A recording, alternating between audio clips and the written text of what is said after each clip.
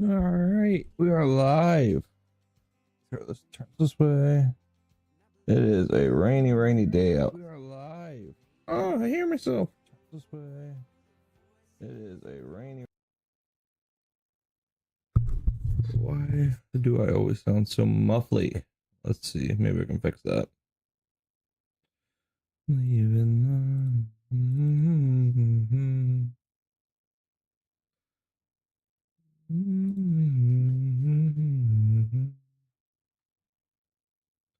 do that.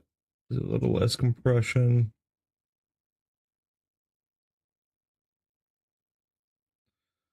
There we go. We'll just turn that down a little bit. That should work. Hopefully I'm not so muffle. Muffle. Oh, it's another day, people, and it is rainy. Rainy. What I need to do, we need to get a new Bible verse. I haven't looked at one for a while, so it's good to do today. Been working on some stream ideas with ChatGPT. They're very helpful. If you haven't looked, we've changed the theme up a little bit. Got some new emotes out. Now I am working on some alerts, which I think they have turned out fairly well. Follows, members, raids, subs, tips, fuel for the forge.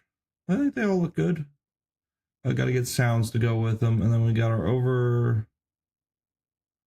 Those are the same things, just the other ones are better. These are supposed to be banners that go over top, but I don't like them very much, so we redid those, and they're over here in the overlay folder. And we got one solid one that I think I'm going to use, and I'll just customize it as we go along. So that'll be good. It'll replace the lions and tigers up top. Yeah, this one looks pretty cool too. I just don't like ChatGPT got a little confused, I guess, in my wording and just put every word instead of making separate bars for each recent follower, recent sub, and recent tip. I think I only need 3. I mean, I can do latest super chat, but I don't think I want to do that. And we're trying to get a webcam frame working, and I think this one's the closest I can get. And I like it, but I want to get it work on animating it. Having this like light up like a furnace in a way, get brighter orange, and then have the eyes start glowing brighter, and then the cracks throughout filling with this teal color. So I'll get that animated. But this turned out really well, actually. I'm happy with this one. Just gotta animate it next.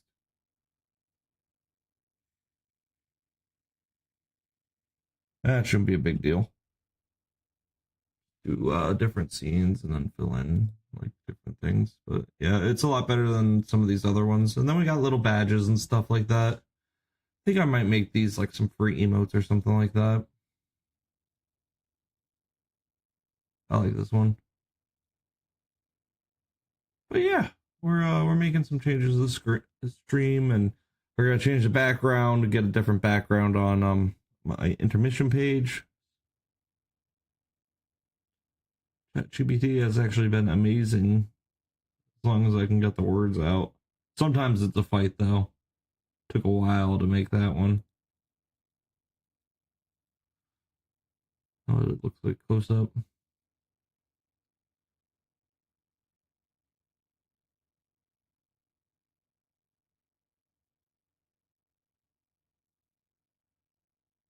That's this one here. That's what it's up close. What we listen to? POD. I was never a big fan of POD. But yeah, making headway on that. Has anything crazy been happening out in the world? I don't know. I haven't really been paying too much attention to the news today.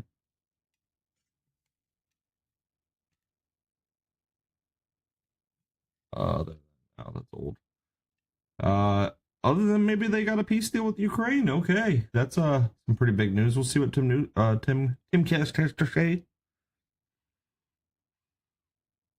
Mr. Tim Pool with his Tim Pool water. And yeah, we'll go from there. Donald Trump has done it. Maybe, I hope. The report now is that Trump's administration offered up a 29-point peace plan. They've revised it down to about 19 points, but Ukraine is agreeing. The question is, will Russia agree to this brokered peace deal and put an end to the conflict in Eastern Europe, which I think we as Americans are spending way too much money on? And you know what? I can now, before we watch this, let's get that verse of the day changed. Let's figure it out together. I'm thinking maybe we go somewhere in John.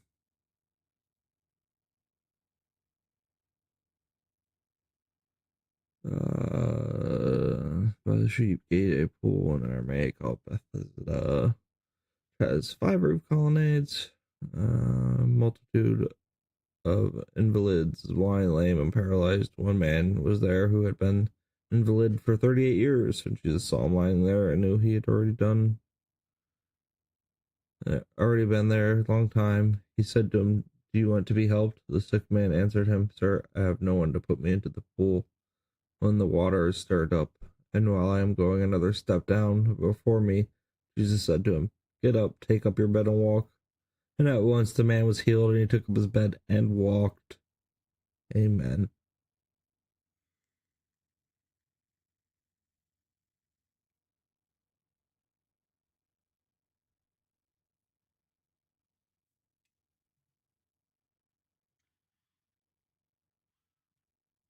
And then this is where the Pharisees started attacking Jesus. "You are well, sin no more." Afterward, Jesus found him in the temple and said to him, "See, you are well, sin no more, that nothing worse may happen to you." Yeah, that's what the world doesn't get. They don't read that part. Sin no more, that nothing worse may happen to you. I think we do this. So we'll do 7 to 14. That's perfect. Perfect for the day. We'll do it in notes. Notepads over here. Full verse of the day. Put it in there. Oh.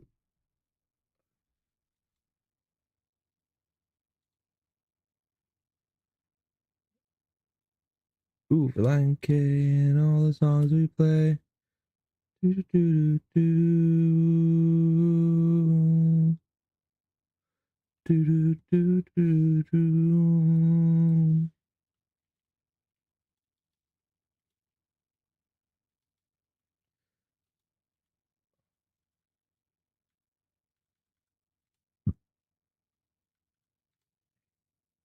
Right?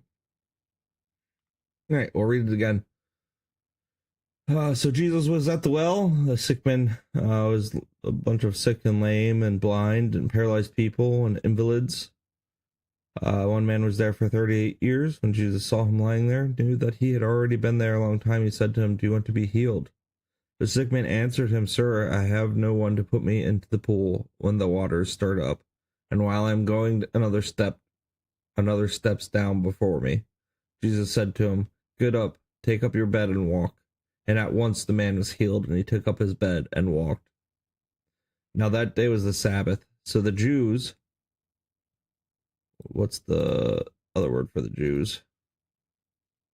A Greek word, laudia, refers specifically here to Jewish religious leaders and others under their influence who opposed Jesus in that time. So their leaders, the Pharisees and Sadducees, said to the man who had been healed, "It is the Sabbath, and it is not lawful for you to take up your bed." But he answered them, "The man who healed me, that man said to me, 'Take up your bed and walk.'" They asked him, "Who is the man who said to you, 'Take up your bed and walk'?" And now the man who had been healed did not know who it was, for Jesus had withdrawn, as there was a crowd in place. Afterward, Jesus found him in the temple and said to him, "See, you are well. Sin no more, that nothing worse may happen to you." The man went away and told the Jews that it was Jesus who had healed him.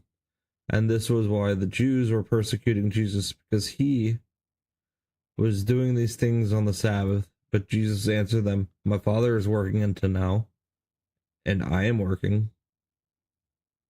This was why the Jews were seeking all the more to kill him. Not only was he breaking the Sabbath, but he was even calling God his own Father, making himself equal with God. It literally says it there, making himself equal with God. So Jesus said to them, "Truly, truly, I say to you, the Son can do nothing of his own accord, but only what he sees the Father doing. For whatever the Father does, for whatever he does, is what it's in Greek, that the Son does likewise. For the Father loves the Son and shows him all that he himself is doing. And greater works than these will be shown, he show him, so that you may marvel. For as the Father raises the dead and gives them life, so also the Son gives life to whom he wills. For the Father judges no one, but has given all judgment to the Son, that all may honor the Son just as they honor the Father. Whoever does not honor the Son does not honor the Father who sent him. Truly, truly, I say to you, whoever hears my word and believes him who sent me has eternal life. He does not come into judgment, but has passed from death to life. Truly, truly, I say to you, an hour is coming, and is now here, when the dead will hear the voice of the Son of God, and those who hear will live. For as the Father has life in himself, so he has granted the Son also to have life in himself, and has given him authority to execute judgment, because he is the Son of Man. Do not marvel at this, for an hour is coming when all who are in the tombs will hear his voice and come out, those who have done good to the resurrection of life, and those who have done evil to the resurrection of judgment. So there'll be two different punishments: those that are good, that serve and follow Christ's ways and law, and those that are evil will receive judgment, proper justice. He's a loving God, but he's a judge.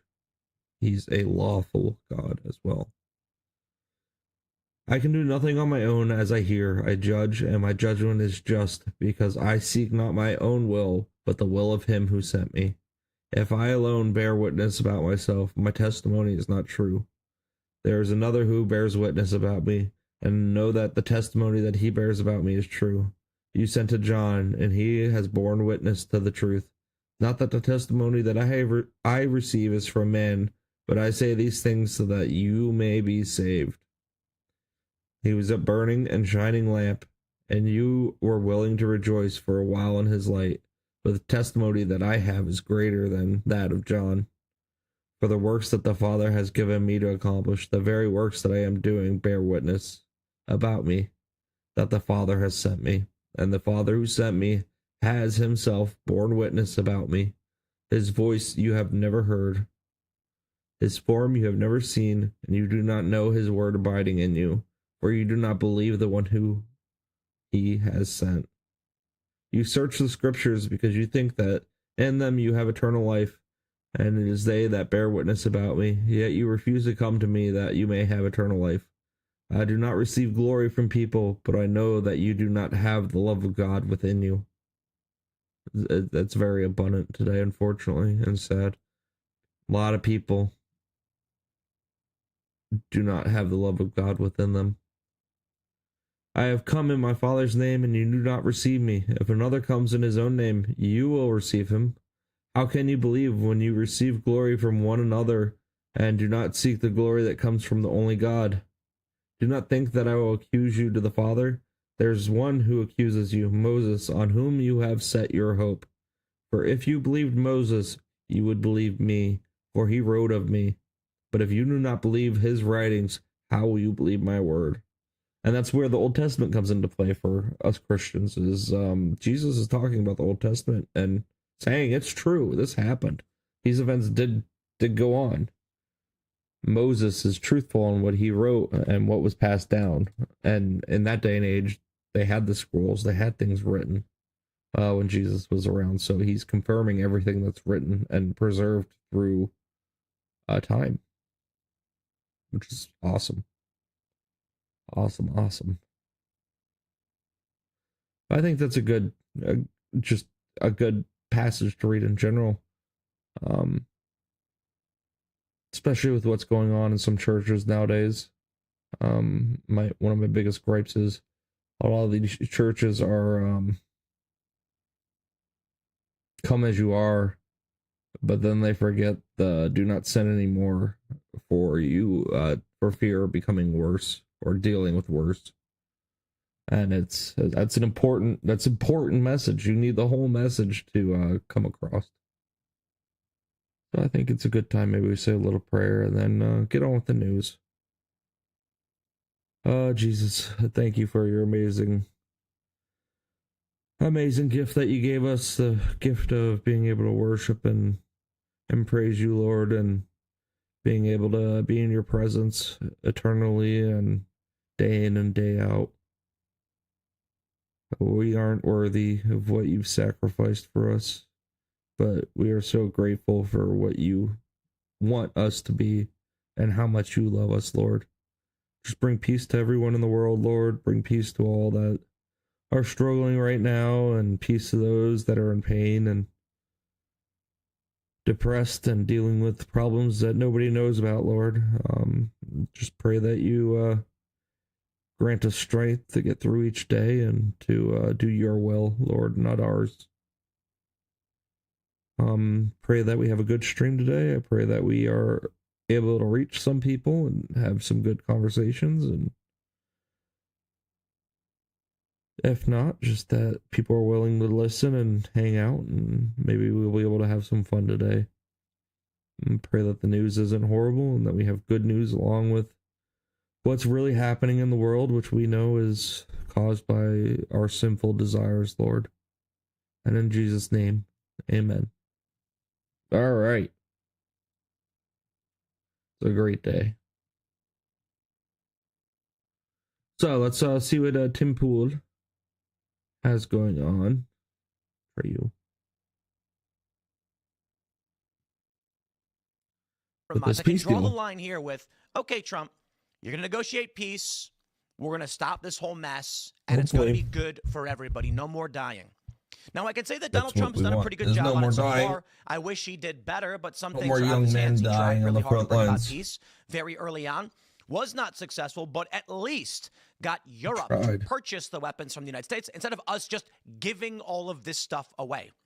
I'm not a big fan of the military-industrial complex, mass production of weapons to be sold, and basically being the weapons broker for all the people fighting in wars. But at the bare minimum, I can say it's better than just giving them away, right? That's crazy. Yeah.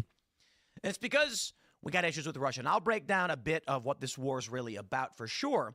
But this news may mean it's over. The question is, as Trump goes to meet with Russian delegations and discuss this, will they say yes? Ukraine has said yes, and we hope this is not too the bad. End of it. There's no guarantees, but let's see. Fingers crossed. Add a compressor. Normally, Ukraine agrees to U.S. brokered peace deal, according to a report. Now, I must stress, everybody's got their caveat headlines, and I get it. Nobody wants to say anything definitively because we've been down this hole before.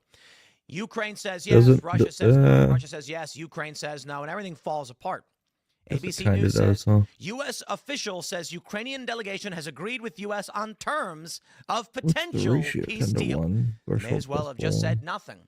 But it could be big news. Could be big news. It is big news that we've gotten to this point. See how that works. Hopefully it remains. Don't do the attack and release. Post-millennial says Ukraine has reportedly agreed to the Trump administration's proposed peace plan to bring an end to the war that began when Russia invaded their nation in 2022. ABC News reports that U.S. Army Secretary Dan Driscoll held secret talks with Russia on Monday after weekend talks in Geneva with Ukraine. An official told ABC that the Ukrainians have agreed to the peace deal. There are some minor details to be sorted out, but they have agreed to a peace deal. Those Monday meetings were in Abu Dhabi, though neither Ukraine nor Russia confirmed that their representatives were in the United Arab Emirates holding meetings. In UAE for the U.S. were Marco Rubio, Driscoll, and Steve Witkoff. On Monday night, Ukrainian President Volodymyr Zelensky delivered an address saying that the peace plan that emerged over the weekend would need more work. Do this. Excuse me. Russia said that they, quote, had not received any updates about what had been discussed in Geneva and what revisions had been made following the talks between the U.S. and Ukrainian officials. U.S. Army spokesperson Lieutenant Colonel Jeffrey Tolbert said on Tuesday that late Monday and throughout Tuesday, Secretary Driscoll and team have been in discussions with the Russian delegation to achieve a lasting peace in Ukraine. The talks are going well, and we remain optimistic. Secretary Driscoll is closely synchronized with the White House and the U.S. interagency as these talks progress. The original proposal, I said 29 earlier, it's 28-point plan, has now been revised down to a 19-point plan per ABC. That plan included provisions. I can't tell if I do or not. Give me a second. Test.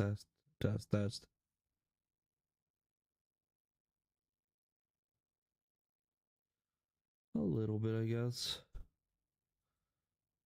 Maybe I do the AI, change this AI a little bit. Sonar. Just, I don't know. The microphone sounds weird sometimes. There's the noise gate. But what about with the compressor all the way down? It doesn't make a difference. Doesn't make a difference at all. That was a 45, I think. 0.5. There, and let's do filters here. That's the noise gate. So what's more gain do?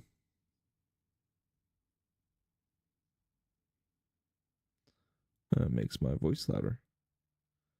What's this threshold for?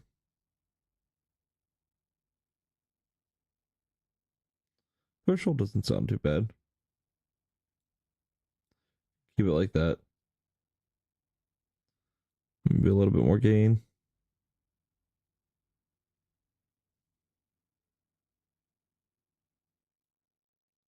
Yeah, we'll put it at like 4.8. Threshold. And then it shouldn't like really peak. Okay, that sounds much better. I think it does anyway.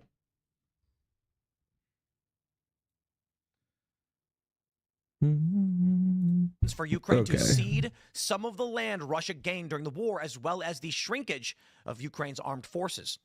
That latter point, along with a point on the issue of amnesty regarding acts committed during the war, has reportedly been removed from the plan. I got a big feeling, my friends, Russia's going to say, no way. I got a feeling. European leaders have also had concerns of the loss of land for Ukraine, which they believe rewards Russia's aggression, and the limitations placed on the size of Ukraine's armed forces. Ukraine would also never be permitted to join NATO under that plan. Now, of course, we've got this news. U.S. and Russia to hold new talks as Ukraine hopes to finalize peace deal. This report coming in just a moment ago. And this is what we're hoping for, ladies and gentlemen. For all the naysayers, all the crackpot cultists who just wanted us to be at war for whatever reason, this is our opportunity to say enough. And I got to say, America should not be involved. They say, you're Russian stooge, because I don't want the U.S. to spend $250 billion in Ukraine. I can say the same of Israel. This idea that we are going to dump all, you know what? I'm going to break all this down for you guys. You know what? I'm going to break all this down for these, the people who are overt Zionists who are like, Tim, we have to fund Israel, but they don't want to hear the arguments. And the people who think we should be funding Ukraine, who don't want to hear the arguments, and literally any other country, agree with him on mind that. You, be it something in the Middle East, Iraq, Afghanistan, money being dumped into these places. I think we are okay with what we're doing with Israel, because it's more of a legitimate argument against all of this. Swap. And if you want your cake and you want to eat it too, to be renegotiated. Now, real quick, before we get into all that, my friends, you got to go to timcast.com and click join us. But they are at least our allies. Right there in the menu bar. We're giving non-allies a lot more money than Israel. You join us $10 a month, and you make this work possible. I'm going to let you in on a secret. I can't do this without you. And this is true. I mean this with all... Like, let's see. Let's see if we can find it. Here you go.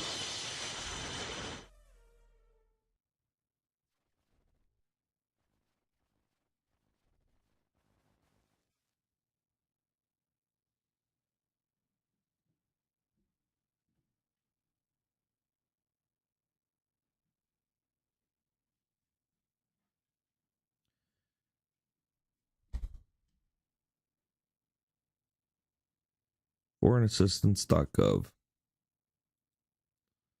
So Afghanistan, right? 755 million.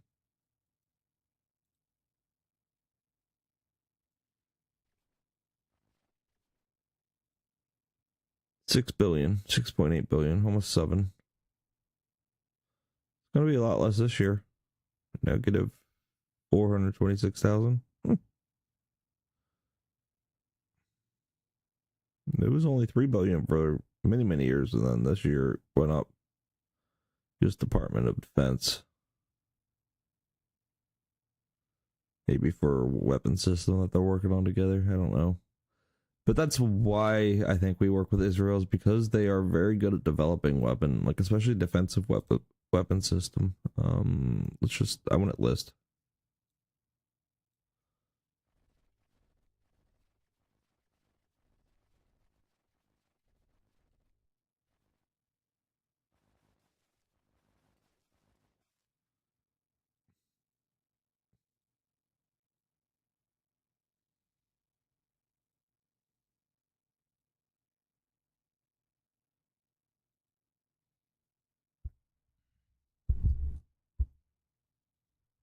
This is a newspaper. I don't want a newspaper. I want an org. I don't like using Wikipedia.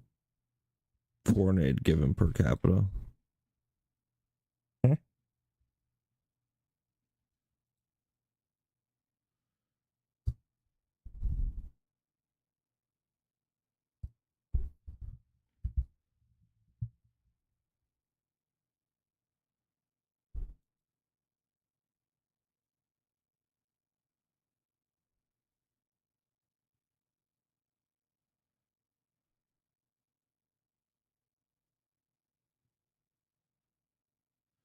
So let's see. Mexico, 250,000. Colombia, 500,000. Ukraine, 21 billion. Holy cow. Jordan, 1 billion. Why do we give so much to Jordan? Economic development, peace and security, education, humanitarian. All right.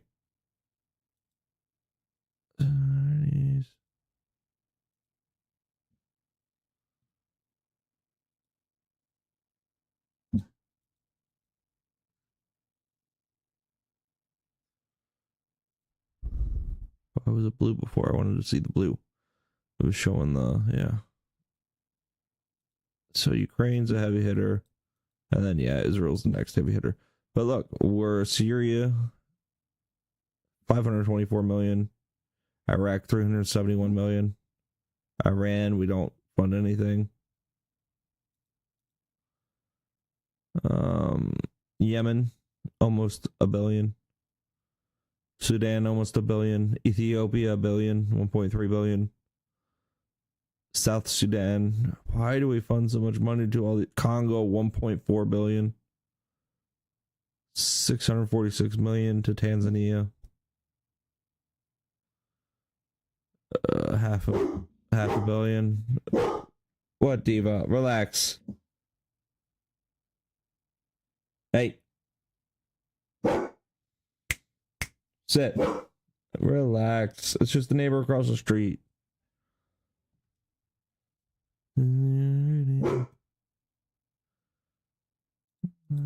Obviously, Ukraine got way too much. But these countries are getting millions of dollars. Like $300 obligated to Spain. $600 obligated to France.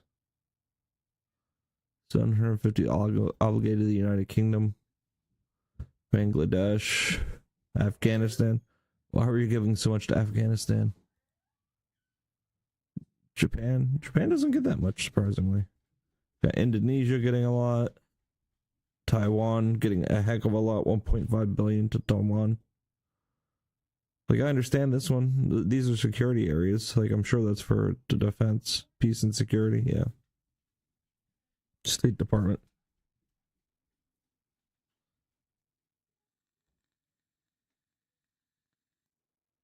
Nothing to Russia.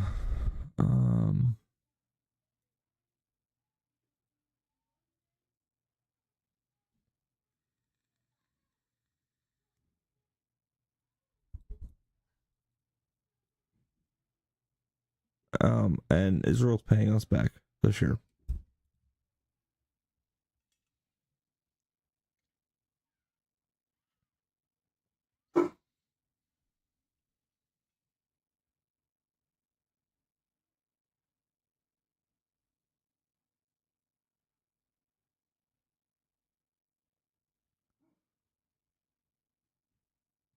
Yeah, why are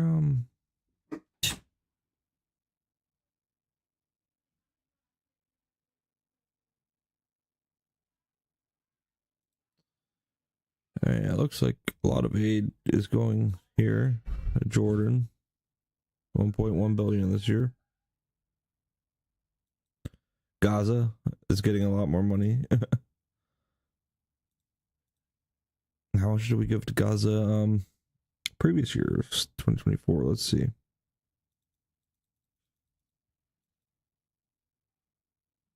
Almost $1 billion. Gave almost $1 billion to Gaza. Holy cow.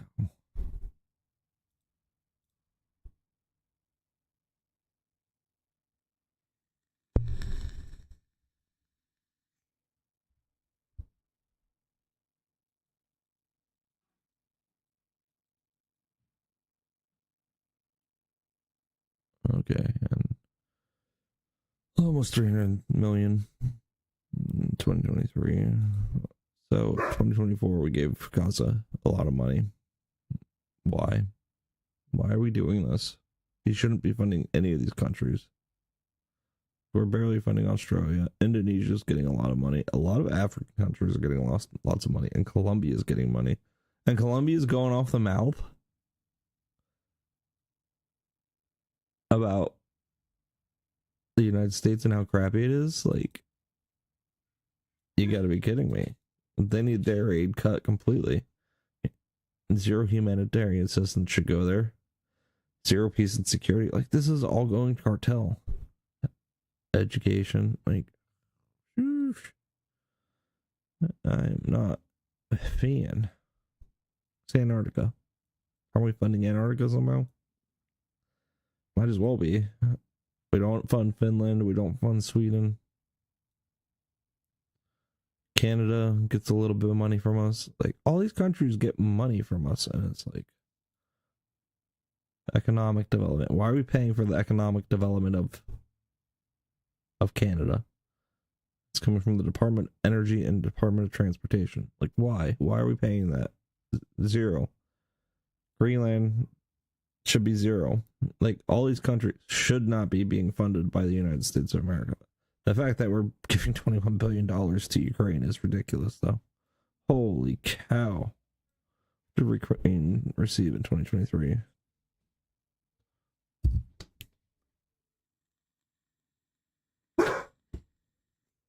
$48 billion in 2022.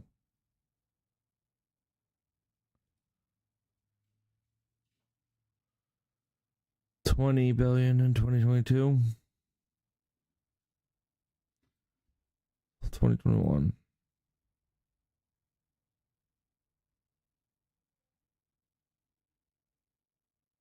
Almost $1 billion in 2021. Holy cow, we've been giving Ukraine a lot of money. Jordan's getting a lot, though, too. What's this? Senegal, Israel, Ukraine, Jordan, like the Middle East. Why are we paying so much into the Middle East? Just because we're trying to develop them out of the third world, even though they're not going to, because they always have corrupt governments. That's ridiculous. Sincerity. Right now, advertisement sponsorships, it's not carrying the weight for the operation we have at Timcast and for Timcast IRL. Now, to be fair, I always be able to do this morning monologue show. It's not particularly difficult to get a webcam. But if you think everything we're doing with community building, investment, Timcast IRL specifically, we need you as members, because without you, it is not possible, and that's the truth. We are no longer in the world where TV networks can sustain the weight of their channels with these massive production budgets. Budgets are collapsing. Shows are getting canceled.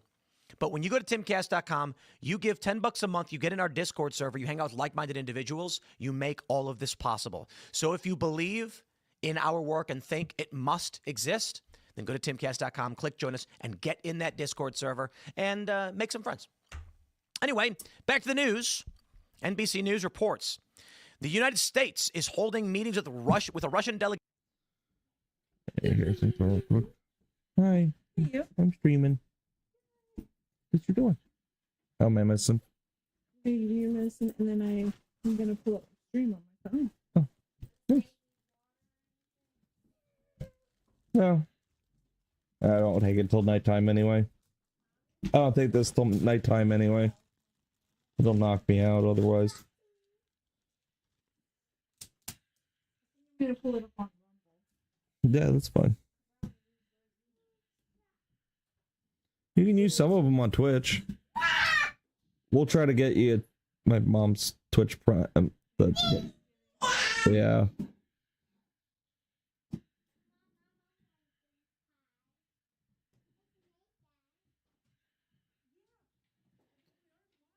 Alright, it looks like a lot of aid is going here.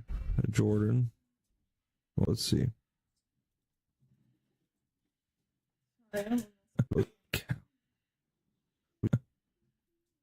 Be able to do this morning.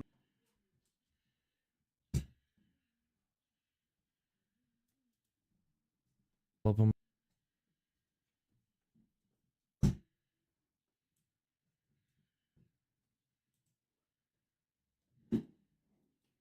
Gaza is getting a lot more money.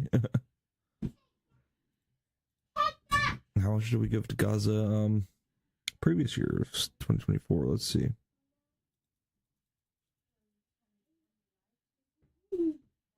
Almost a billion.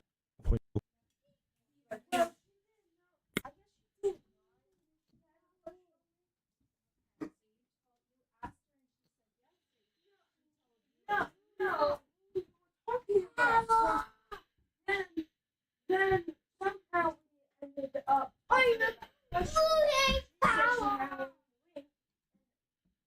and I just said me. And then I chased her down. So that it's not.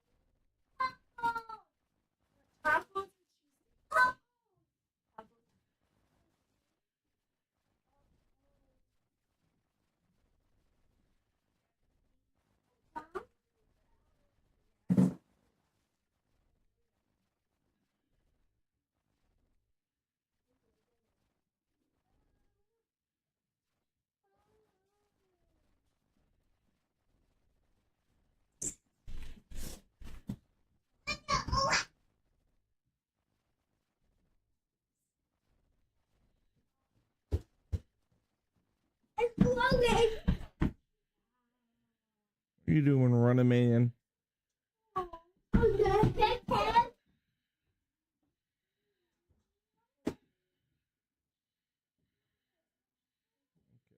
it made.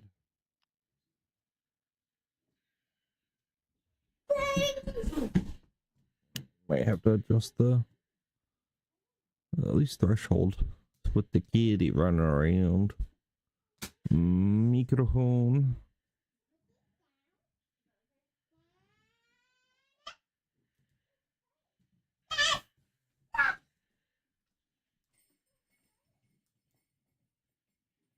Eli, talk. Well, be loud like you have been. I said B. I want to see if I can cancel it out somehow.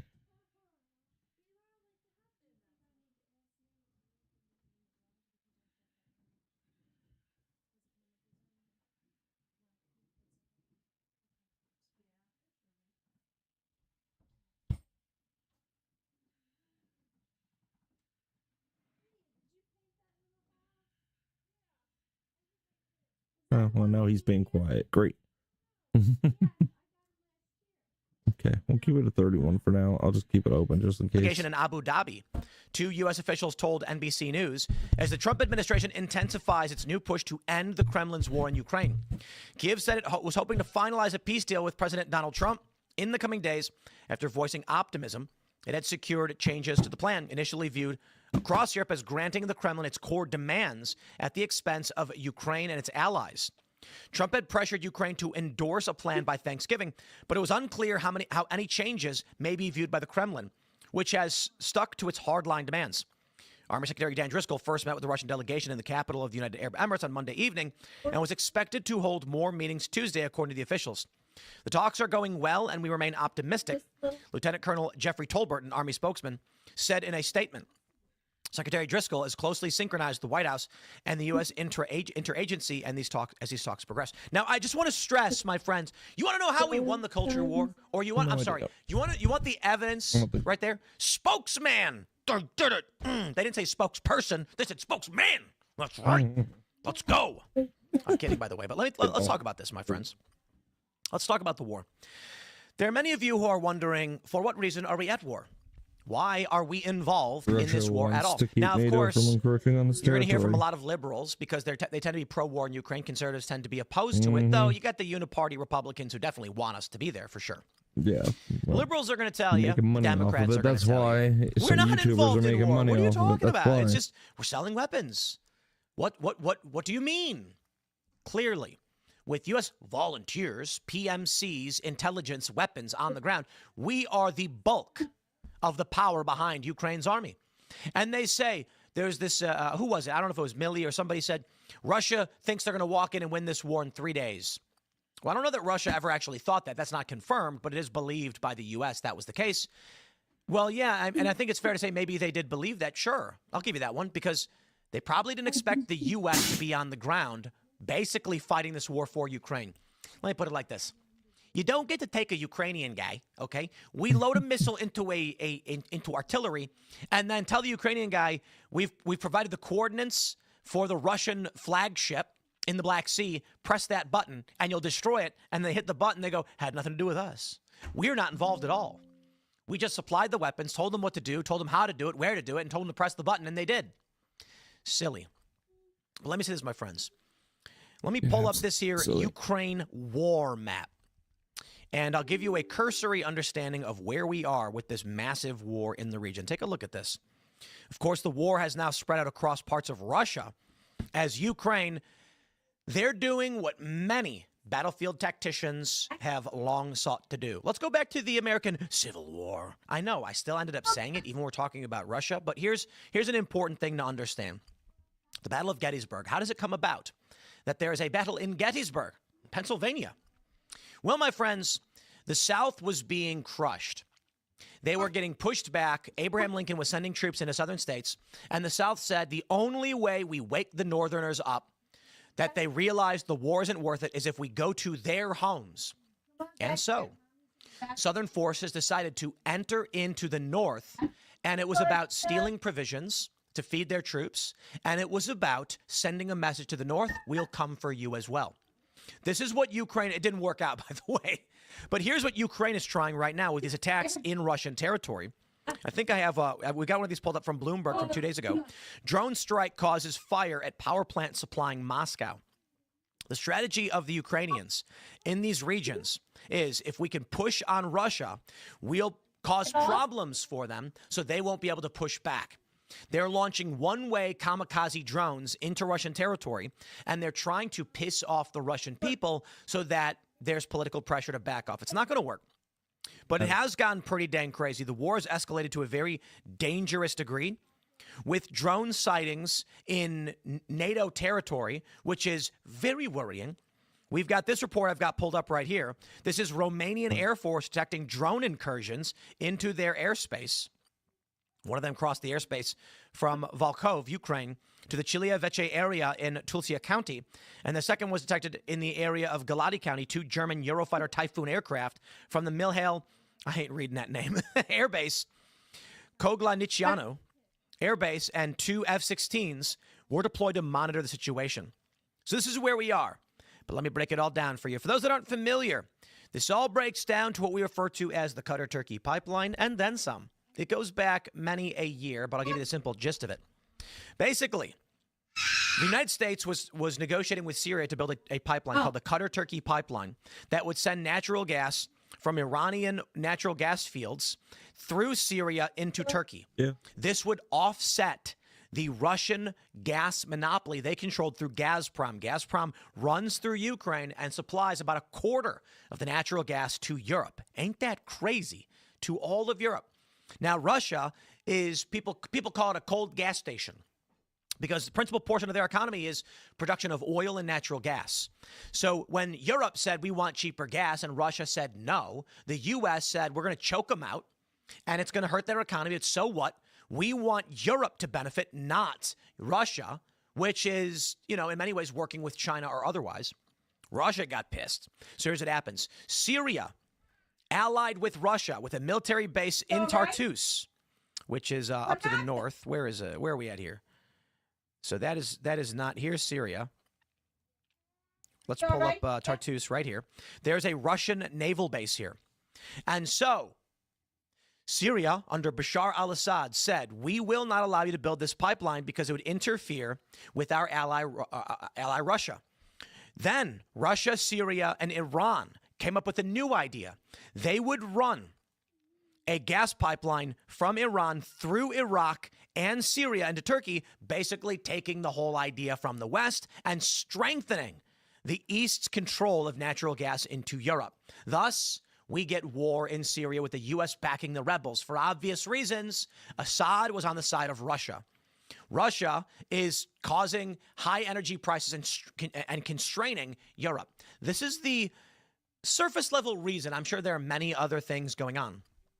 Ultimately, under the Obama administration, you had the breaking apart of Ukraine, the beginning of the separatist movement, the Euromaidan protests, for which I was on the ground personally. And the sentiment in Ukraine was very much pro-Europe. They said, we want to join NATO and the EU. Why? Well, Ukrainians were making the equivalent of a couple $100 per month. That was their median income. If they were to join the Schengen zone, the EU, NATO, they could move freely about Europe and move to areas where the economy was much better. But NATO and the EU basically said, you've got to normalize your economy to a certain degree before we bring you in. Now, Russia said absolutely not, because we have a trade agreement with Ukraine. And if they open their borders to free trade from Europe, that means cheap European goods will flood into Russia and cause us economic problems. Kind of like what Trump is doing with the tariffs, because opening our borders to China caused us economic problems. The other big issue at play, obviously, was natural gas. Russia knew that if Ukraine went to the EU and with control of Gazprom, they would then say, okay, we want to lower prices. We want to get cheaper gas, and it would weaken Russia's economy further. Interestingly, around this time, Hunter Biden joined the board of a natural gas company, Burisma. Of course he did. In Ukraine, and I'm sure you know all about the Burisma scandal, 10% for the big guy and all so much more. You're not getting the $1 billion loan guarantees unless you fire the prosecutor who's investigating Burisma. Indeed. Well, something happened then with Donald Trump's election. He says, I don't care for war. I don't want to be involved. And you know what? Everything kind of stopped. I visited Ukraine after Trump got elected, and I was told by locals, we don't call it a civil war. No, that's wrong. In the beginning of the separatist movement in the eastern regions, people were calling it a civil war. Then Trump gets elected, and everything calmed down. Then Biden gets elected, and what happens? Russia begins amassing troops in the Eastern Front and then invades Ukraine. Now, I certainly think he's wrong to have done it. He lost the soft power battle. But clearly, this is the reason why it's all going down. Now, we have some questions to ask ourselves. Many people on the liberal side who want us to be involved in this war are saying if we give Russia an inch, they'll take a mile. If we let them take the eastern region, the land bridge, you can see all this territory that Russia controls. If we let them have Sevastopol, Crimea, more importantly, and all of these oblasts, held Crimea for how long? What's to stop them from doing it again in the future when they decide because they know we're going to give it up? Interesting point. It's fair. Russia's done things like this before. And if the West agrees to cede portions of Ukraine to Russia, Sure, you put it back who's up. to say they won't try a move like this later on when they've re-strengthened their military? To be honest, however, that may be what? Decades? Things are going to change by then. And I believe that peace is the most important thing. Now, I don't fault Ukraine for fighting back and refusing to give up. I mean it sincerely. The idea that you would allow another country to come and take your territory from you, it's absurd. And some might say, yeah, Tim, but, you know, the people in these regions are in favor of the Russian takeover. And I'd argue, just like we see in the U.S., when moderate to conservative leading individuals are forced out of New York because the communists take over, it's not fair to say we would just cede that territory from them. We want to win in the end. And there's been discussions about federal intervention in some of these areas because of the communist takeover, depending on what they do. I doubt it'll happen, but there's a line. There is. At this point, however, I would say this. For the betterment of the world, sometimes you retreat. To win, sometimes you retreat. Or sometimes you recognize you've lost. If Ukraine wants to keep this up and the war keeps escalating, it is going to be detrimental to everyone, to global trade, to Europe, to Russia, to all of us. And I don't believe a Pyrrhic victory is worth it. That's why this peace agreement, I think, is good. Now, Ukraine's not going to give up everything based on these points. I believe that Russia is there's going to be this overlap. Russia's going to say, give me more. Ukraine's going to say, give me more. And this is the impasse. But I think the deal must be met. Hopefully what happens is they go to Russia. Russia says, we want these 25 points. And Ukraine says, we only agree to 19. And then Russia says, okay, fine. We'll meet you at 23. And Ukraine will say 22. And Russia will say 23. And they'll say, Ukraine, just take the 23 points. The question is going to be whether or not Ukraine gives up any of this region. Russia will not be satisfied, and I don't believe will accept a peace agreement unless they have land access to Crimea. And they're not going to give up Crimea because this is where the Sevastopol naval base is. And, you know, many people have said, could be no ads on YouTube. To the borders and the territories. They've said, well, why don't they just build, they could build another naval base. There are a lot of reasons. Shallow. It's so fascinating. People don't even look into this stuff. I hear this all the time when I point out that Russia won't give up Crimea because it's their only warm water port in the Black Sea, and they transport fuel through the Bosphorus Strait, through Istanbul, into the Mediterranean, through the Suez, and to other parts of the world. They need this access. Just ads. They're never going to give it up. And they say, just build the base over here. No, it's too shallow. That's what people don't understand, is that these larger ships can't get in, and it would be, the estimates could be hundreds of millions to billions of dollars before you even have it ready to be put up as a base. And so, not only that, they don't want to give up the strategic position. So there's a combination of preference and necessity. Subscribe my YouTube and therein lies the deep challenge we have to ending this war. Make sure you're not on the vertical one unless you're on your phone. Ukraine won't give up their sovereign territory, and I get it. And Russia's not going to give up this naval base. When Russia annexed Crimea, I'm trying to set my phone up for this land base right here, everybody on the West said it was illegitimate. But this was because Ukraine was moving to join the European Union, and Russia didn't want to lose control of their naval base, which they've held since the fall of the Soviet Union. Now, Crimea has wanted independence for decades, and Ukraine won't give it to them. So there's a bit of hilarious hypocrisy in the whole thing. Now that Crimea joins Russia, the argument is that the election was not real. But here's the thing. A great point was made when I was talking about this with some people who are more knowledgeable. They said, Russia never invaded Crimea. They simply walked outside. The Russian military was already there across the board. They had been, yeah. Now the challenge, the Kherson Bridge. Their main point of entry from Russia without that land bridge is the Kherson Bridge, which has already been bombed. I'm sorry, this is the Krimsky Bridge. But is it? I thought it was is it Krimsky Bridge? Oh yeah, I'm sorry, I'm way off. Why did I think it was called Kherson? Krimsky Bridge. Oh, I don't know if Kherson, I think, is the other oblast. Kerch. It doesn't tell me. Kerch Bridge. Doesn't tell me who does what on YouTube. Allow me to eat that one for all the people I've insulted over the names of Ukrainian oblasts as they talk about their desire to be in Ukraine. But I've made this point to many of these people. I'm like, can you even name a single oblast in Ukraine? Can you name any of the ones that are in contention? And they're like, no. And I'm like, okay. You've got Luhansk. You've got Donetsk. You've got Mariupol. And what's the other one? Crimea. Are they actually giving us the names? What's the other one? Zaporizhia. Yeah, Zaporizhia you are here on the split in vertical one. half. I see which one you're on. So, I don't know. I got to be honest, my friends. This is a deep in the weeds issue, but peace is a good thing. And so... But that one should be good for your phone at least. You know, here's the challenge. I'll tell you the truth. Every day we wake up, I come into this newsroom and I say, what can we do? We want to make videos, news reports, podcasts that you are interested in and that are important. And it's a double-edged sword there. I could do a video segment on, you know, people getting beaten up in New York. Making sure my short. Do you really need to know about that? It's important. We got to deal with the crime. I appreciate it. This is one of the most important things happening in the world right now, and a tremendous victory for Donald Trump. And I know that not everybody's going to be interested in it, but that's the point. I'm going to report on what I think is important, think you need to know, and I appreciate all of you who watch this stuff and pay attention to the goings on in the world that matter. I'll leave it there. Hopefully this works out. We'll see how it goes. Good luck, Donald Trump. And I say this, may God be with these men seeking this peace agreement. I mean this sincerely. Yeah, that was okay. I mean, Ukraine war needs to end. I know Russia doesn't want to stop it until they get something that most of what they want, and Ukraine's just gonna fight, even though they're just losing guys hand over foot too. You just don't see the numbers. And the people that don't want the war to end are really warmongers, in my opinion.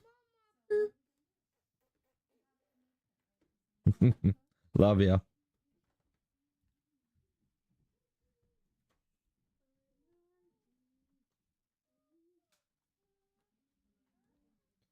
Alright, we need to take out a section of this video. What did I say at the end here?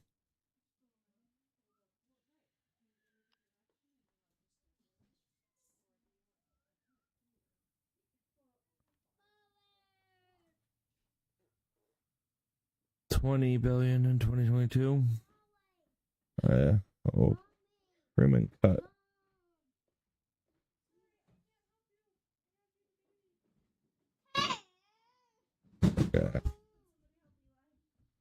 Okay. Hang on.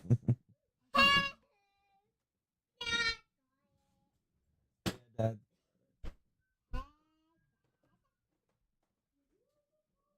Push a little in. There you go. Good. Okay. I think you're not on my headset. Let's just double check. Yeah, you're good. You're not in my headset anymore.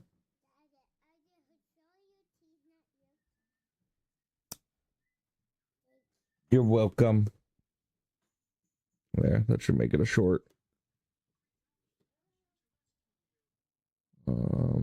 Dashboard. I'm back to live. There. Hopefully this isn't doing as bad as it says it's doing. It says it's a good stream, but it goes in and out. Like got buffering issues or something like that. I don't know, I don't trust it. On YouTube, it always does that. The videos always turn out fine though, so I don't know what's up with it. Oh wait, did they find the pipe bomber from J6?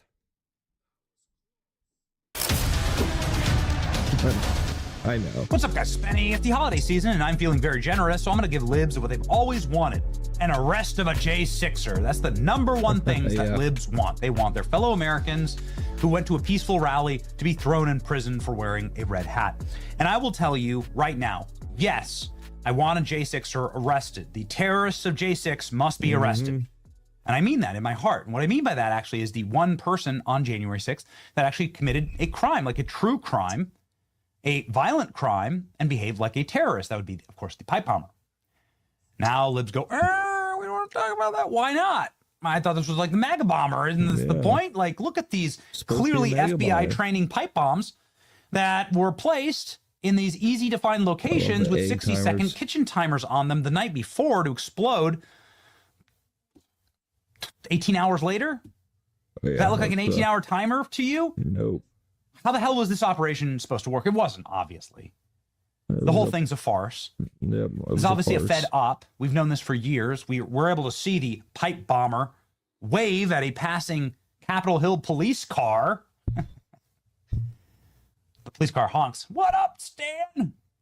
Yeah.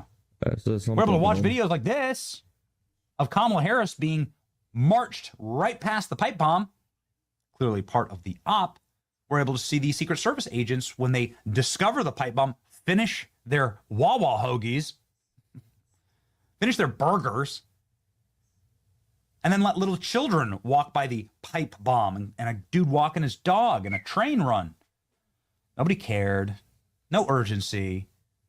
Of course, these pipe bombs, this was placed by a MAGA bomber, right? Obviously, that's the thing. This guy was MAGA, a big Trump supporter, right? I mean, don't take into account the fact that no Trump supporters like really ever act violently ever. There's something exclusively of the left. But nonetheless, this one guy went crazy, and he's big time President Trump supporter, and he set these pipe bombs to explode right when all the big MAGA march was supposed to be walking right by the street. So he's definitely going to bomb MAGA. Like, is that the point you're trying to make? That he was trying to bomb his own side? You idiots. I'm so sick of this story. I'm so sick of the cover-up, dude.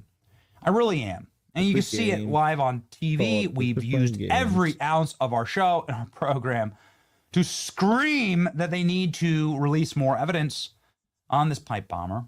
Dan Bongino, very early in the administration, saying that they're closing in on suspects around the J6 pipe bomb. Okay. Good. We had 2 pipe bombs planted on January 6th, and we were told that this was an insurrection, confident that we're closing in on some suspects. However, since this Bongino clip, we haven't seen much or anything from the FBI. We've seen some fighting with Thomas Massie over whistleblowers. We've seen Dan Bongino knock down the Blaze report as media reporting regarding persons of interest grossly inaccurate. I know. I don't know if I can moderate you. And then, well, nothing else. I think so. They've released some of the new footage, certainly nothing close to the 39,000 videos that they allegedly have on the pipe bomber. This program has emphatically asked everybody that we can possibly get on the record, including the Capitol Police Chief at the time, about the pipe bomb, and will continue. But there has been a breakthrough, ladies and gentlemen, from Kash Patel in a recent interview with Catherine Herridge, where he gives the most up-to-date reporting on where the FBI is on this, saying that they are going to be releasing something very, very soon, and that there have been major recent breakthroughs on the pipe bomber. We're going to obviously wait and see the work. We're going to have to check the work there, but that's encouraging. Here we go. In a recent cable news interview with Fox, you said to stay tuned about the January 6th pipe bomber case. Are there new developments we can discuss? There are new developments. Can we discuss them? Not at this time, but I think you'll be hearing from us soon on it. Are you closer to making an arrest? When we took over the FBI, we knew there was a renewed interest in a lot of cases of great public importance. And of course, this one, where it was alleged that someone went to the United States Capitol grounds and planted a bomb to possibly blow up then Vice President Kamala Harris or other Republicans and other Democrats on Capitol Hill, was one we felt important enough to redouble our investigative tactics. And that's what we've done. And like we did in the Comey case, when we made presentations in court, when the American public finds out the presentations we will be making, if we get to a judicial decision, then they will see how much was missed in this case. And what we have done, and I hope the American public will realize our commitment to putting out as much information as we can, when we can, on cases of great public importance. There's been a lot of media reporting about the pipe bomb case recently. Have there been any significant breakthroughs for the FBI in recent days? Yes. Of course, I'd like to have a little bit more, but can you share any more? Do you expect that there will be a charge before the end of the year? My job is to protect the integrity of the investigation, and I know that causes a lot of backlash from some sectors of the online community, but I'd rather speak through our casework in public and be able to assure the American public that we are delivering actual accountability than just sit here and tell you, I think we're going to get them. Well, that's good. It's the most that we've heard Cash say on this subject, well, really ever, frankly. It is critical to the American people. I know there's a lot of big things going on right now, but this is a critical point of importance. Obviously, probably 99% of the country wants you to find the pipe bomber. Libs, independents, right-wingers. We all want you to catch this terrorist and expose what was really going on here, because, like, obviously someone's lying. And we believe it's the feds, and we believe that wholeheartedly. And Kash Patel gets, of course, that little look in his eye and says that they really do have something here. Well, I mean, be a ridiculous thing to say if you have nothing, and it's going to get you in big trouble. So I guess we'll see. Show us the work. Julie Kelly saying, Cash says new developments in J6 pipe bomb case include breakthroughs in recent days. Maybe the extra and added attention, a lot of it from this channel on this subject, has led to proper breakthroughs, or maybe just given the proper motivation and incentives from the perspective of the public about this issue, and it's now come to a head. That's good. I see it as an absolute win. Something I see as an absolute loss for us has been obviously the Epstein saga. Not because it implicates Trump. Trump needs to be deported or whatever, you know. Trump needs to go to Guantanamo Bay. Not because of that, but because it's just been mismanaged. That's all. It's a PR operation.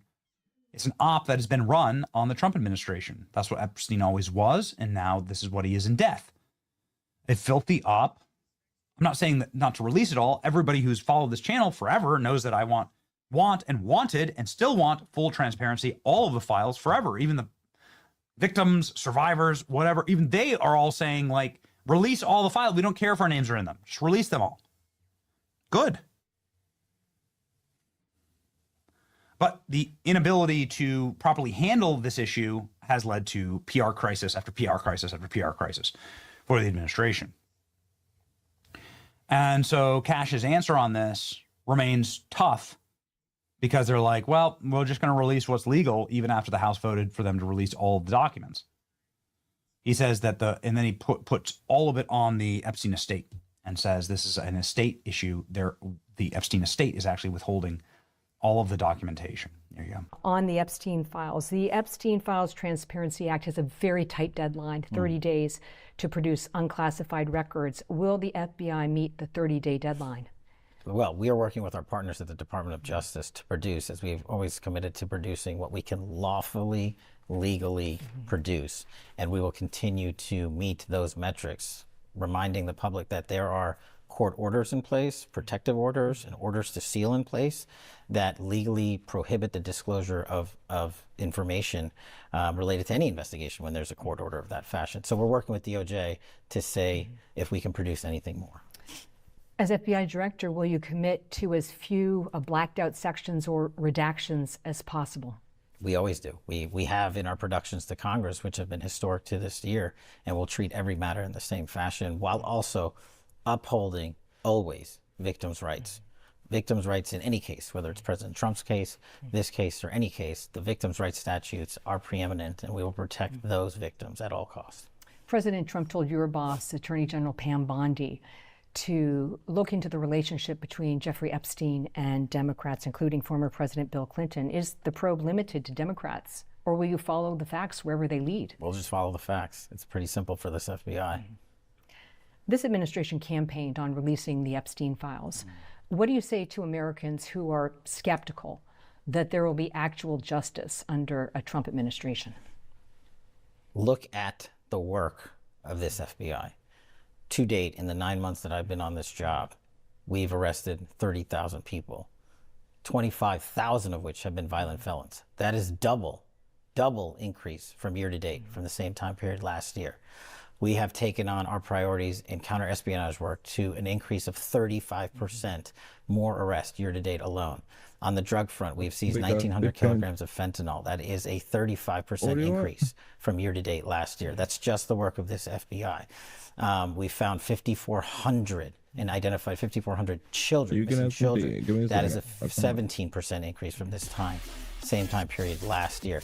These are just a few examples of how committed we are to working the criminal cases for the American people, so everyone gets treated the same. So more charges are possible? For- In the Epstein case. Based on the new referral, we'll take a look at that and see what evidence comes. But there's an important distinction. Why that notification's off? The information that the government possesses versus the information that the Epstein estate possesses. Those are two separate boxes of information. And the Epstein estate has not been willing to share information with the U.S. government. And so even though we've requested them to do so. Okay. This has led to headlines like this: FBI working with DOJ to see if they can produce anything more from the Epstein. Very weird. What am I gonna do? This. I need to go to here. So I gotta do one more graphic thing.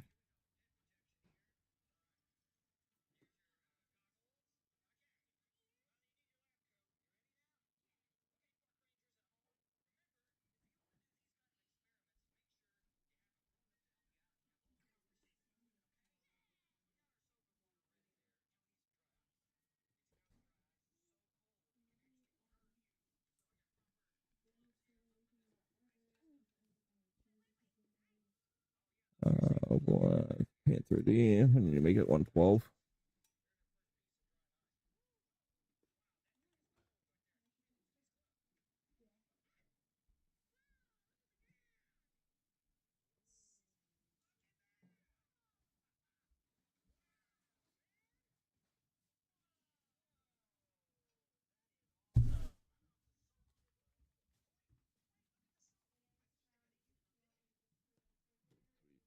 Okay.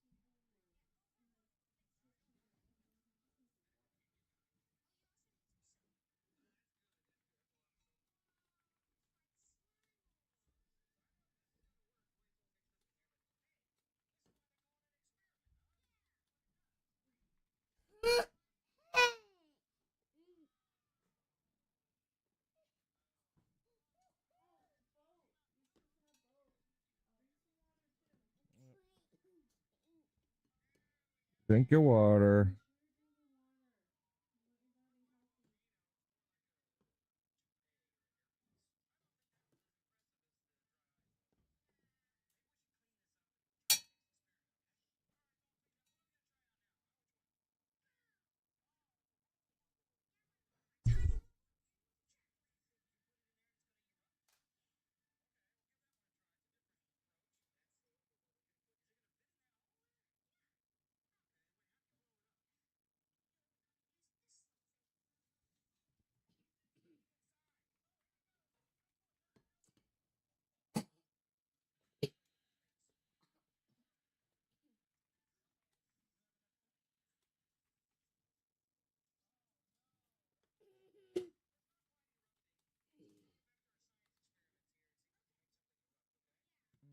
Go back to YouTube.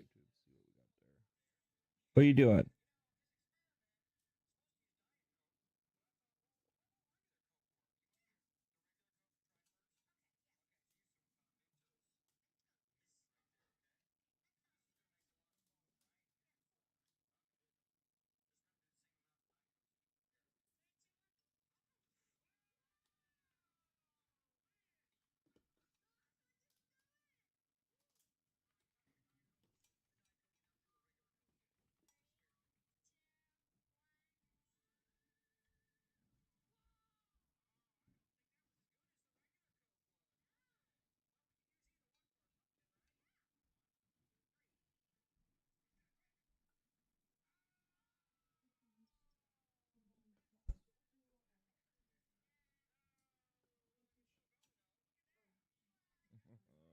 Oh, this is.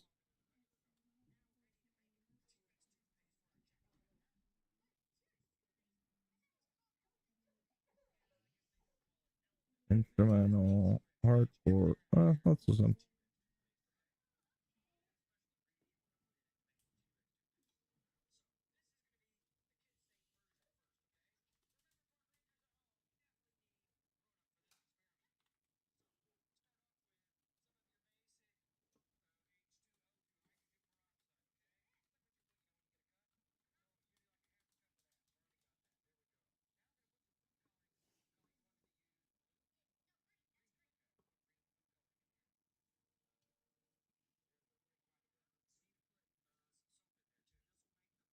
Sweet.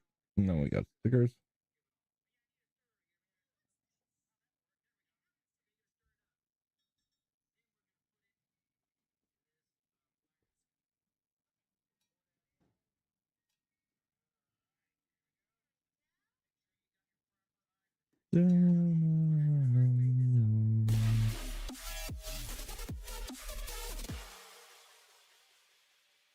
Why is that going off still? Maybe it's bugged.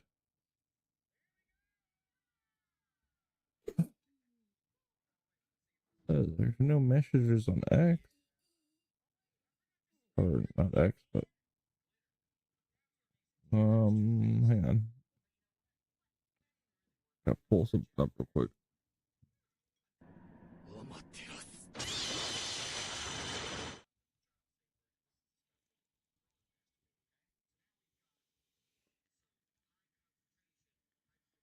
Uh,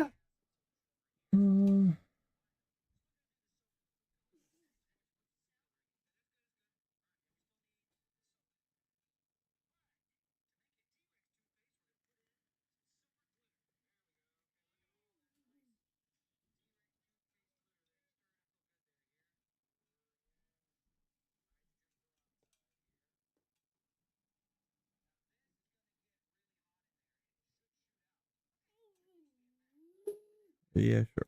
People. What are you doing?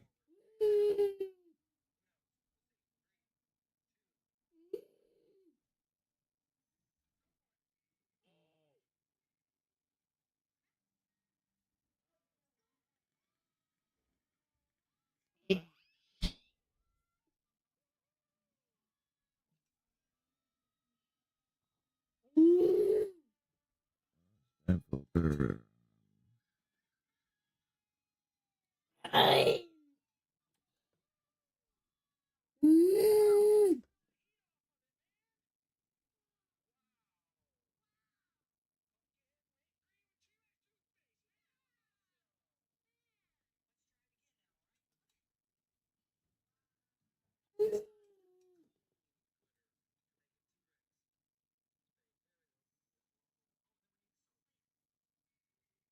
Nah, vote kick. Yeah. Sure.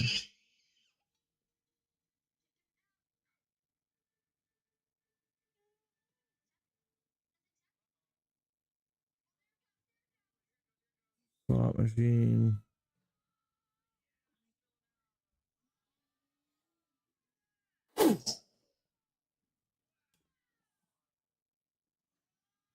I don't think this is it. Overlay elements. No, I don't know. It's the gallery. I don't want the gallery. Make my own. Sponsorships. Other. That's that.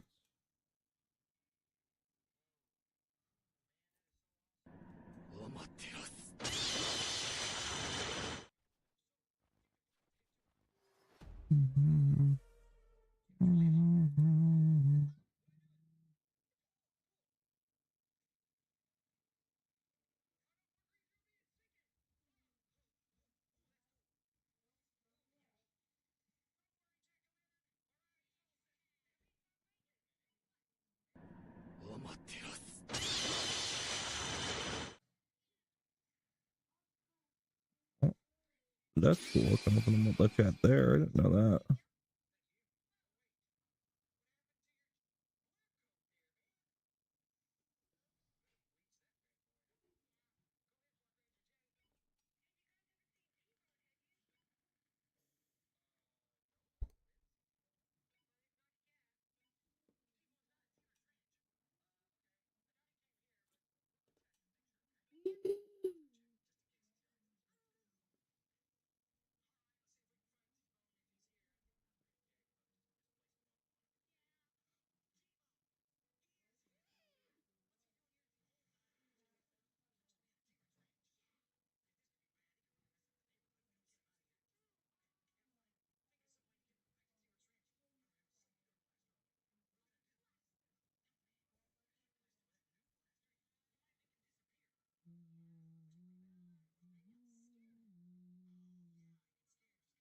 Sounds good.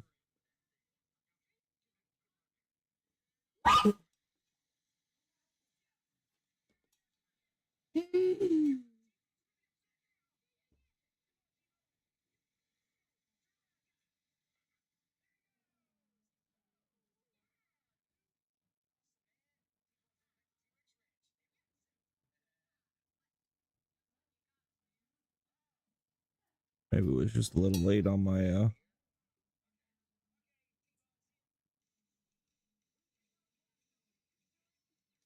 Yeah.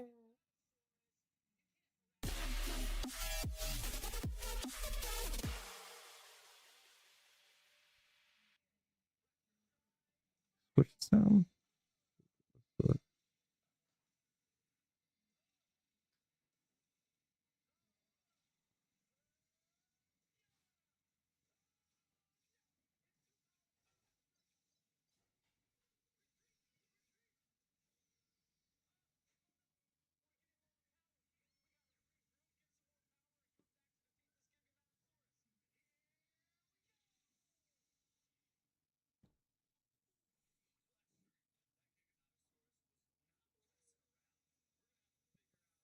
No chat delay.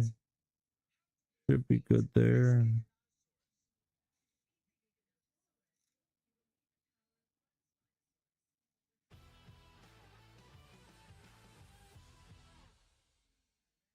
Okay. That works. I don't know if I like that one. Sorry, I'm making some changes.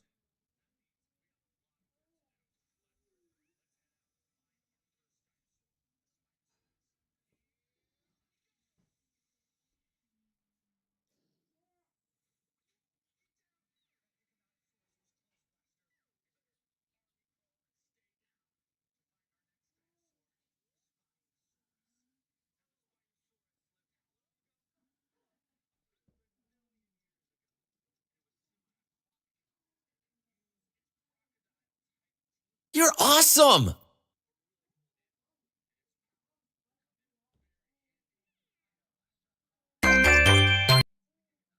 Not that one.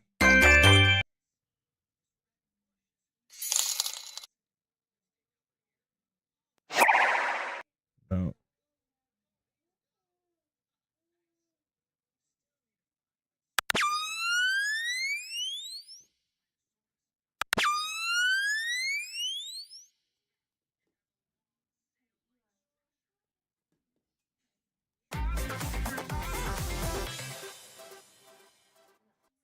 Eli, listen, mom.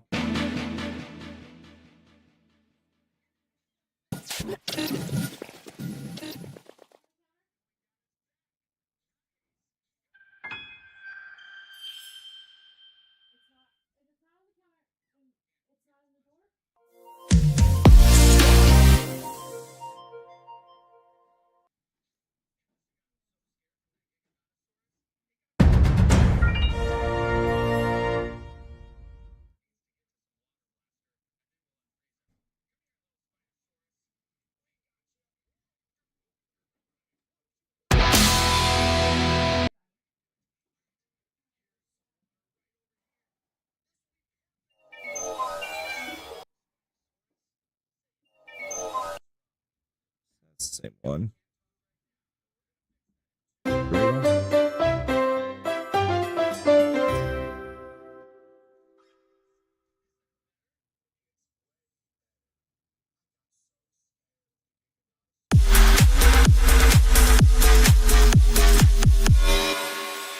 I like that one.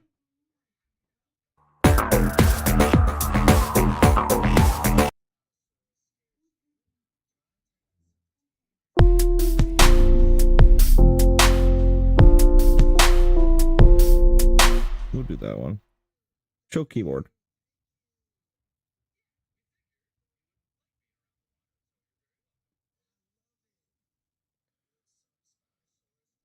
Should not look like that anymore, but it does. Why does YouTube look like that? Trovo.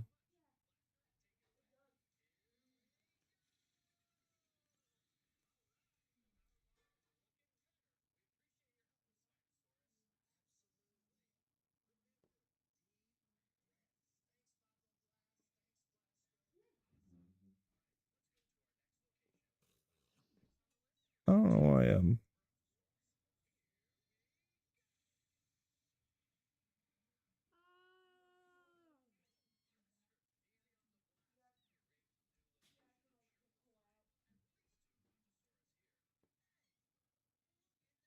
You didn't update the profile picture yet, though.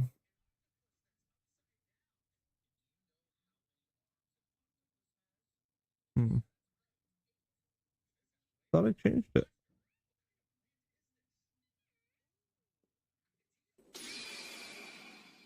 I gotta mess with stream elements later today because of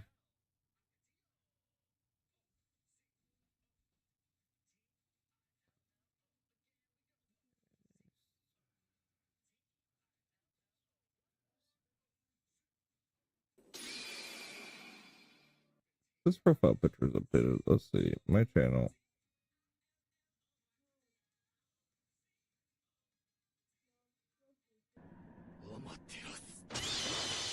Just checking something real quick and we'll get back to checking the videos. Yeah. Should show that.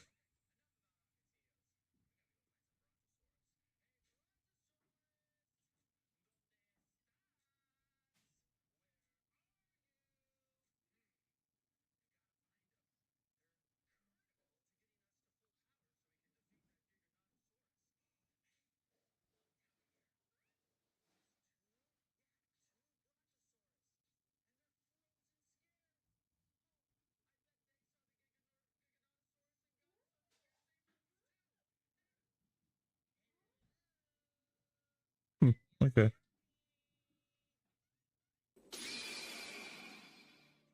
We're live. Still.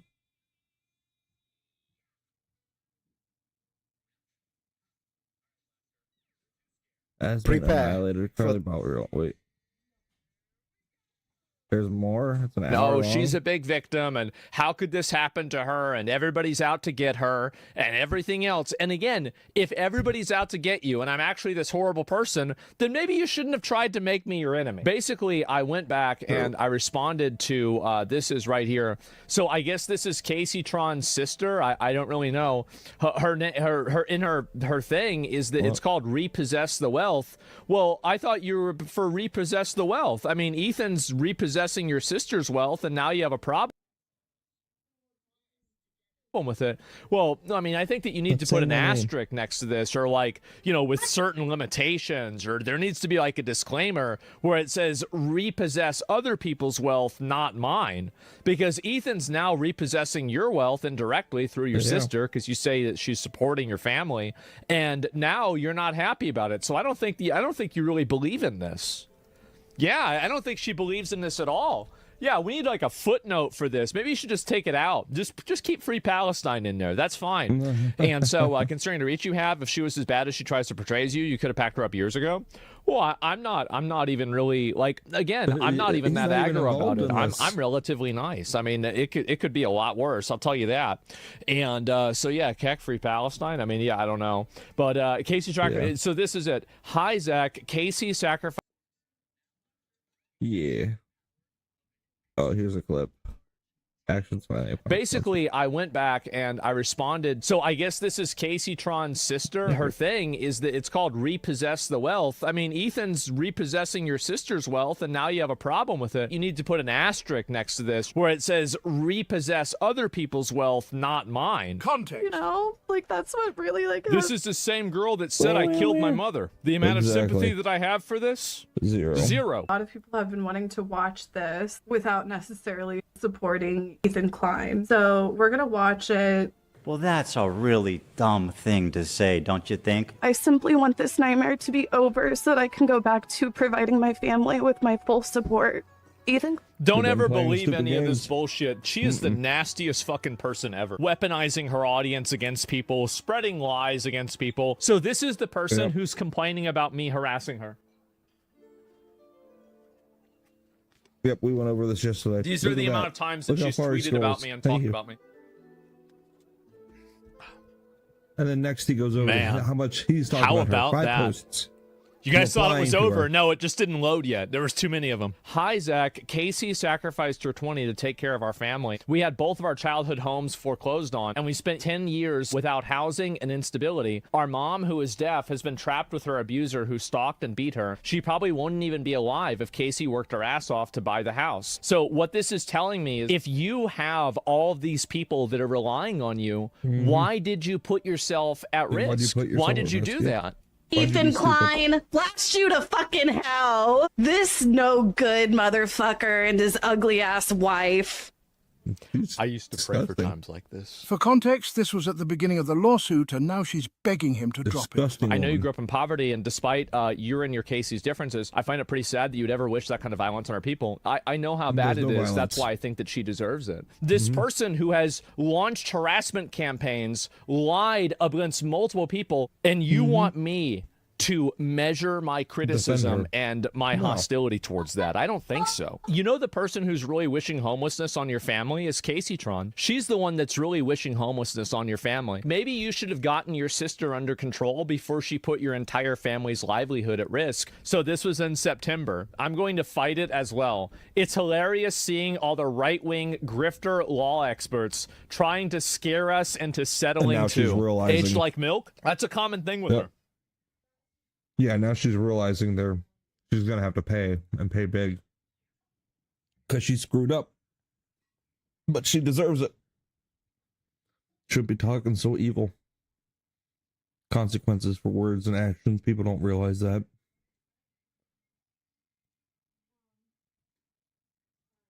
I wish this were short.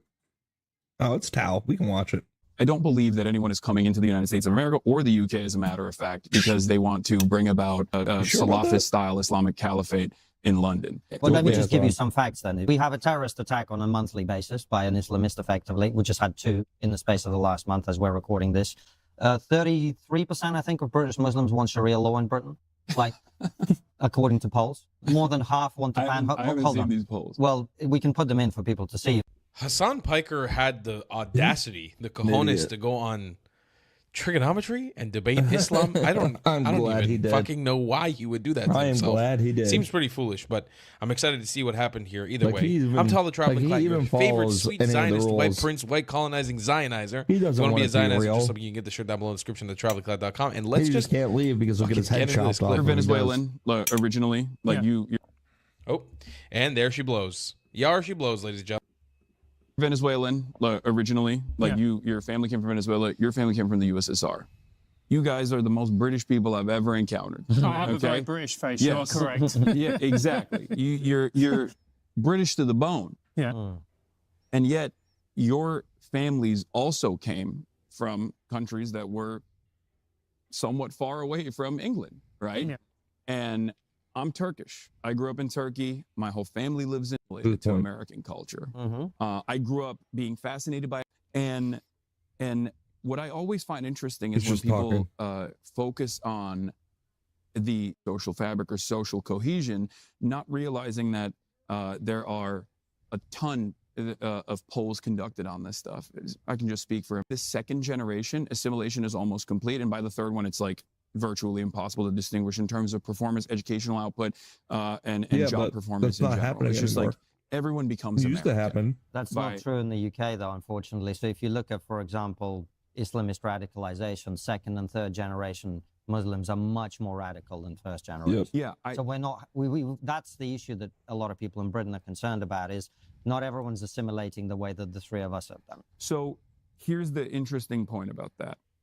Well, 2 things I want to address of the Some people. normal forces of society, culture. You know, they change the cuisine and people seemingly enjoy it, even if they also simultaneously go attend an EDL rally and then, get a little quick curry afterwards or a little kebab on the side.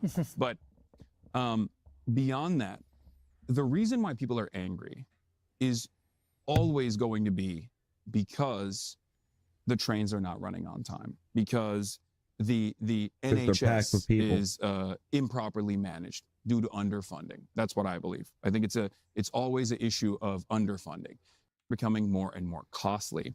So in that anger, it's much easier for them to be guided by a right wing, guided by the right wing forces, to turn around and say, you're angry and you're right to be angry. And the reason why you're angry, or the reason why all of these things are happening, is because we are importing all of these random strangers into the country who don't speak your language, who you are scared by. And that, I think, causes division. And that is part of the reason why I think, especially in a place like the UK, you see a little bit more of this resilience towards full-blown integration into society. I also think as well, Hassan, if we're being honest, it's also because we have had such huge amounts of immigration come into the country. I've way too much in the UK. Understandably go, this pace of change is too much. And you have to think, let's go back to 2016, which was the Brexit referendum. Now, Brexit was about many things, but really it was about people wanting immigration to be lowered. And that was nigh on 10 years ago. Immigration hasn't been lowered. In fact, it's been ratcheted up. So people are, people voted to lower immigration, and more and more keep coming on for the boats instance, I across voted Remain. People voted Brexit. channel. I'm like, well, that's democracy. We get on. We're going to make the best of it. I do believe that when you ignore people's wishes at the ballot box and people explicitly vote for something and you ignore them for the best part of a decade, that does generate a lot of anger, and understandably so. Yeah, I think in that same time frame, if there was enough appetite by the government to address the financial harm that people were experiencing, the economic struggles that people were experiencing, there would still be a lot of people who say, I don't want a brown person, I don't want a black person around in my neighborhood, but ultimately those numbers would be far smaller. And that's what I always go back to. I'm a leftist. I believe in economic improvements, and I believe that a lot of the reactionary forces actually take advantage of that instability, the economic volatility that exists, and communism was the same thing, basically. To shift the At least attention socialism away was to the entryway people to who have the same communism. exact interests as you and I do. Because ultimately, I don't believe that anyone is coming into the United States of America or the UK, as a matter of fact, because they want to bring about a Salafist-style Islamic caliphate in London. Okay. I know you won't agree with me on this. It's not about whether I agree, it's about whether the facts agree with you. I don't think that's the case. Hold on. I think ultimately... Well, let me just give you some facts then. If that, we have a terrorist attack on a monthly basis by an Islamist, effectively. We just had 2 in the space of the last month as we're recording this. 33%, I think, of British Muslims want Sharia law in Britain, like, according to polls. More than half want to ban... I haven't seen these polls. Well, we can put them in for people to see. More than half want to ban homosexuality, right? So when you say people aren't coming in to introduce an Islamist stuff, well, some of them want to if they're in a position to do so. We have 5 MPs who are effectively elected on a sectarian ticket, like as in we are Muslims, homosexual people. For us. They just need to keep it to themselves. It's too celebrated. And I don't know why. It doesn't make sense. People just need to live their lives and keep to themselves. Don't shove it down people's throats. Don't shove it in people's faces. But yeah, there's no such thing as a gay Christian, though, in my opinion. There's a person struggling with the sexual acts, but you can't go against the actual binding agreement as a Christian with Christ and be truly a Christian, in my opinion. Muslim. Who would you say those MPs are? The 5 independent MPs. They're called the Gaza MPs, or whatever way you want to call them. Right? Are you talking about Zara Sultana? I don't know if she's one of them. I think one of them is called Adnan Hussein. There's 5 of them. We can look them up. We can put them in for people to see. Right. So I think it should be said that the overwhelming majority of British Muslims don't want Sharia law. But if 33% of them do, you can see why a lot of people who don't want Sharia law might be concerned about that, right? Sure. I don't know what I haven't seen these polls, and I also don't know what British Muslims, or the 33% that are saying they want Sharia law, what they're talking about. The counterexample always is, there's plenty of right-wing forces in the country that also want to ban homosexuality, or trans people in general, right? No one wants to ban trans people in Britain. Okay, well, that's not what I have seen so far, but maybe I'm wrong on this. What do you mean? But Attacking I feel children, like shoving there's it a down lot people's of, throats, Finally, glorifying it, and putting it on a somebody pedestal. countering this fucking idiot, this fucking Turkish retard. I'm so happy. This is a point of contention for you guys as well. But it's like when you want to ban trans people altogether, when you want to remove access to medication for trans people to transition and conform their own gender identity, you don't start off by saying we want to altogether ban trans people. You start off by trying to find the most would be an agreement. Wouldn't that be like me saying, well, you say you want socialism, but actually, that seems like an unfair way of looking at it. No, my retort is, wouldn't that, and then you slowly but surely expand on it. wouldn't that The be like me maximalist saying, wouldn't that be like me saying, well, you say you want socialism, but actually you're a communist? Because you just want to edge your way towards communism step by step. That seems like an unfair way of looking at it. No, my retort to that would be that while I don't call myself a communist, I don't have an issue with an end goal of communism. I don't think it's like I do.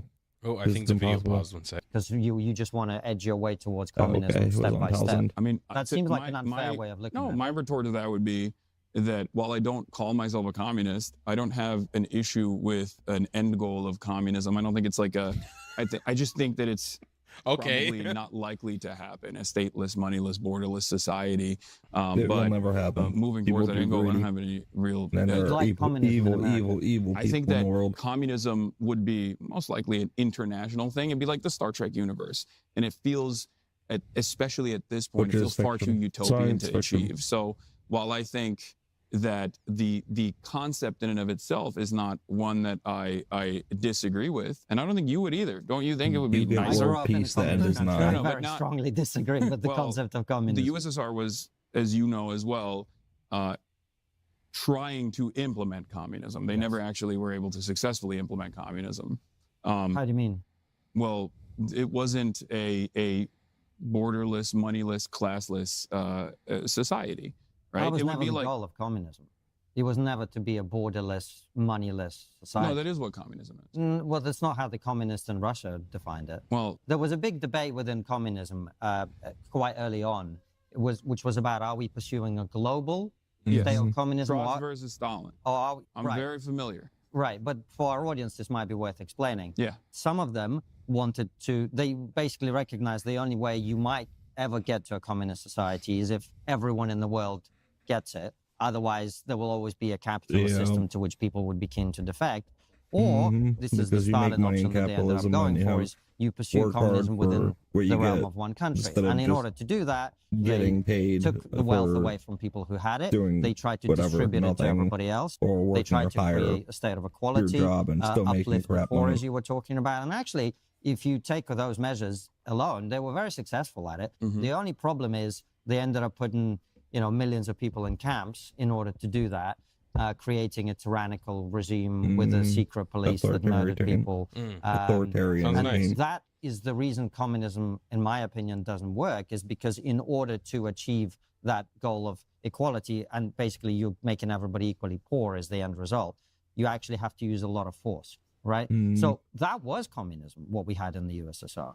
Well, that the end goal was never successfully achieved in the USSR in terms of It never will be. establishing what I'm talking about, though. And that's why I'm saying it's important to understand and recognize the failures of this implementation in the aftermath of a socialist revolution and choose not to repeat those mistakes. So how would you do it differently? I'm glad he sounds That's the so reason why I stupid. pointed to China. China is It's- run it's by doing the Communist Party of China. It bills itself as It's an as communist. authoritarian regime China is not that a just makes communist everybody country. Would you say poor China is below a them. communist country? It's Yes. a mixed country. It has some elements of It's a- communism, but it's also got a lot of capitalism going on, Yeah, right? so it's a mixed market economy, is what you're saying, right?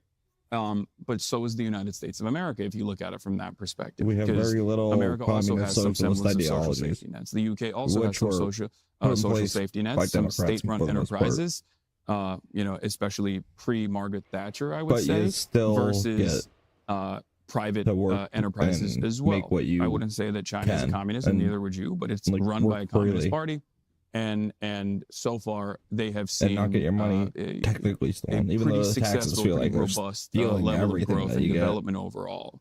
The challenge is, Hassan, when you centralize power and you give practically all the power to the government, what happens with that is you're far more likely to have corruption, you're far more likely to have abuse of power, and inevitably what happens is that the government can't do everything. There are things that are far better done by private practice than done by state control.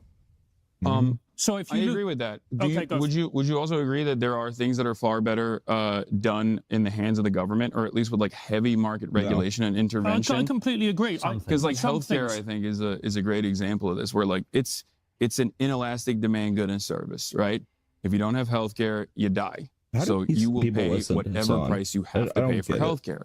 And therefore, I think the American system that is the most maximalist, most capitalist, most like free enterprise system has been an abject failure in terms of delivering good results. And what I mean by that is healthcare as a whole is supposed to improve people's living standards and also make sure that everyone is getting the best quality care possible, right? And in the United States of America, we don't have that. We do have nicer hospitals that resemble hotels, as opposed to like it'd be difficult not to have a nicer hospital than the UK, mate. Yeah, no, but I understand that. I'm from Turkey. I've seen the Turkish public hospitals, but I would rather have socialist. I would rather try to focus on the diminished quality of service and try to improve that in a socialized system than to altogether limit healthcare at the point of being able to pay for it. We also experience a similar dynamic. We just don't see it in the same way because it's not the most direct form of authoritarianism. Where a lot of people think, well, as long as I can eat a Big Mac, as long as I can watch TV, as long as I can consume porn and gamble on the unregulated crypto currency market or gamble my modest income away, what remains after I give the rest to my landlord, then things are probably fine. And I think we dull our sensibilities in that regard. And I think it's a different form, it's a different mechanism of control that makes you think that you are actually an active participant in this. I mean, I think that's quite a stretch, Hassan, with all respect, because the difference between, we talked about some societies that have attempted to pursue communism, China, the Soviet Union, Venezuela, etc., right? The difference between those countries is not that they can't eat a Big Mac. The difference is that if they criticize the government, in Russia today, but of course in the Soviet Union previously, you're going to get killed, right? In America, that's not what happens, right? In America, you don't get. We don't know yet. We don't know where we're going to go yet. I mean, Hassan, to be fair, you're a very successful. You in China or in the Soviet Union would be killed if you were critical of that regime. I would definitely be jailed. You'd definitely be jailed. So that's the difference between these countries and America. It's not a Big Mac; it's freedom. I found some of your comments really interesting about Luigi, and I'd love to talk to you about them. So you said, and correct me if I'm wrong, push back on me if I'm wrong, that you think that he's innocent and unfairly maligned. How did you come to that position? If I'm correct, on camera shooting the dude in the back of the head. That's a meme for the most part. But, okay. But what does it mean? It's a meme. We're like the notion, we're not boomers, we're like elderly millennials. The notion that someone is innocent until proven guilty, or that he wasn't there. It's like a common thing that people do on TikTok and elsewhere as well. But you don't think he's innocent? Well, I don't know. I don't know if he's the one that actually did it or not. We'll see once the court case finalizes. But is he? Sorry, I may not understand what meme means in this context. Like, I guess what I'm asking is, when you say he's unfairly maligned, do you believe that or not? That's what I'm asking. What I mean by this, Americans are very draconian. They're very black and white. It's like you do a crime, you get punished, and a lot worse than you would get punished elsewhere, right? There are millions of Americans out there that have individuals in their lives that they love, loved ones, immediate loved ones, distant relatives, that they've seen suffer in their final moments as they, go through the process of trying to figure out the paperwork in a system that is designed to, let's be real, take as much money as possible from you in the form of premiums, and then create a profit incentive by refusing to pay for the healthcare. Hassan, I get all that, and I empathize with that pain that those people feel. Yeah. But what I'm getting at is, you said he's innocent, then you said it's a meme, you say it's just a thing that people say. What I'm trying to understand is... The reason why people say that is because I think... Their anger doesn't make him innocent, right? No, if he shot a man who runs a healthcare company... It doesn't matter what the reasons were. It was and they are illegal. angry with healthcare in America, that doesn't make him it innocent. doesn't right? justify it. So isn't you and them saying that just flat out wrong? Well, my reason for saying it is because you're innocent until proven guilty. No, that's not why you said it. I mean, What a joke. I've advocated for the deportation of Hassan Piker before, and I'll do it again. He's in the UK. Let him keep him. You have to ask yourself as an American, what does Hassan Piker add to the fabric of American society? Distress. The man's a socialist. He just explained to you his end goals are communism. He would like for communism to take over the United States of America and be the model of practice in the United States. He believes in Islamism. He's defended 9/11. He's defended rape. And here, for the first time ever, he's had to face some actual intellectuals to counter his opinions, and everything's a fumble. Good. He wasn't Which is able to good. answer one question properly. No, he wasn't. And every He time just he answered a word question, he salad it, basically like, ended up defending pure evil. Kamala Harris. The same things he says he's The one he endorsed. against, he had to defend in this interview. I think trigonometry, I mean, it's an incredible force to be reckoned with, just because when you have to make these idiots defend their positions, they always fail. They can't do it because their positions are retarded. Oh, hi, Eli. Hassan Piker is retarded. He is very, very, very, very stupid. He can speak, but he's very dumb. He's I don't very, even very understand dumb. how people can listen to a stream. And so the it's way he was beautiful to talking there. see He's got finally too much of him a having to whiny reckon personality with about him. the truth, in my opinion, which is that he's a I fucking mean, he retard. always plays the victim, And so. I love that. And I'll see you guys in the next one. Goodbye. All right, yeah. All right, I'll be right back. I gotta go to the bathroom, and then I'm gonna get some ice cream, I think.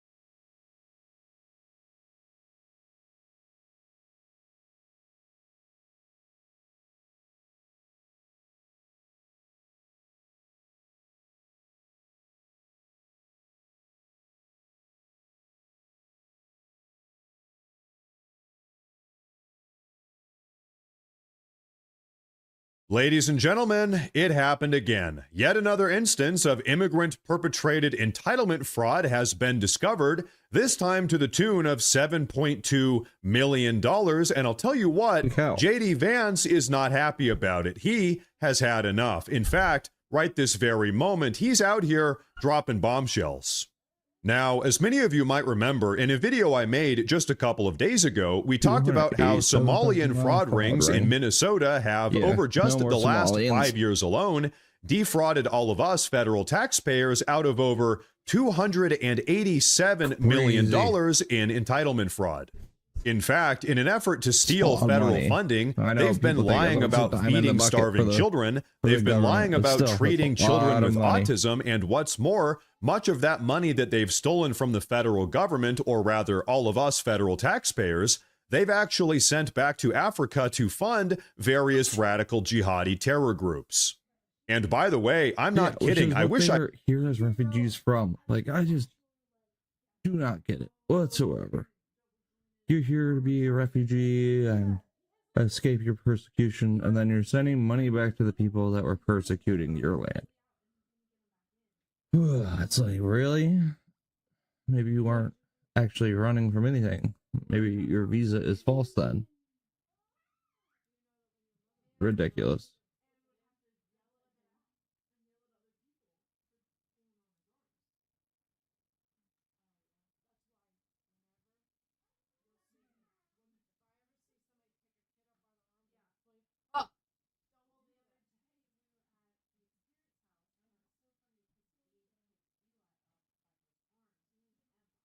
I was. At this point, all of this is out in the open. But so like I said, it's actually happened again, this time to the tune of $7.2 million. However, what makes this instance of immigrant entitlement fraud perhaps even worse than the others is that this time, a radically progressive judge has actually overruled the guilty verdict of the jury and let the immigrant scammers off the hook. And you know what? If you don't believe me, take a look at this. At the August trial for Abdi Fattah Yusuf, the jury heard evidence that he ran his home health care company, Promise Health, out of a mailbox at a Central Avenue address where multiple other home health care companies were supposedly located. Yusuf and his wife, Lol Ahmed, were charged with stealing $7.2 million of taxpayer money through Medicaid overbilling in a personal care assistant, or PCA, scam. The couple allegedly spent tens of thousands of the fraud money on luxury items for themselves. Despite the jury swiftly convicting Yusuf, Judge Sarah West last week decided they got it wrong. It's reversing or overturning a jury's verdict. Defense attorney Joe Tamburino, who's not affiliated with this case, reviewed the decision and analyzed it for KARE 11 News. He says Judge West ruled that the state's case relied heavily on circumstantial evidence and that she believed the state did not rule out other reasonable inferences. That, in fact, there could have been other reasonable theories other than guilt in this case. Like maybe all of this really was just one massive misunderstanding. Spare me.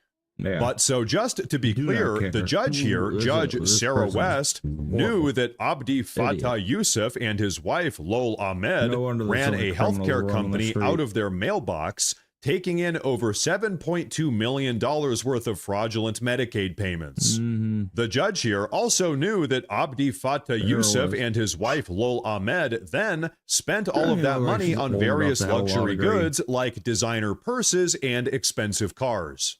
But you know what? There's actually some more to this. Take a look. State Representative Kristen Robbins, chair of the House Fraud Prevention and State Oversight Committee, says she's now reviewing if any state laws need to be tightened. We want to strengthen state law so that we can get prosecutions out of these cases, because clearly a jury thought he was guilty. Jurors in the case can't believe the decision. I am shocked. I'm shocked based off of all of the evidence that was presented to us and the obvious guilt that we saw based off of the said evidence. It was not a difficult decision whatsoever. The deliberation took probably 4 hours at most. Based off of the state's evidence that was presented, I was beyond a reasonable doubt.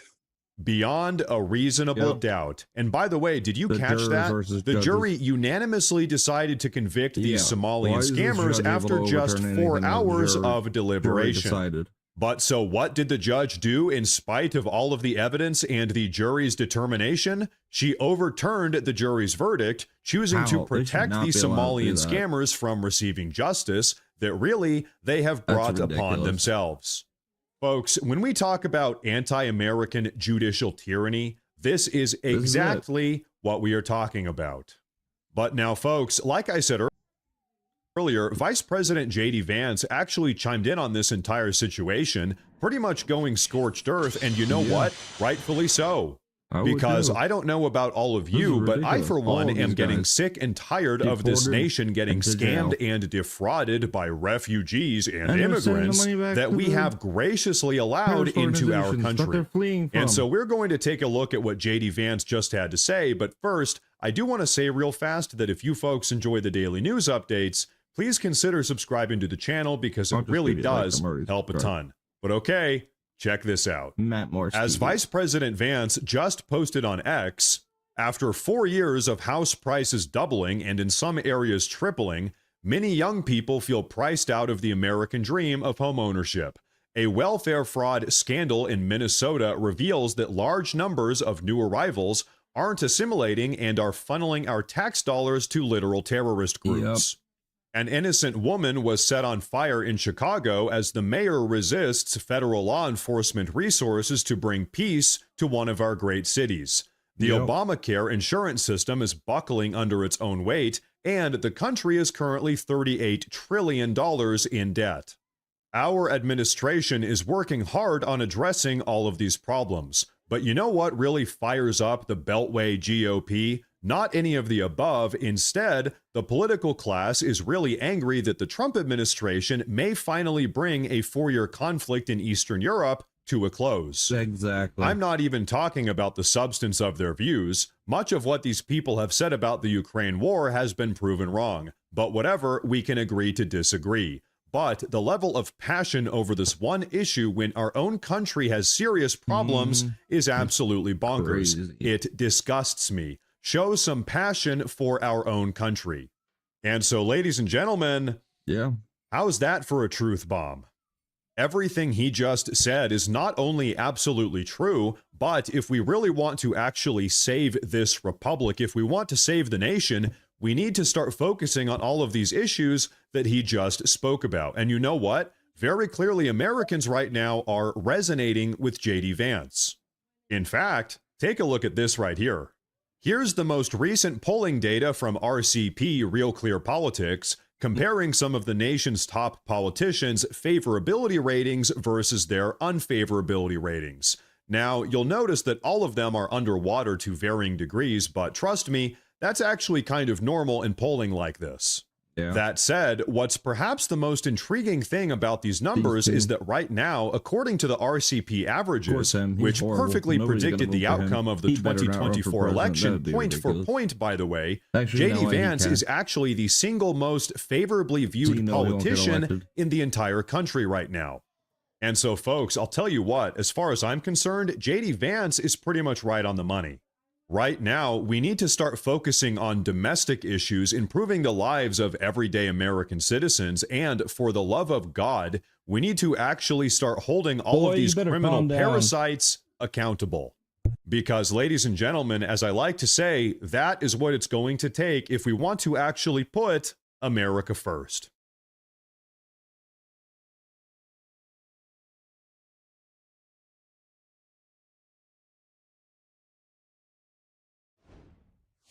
Thanks for being with us here on Live Now from Fox.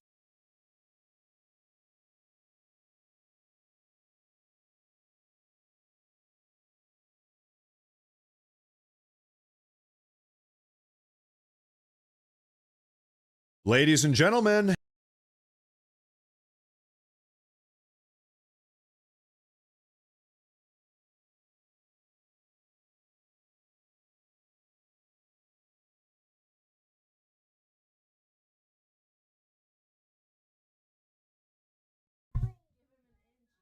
Yep. No, that ain't happening.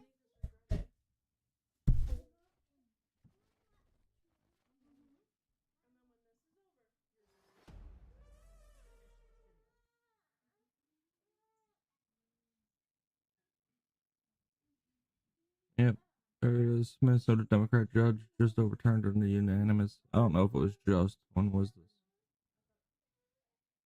A Mali African was quickly convicted for $7.2 million Medicaid fraud scheme, but now he has been freed. Yeah, she needs to go. We need to find more about her, Judge Sarah S. West.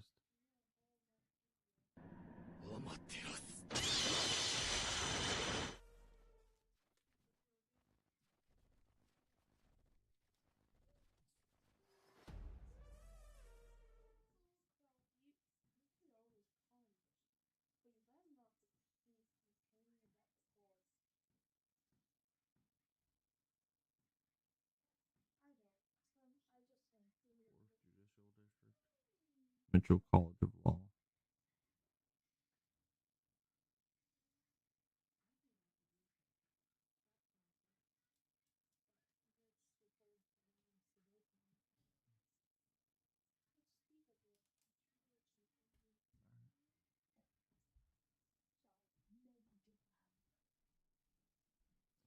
If you look on here, though, look at who she's friends with. Right now, I'm seeing at least one darker Arabish looking man who I'm going to assume is Muslim. Yeah. Someone like this judge.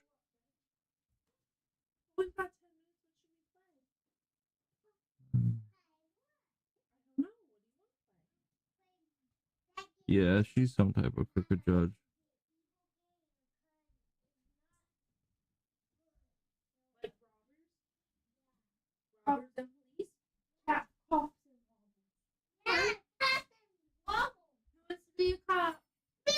Oh, she put him in place.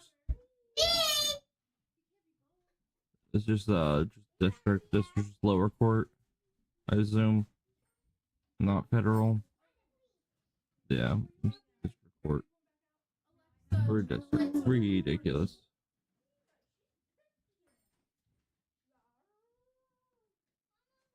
Girls have a job.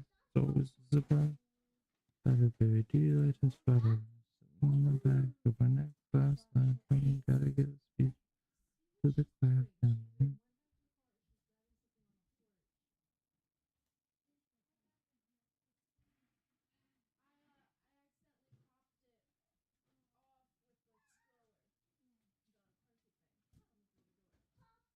Can't have anything nice.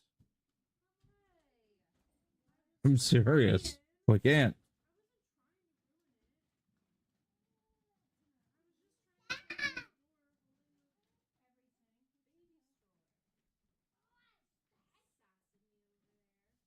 Still can't have anything nice.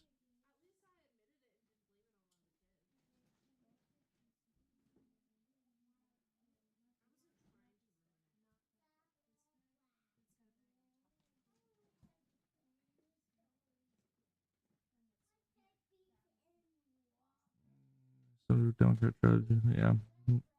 Yeah, this is ridiculous.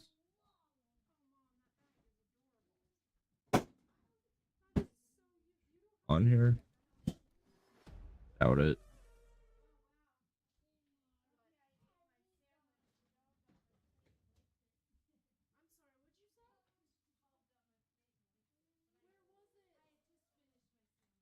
Yeah, I don't see her on here. Yeah, that's crazy. No way. No way should that happen.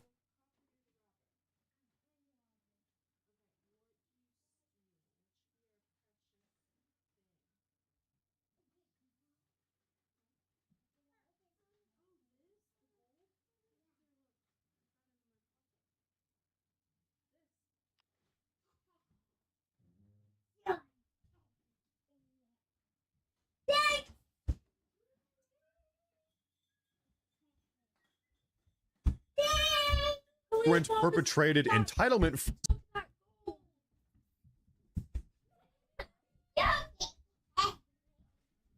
Sorry, I'm making a short real quick.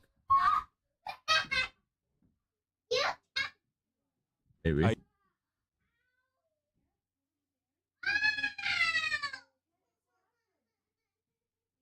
Ladies and gentlemen, it happened again. Yet another instance of immigrant-perpetrated entitlement fraud has been discovered, this time to the tune of $7.2 million. And I'll tell you what, J.D. Vance is not happy about it. He has had enough. In fact, right this very moment, he's out here dropping bombshells.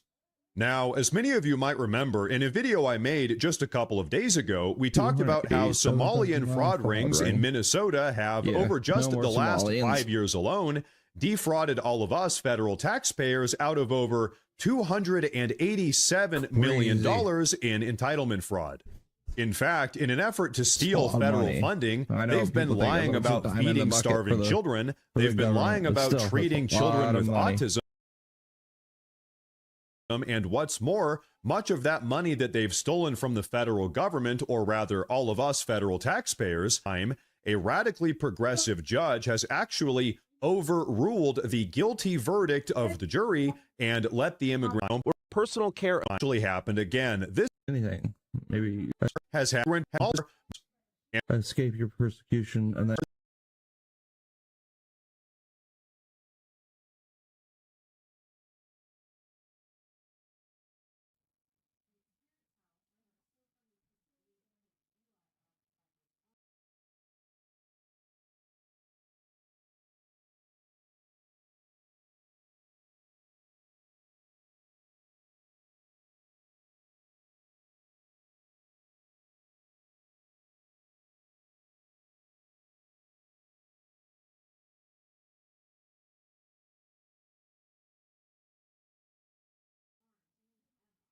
I was. At this point, all of this is out in the open.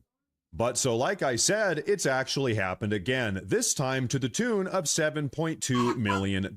However, what makes this instance of immigrant entitlement fraud perhaps even worse than the others is that this time, a radically progressive judge has actually overruled the guilty verdict of the jury and let the immigrant scammers off the hook.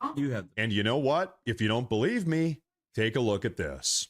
At the August trial for Abdi Fattah Yusuf, the jury heard evidence that he ran his home health care company Promise Health out of a mailbox at a Central Avenue address where multiple other home health care companies were supposedly located. Yusuf and his wife Lol Ahmed were charged with stealing $7.2 million of taxpayer money through Medicaid overbilling in a personal care assistant or PCA scam. The couple allegedly spent tens of thousands of the fraud money on luxury items for themselves. Despite the jury swiftly convicting Yusuf, Judge Sarah West last week decided they got it wrong. It's reversing or overturning a jury's verdict. Defense attorney Joe Tamburino, who's not affiliated with this case, reviewed the decision and analyzed it for KARE 11 News. He says Judge West ruled that the state's case relied heavily on circumstantial evidence and that she believed the state did not rule out other reasonable inferences. That, in fact, there could have been other reasonable theories other than guilt in this case. Like maybe all of this really was just one massive misunderstanding.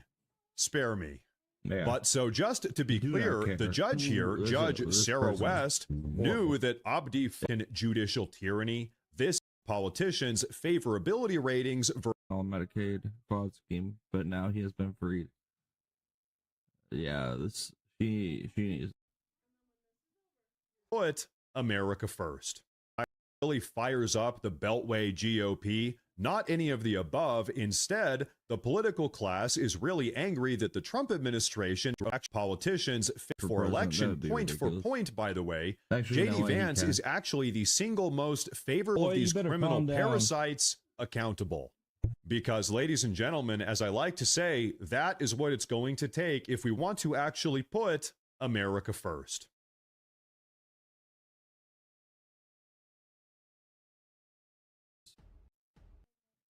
God, Western Europe to a close. A woman was set on fire in Chicago, spent all taking in over $7.2 million worth of fraudulent Medicaid payments. The judge here also knew that Abdi Fattah Yusuf and his wife Lol Ahmed then spent all of that money on various luxury goods like designer purses and expensive cars. As far as I'm concerned, J.D. Vance is pretty much right on the money. Right now, we need to start focusing on domestic issues, improving the lives of everyday American citizens, and for the love of God, we need to actually start holding all of these criminal parasites accountable. Because, ladies and gentlemen, as I like to say, that is what it's going to take to actually...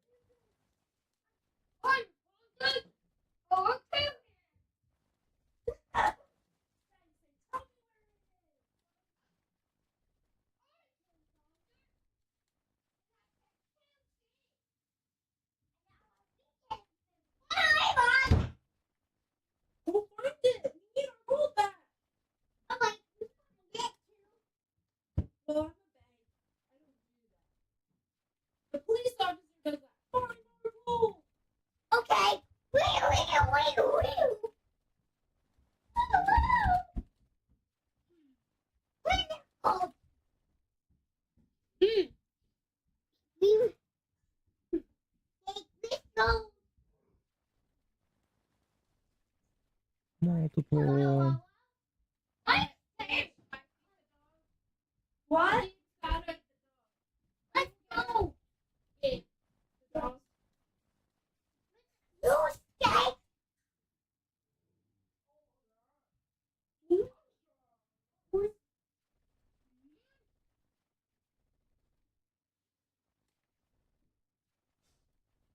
I can't find it. Find it with me. Now you please read the doctor now. You fool. Doctor, let's find it. Let's play. Let's look it.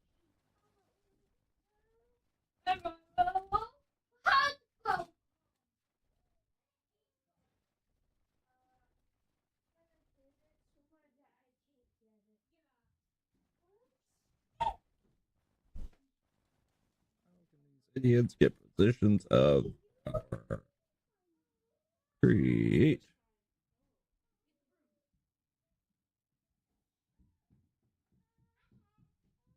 All right.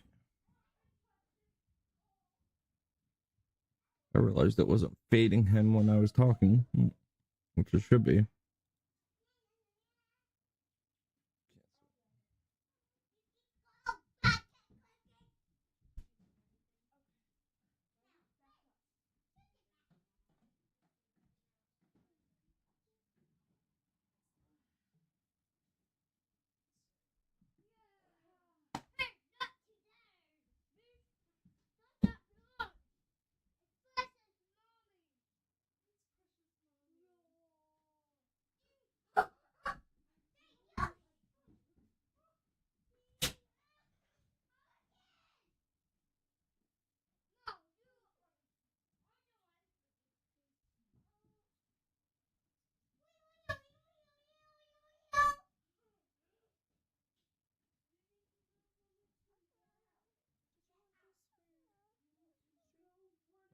Could use ice cream though.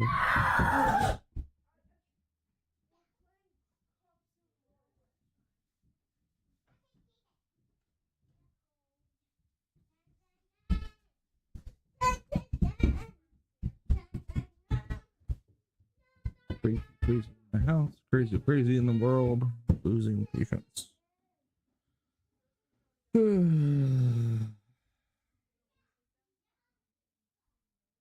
Almost time to take my meds. I'll probably get knocked out. That probably won't be out much longer after I take them, so we'll see. Try to hang around.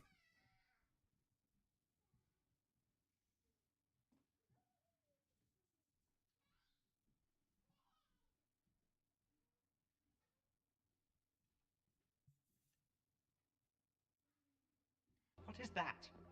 Help me, Donald Trump. You're my only hope.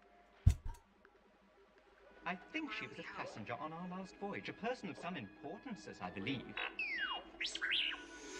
What's up, guys? Benny. We've been covering Candace Owens' claim that the French first family, Emmanuel Macron and Brigitte Macron, have ordered a hit on her and paid millions of dollars to a shady international group of assassins to go kill her. Duck it. Weird. This is a multi-state operation, seemingly also involving Israel, according to Candace. The reason we've been covering this, obviously, is because we have seen a shocking uptick in political violence in order to silence very strong voices, let's just say, that talk about uncomfortable topics. Whether they're right or wrong is up to you. Topics like but we took it seriously, and it was also the most viral post on all of X this weekend. It has 100,000 reposts, 43 million views. And these people like are eating it alive. Saves. So obviously, this is something worth noting and talking about. Reporters who we trust, chocolate chip mint, and know to be good reporters, saying that national security source told me the threat against Candace Owens is real.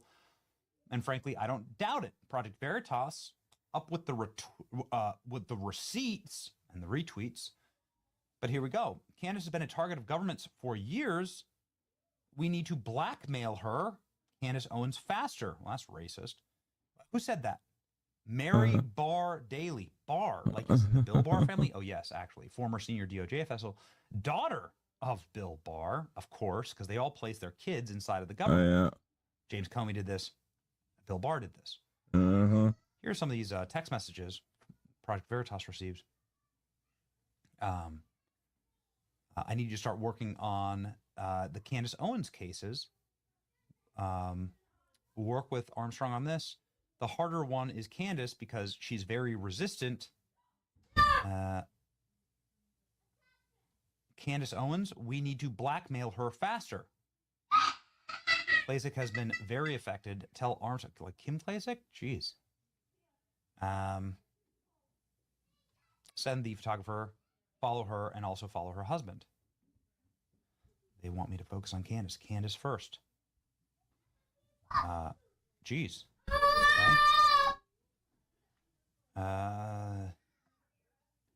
Yikes. Yeah. Anyway, I mean, the point is that, like, obviously, you know, you just understand why some people would want to have Candace talking. And now just little bits and pieces are popping out, and Candace is saying that the White House is aware of these threats, and she's beginning to bring more evidence to the fold here, but saying that the White House now knows what's going on and they have all the evidence. Very interesting. What evidence they have exactly? Here's what Candace says. As an update, both the White House and our counterterrorism agencies have confirmed receipt of what I reported publicly. Emmanuel Macron attempted to organize my assassination. I don't believe you anymore. The first couple. Woman who cries wolf. Also, I will state again that the French Legionnaires were involved in Charlie Kirk's assassination, but did not act alone. For all of you who doubted my claims, you can now look at the President of the United States and our intelligence communities to issue a statement to confirm whether I am telling the truth or not. And then a response here to somebody saying Candace receipts simply means somebody opened an email or logged into an online report. It doesn't confirm your claim or your interpretation. Why are you explaining English to me like I'm not a native speaker? I said what I meant. and they confirmed the receipt of my claims. Obviously, they will have to investigate it to inform the public as to whether or not I made it up, which I did not, says Candace. And this, I think, is a great question. Why not release the evidence to the public and show the world? You know, you could say that it is because you don't want to burn a source or so on. You could redact things. Again, I'm not trying to throw cold water on or criticize or attack Candace. I'm not. There's plenty of people doing that on the internet. Little clips like this keep popping up. Here's a former CIA officer explaining France assassinates, well, people that they see as politically inconvenient. And they're murderous too, you know. Murderous. Oh yeah. Who's If this you guy? remember, He's for the example, one that's doing Greenpeace, Russian they're gonna propaganda blow your junk. brains out if you try to, you know, Ex-CIA guy, take over a ship or throw conspiracy guy. paint on a ship or whatever. They kill a lot of Greenpeace activists. The French intelligence does. Yeah. Like not the paramilitary. No. They're happy to go out and kill people. They're happy to go out and kill people. It's a dirty business, this kind of stuff. Various insiders in the, let's just say this. I live in Tampa. Tampa is where SOCOM is. This is Central Command for all of Special Forces. And so let's just say that I have plenty of neighbors who are in the industry, you could say. And that's just the nature of living down here. I like Tampa. I didn't move here because of that. Obviously, I'm not in the military. But there's a lot of law enforcement, a lot of military, a lot of ex-military. And what they tell me, what the people who, let's just say, have really direct knowledge of this stuff know, is that the French have a very dark and very nasty history with assassinations. Well, yeah, of course they do. Look how they treated their kings. That and the queen. They are known for this. Was it Marionette? That's what I've heard. You can look it up for yourself. Please do. The White House and counterintelligence agencies have confirmed that Emmanuel Macron attempted to organize the assassination of Candace Owens, says this account. That's not from the White House. But that's not what Candace claims. This got a community note, and I think that it's merited. Neither the White House or any intelligence agency confirmed. Candace said that they simply received the information. She phrased it in that way to seem as though they might have confirmed that they didn't. But that's not what just she that she submitted it basically. Yeah. And maybe they're reviewing. She doesn't have any receipts. I can tell you this: I get death threats, pretty severe ones, and when there's a death threat that I believe is credible, I do turn it over.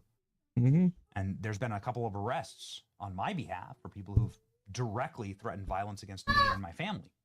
Yeah. You're not allowed to do that, right? That's terrorism. But that's exactly what it is. You won't let anything happen here. Candace is prize wolf too much. She lies. She makes up stories and conspiracies and like even if this were true, it's hard to believe. So I guess we'll see. Certainly like it is seriously hard to believe if this is true. Just because of how much she lies and conspires. Like I can't. I have a hard time believing her without receipts, and she never shows them. I don't know. Time that Candace has been put under threat by the French First Family, they did sue her in a very big and public lawsuit. Well, yeah, but that doesn't mean they're going to assassinate her. There will be no response from the French government because One big brownie.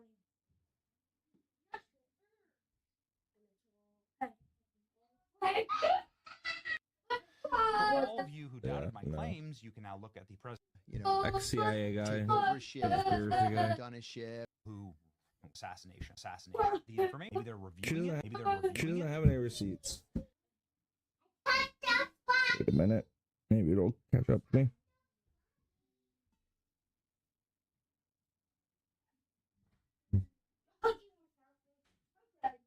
Candace is saying that the White House is aware of these threats, and she's of not. There's plenty of people doing that. Where SOCOM is, you can look at it for yourself. Receipts, and she never shows them. Almost there. Almost there. Give it a minute.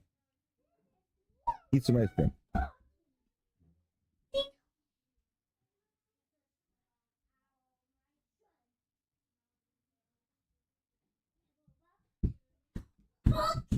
Again, that the French Legionnaires were involved in Charlie Kirk's assassination.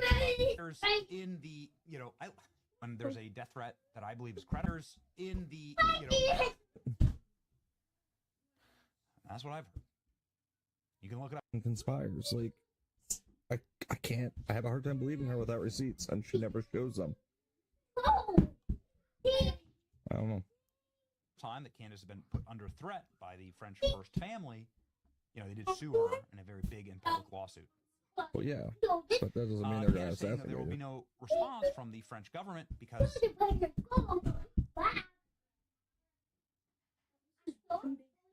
in the industry, you could attempted to order in the industry, in the industry, you could say, and that's just attempted to carry a lot of ex-military in the you know. Let's just say this: I live in Tampa. Tampa is where SOCOM is. Yeah. Carry a lot of ex-military in the you know. Let's just say this: I live in Tampa.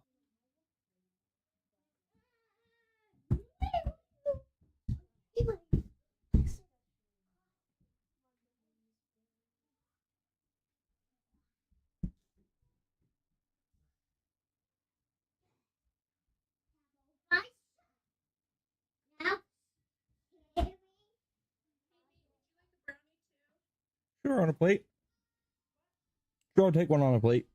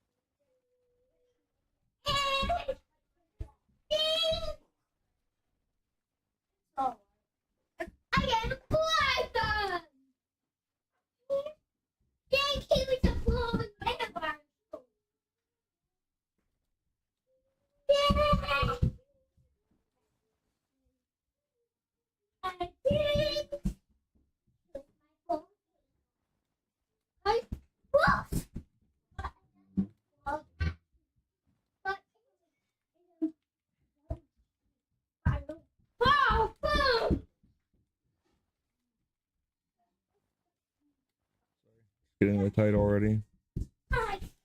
Put Benny. Oh, what's that?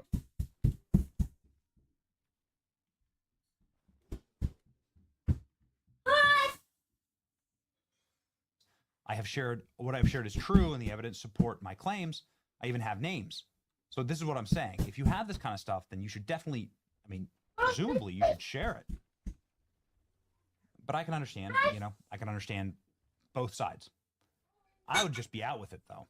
I think radical and very thorough, almost shocking transparency is what all of society needs right now, whether it comes to Epstein, the pipe bomber on January 6th,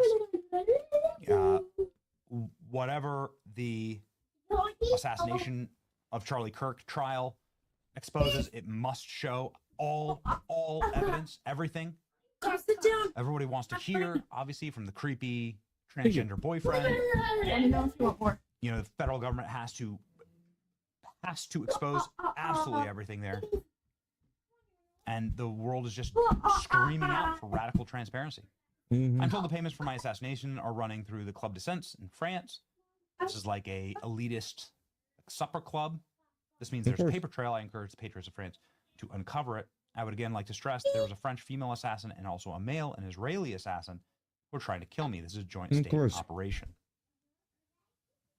And then she's talked about the Legionnaires. And then here's Pavel Durov, who created Telegram. He's a billionaire.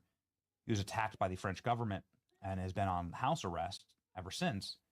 He created Telegram, which is an awesome platform. I use it, and our team uses it. After reviewing everything that Charlie Kirk ever said about Macron's France, I find Candace's info about the French involvement in his death entirely plausible. Charlie called for a 300% tariff on France until the charges against me were dropped. That's a very powerful voice saying that this is real and happening. It could be inside of France, and he's saying this very publicly. They're not unknown for it. I don't know. Well-connected people but have I can't told me believe that the French her. intelligence services are not exactly unknown for assassinations, a point supported by public sources. Yikes. Okay. Well, what do you think?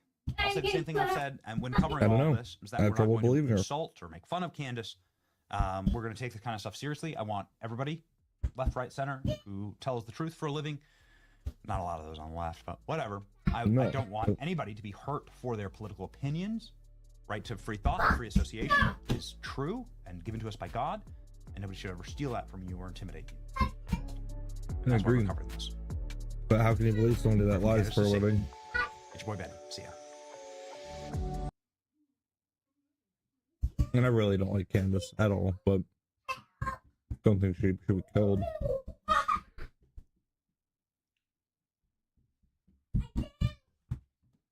Yeah.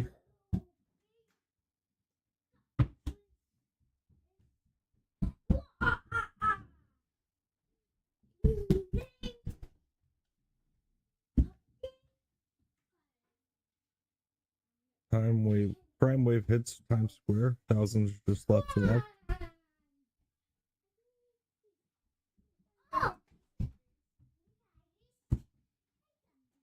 Well, everyone, Kenny Owens is currently being blasted online or roasted for claiming the Macrons hired an assassin squad to kill her. That crap insane, I say. This is from the New York Post, right? And so when the Israel. New York Post is starting to Israel. put out articles, that goes to show you that I would think something like the New York Post, being the news organization that it actually is, would do a little bit of investigating to see whether or not her claims are actually credible. But Yeah, I would like alas, somebody to ladies do and that because gentlemen, she ain't gonna release the proof receipt. is in the pudding. The proof is that Kenny Owens' claims that France and She'll never Israel release have them. hired She'll never men release to the take her receipts. out are not credible at all, because I haven't seen any journalist, no one from the Trump administration come out and acknowledge it. No one. Everyone's silent. Yeah. Except the opposite. Nobody Now said anything you about it. have the New York Post. Now you Yeah, I gotta change headset battery real quick.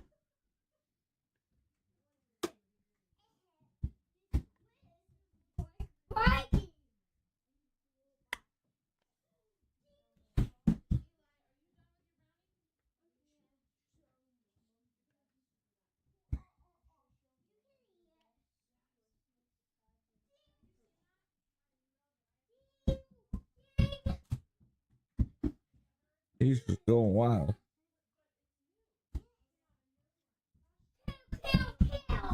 All right. got all of these media organizations that are jumping on the bandwagon that are attacking Candace Owens.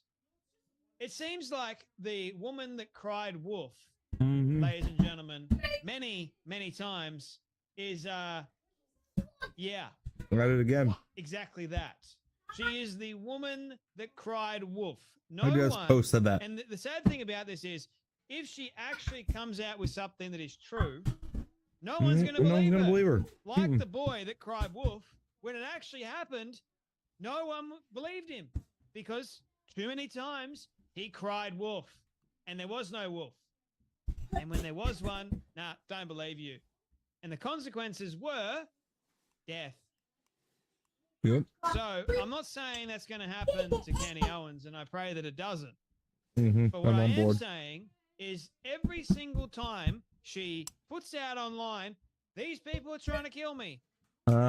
We would like, These you got people no set up the evidence assassination of that. plot. You're not providing any evidence. And then she came out today by going, allegedly, when it's all said and done, allegedly. If you got evidence, why in the world are you saying allegedly? That makes no sense. Exactly. To me. But you're only using allegedly to cover your backside from being sued again. Ridiculous. And now the internet is blasting her, roasting her, because we know we can see right through you. When's it going to stop? When are you going to be admitted into a mental hospital? Yeah, she needs to be. You like, She needs help. yes, you get so much attention from people. You're very good at it. I'll give you Sadly. that. But the problem is, it's all founded in lies. And guess what they're calling her now? Conspiracy theorist. Ouch. Not podcaster, not right-wing commentator, conspiracy theorist. Kenny Owens is being ridiculed after alleging in a crazed series of social media posts that the first couple of France have paid an assassination squad to kill her and enlisted Israel to help do the dirty deed as well. In a middle of the night urgent post on X, She is a viewed conspiracy nearly 40 theorist, brother. million times, Owens claims she was Like,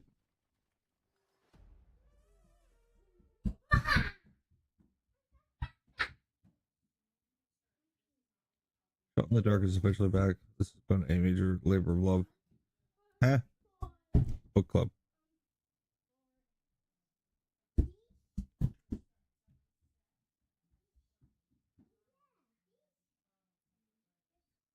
Who's this loser? Geopolitical commentator, media group. Show will be off air this week as an update, but the White House and our counterterrorism agencies have attempted to receipt.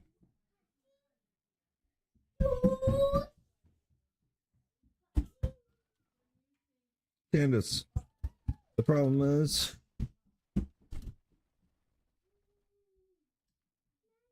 you are the girl who cried wolf.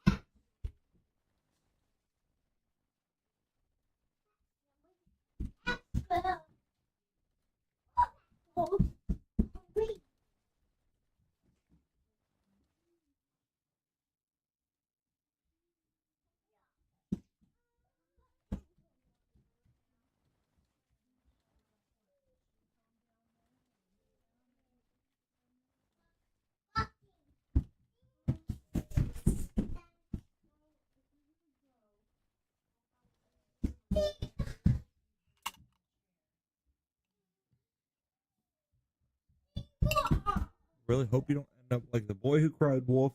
But I don't believe you.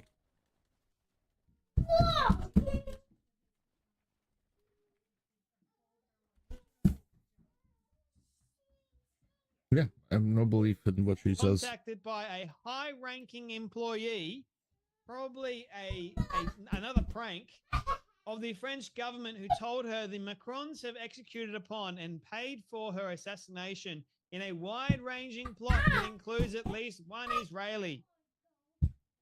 Owens, 36, has long publicly sparred with French President Emmanuel Macron and his wife, Brigitte Macron, whom she has repeatedly claimed was born a man.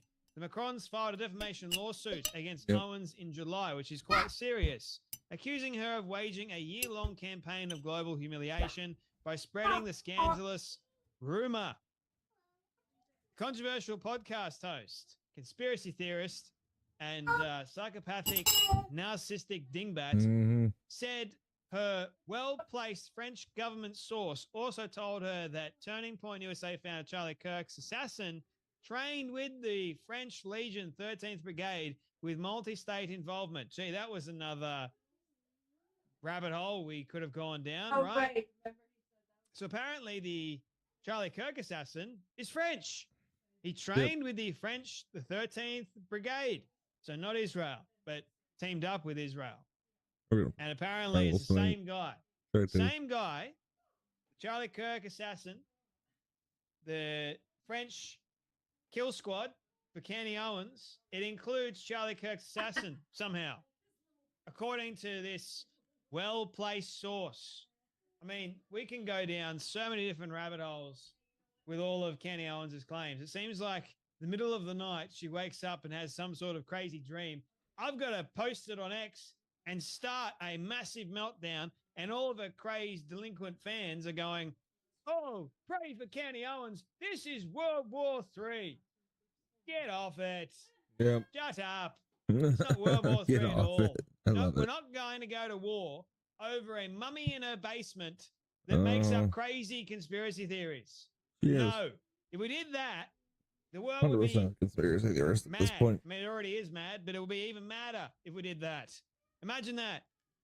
We had the army officers, who, by the way, Kenny Owens doesn't respect or revere, because she tells people not to sign up, tells people to what's the terminology, to leave the army, to basically, well, not basically, she was saying it, to leave the army, become treasonous, right? Do that. So she's encouraging that. So 1 minute, she's criticizing the government. The next minute, she's saying, leave the army if you don't agree with an order. And then the next minute, they're trying to kill me, guys. It's just It's hard to all over the place, isn't it? believe. Owens It's has hard to believe. drawn scorn in recent months for peddling conspiracies around Kirk's shocking September 10th assassination, including insisting that accused shooter Tyler Robinson didn't act alone.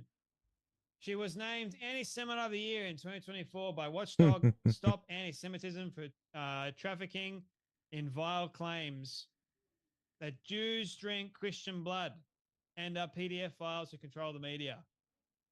Yep. Yeah, That sounds like well, her. those have been significantly disproven. But anyway, in a follow-up post Sunday, Owens provided an update that she had informed people in the federal And she's not government streaming and the all White week. House about Good, she's finally what shut she up. called the France and Israeli assassination plot, and said she would be soon providing the name of the assassins and international accounts in France and Canada where the money was exchanged, only if they reached out to her. Only if they reached out to her. Mike goes batshit crazy, was 2 exits back. She just took the off-ramp to Camp Doolally. Or Doolally. We're now in weapons-grade wacko country. Someone call the IAEA. We've got radioactivity at levels no one's ever seen. Yeah, I actually find that pretty funny. She claimed in still another post Monday morning that the price on her head was $1.5 million. When everything is said and done, there we go, allegedly move $1.5 million. How will the world respond? Reactions to her viral post were swift, with many raising concerns about her mental health. This is batshit crazy town. A few million people a day listen to. The National Review's David Benson wrote on X. Yep. Please be aware you are watching a psychopathic or psychiatric breakdown. I would say a psychopathic breakdown too. In real time, used another X poster, adding that those close to her need to get her help. Yeah. Mike Doran of the Hudson Institute said batshit crazy was 2 exits back. I read that out a moment ago. She's crazy. And yes, guys, she made that tweet that allegedly moved $1.5 million. Not did, but allegedly. Max goes, yes, it's a real tweet. No, Candace Owens did not provide any evidence for her allegation that Maron's Absolutely moved never. $1.5 million. Where she got that number? Never any Out of her evidence. backside. No, Candace Owens did not file a police report. Yes, it's all a grift. Yes, it's all a major grift. Because, like she said, let all be revealed. It's been a couple of days already. Nothing's been revealed. In fact, real journalists are now making fun of you. When real journalists are making fun of you now, you should be a little bit concerned. Sure, journalists Slightly. make fun of people all the time, but good grief, woman. Maybe you should stop. And like that guy said, Crazy Town was two stops back. We're well beyond that. We're in like the radioactive territory, right? I think like that's a pretty good analogy. Something like Candy Yeah, Owens. you're out of the blast zone, but She's delusional. The Lulu, living in a world of her own, but people just maybe out of the blast zone. I'm so glad that no one that follows Candy Owens is in a position of leadership in America that wants to go to war. Yeah. I know X is not like real life, but far out these people. And I've been making like comments on their posts, like, calm down. You guys are overreacting way too much. over a delusional, That's what crazy woman. she's trying to get a reaction. It's what she Get lives a off grip. of. React. Go touch grass. May actually help you. Anyway, that's enough from me. You guys take care. Be blessed, and I'll see you all in the next video. Yeah.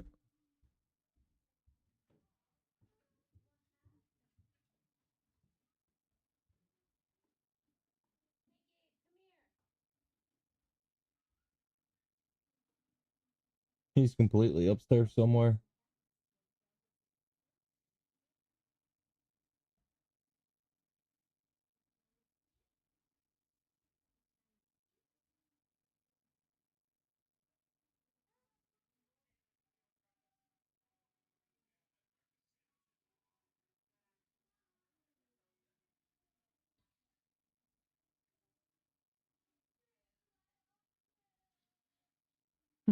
A new flat video. 2 hours long.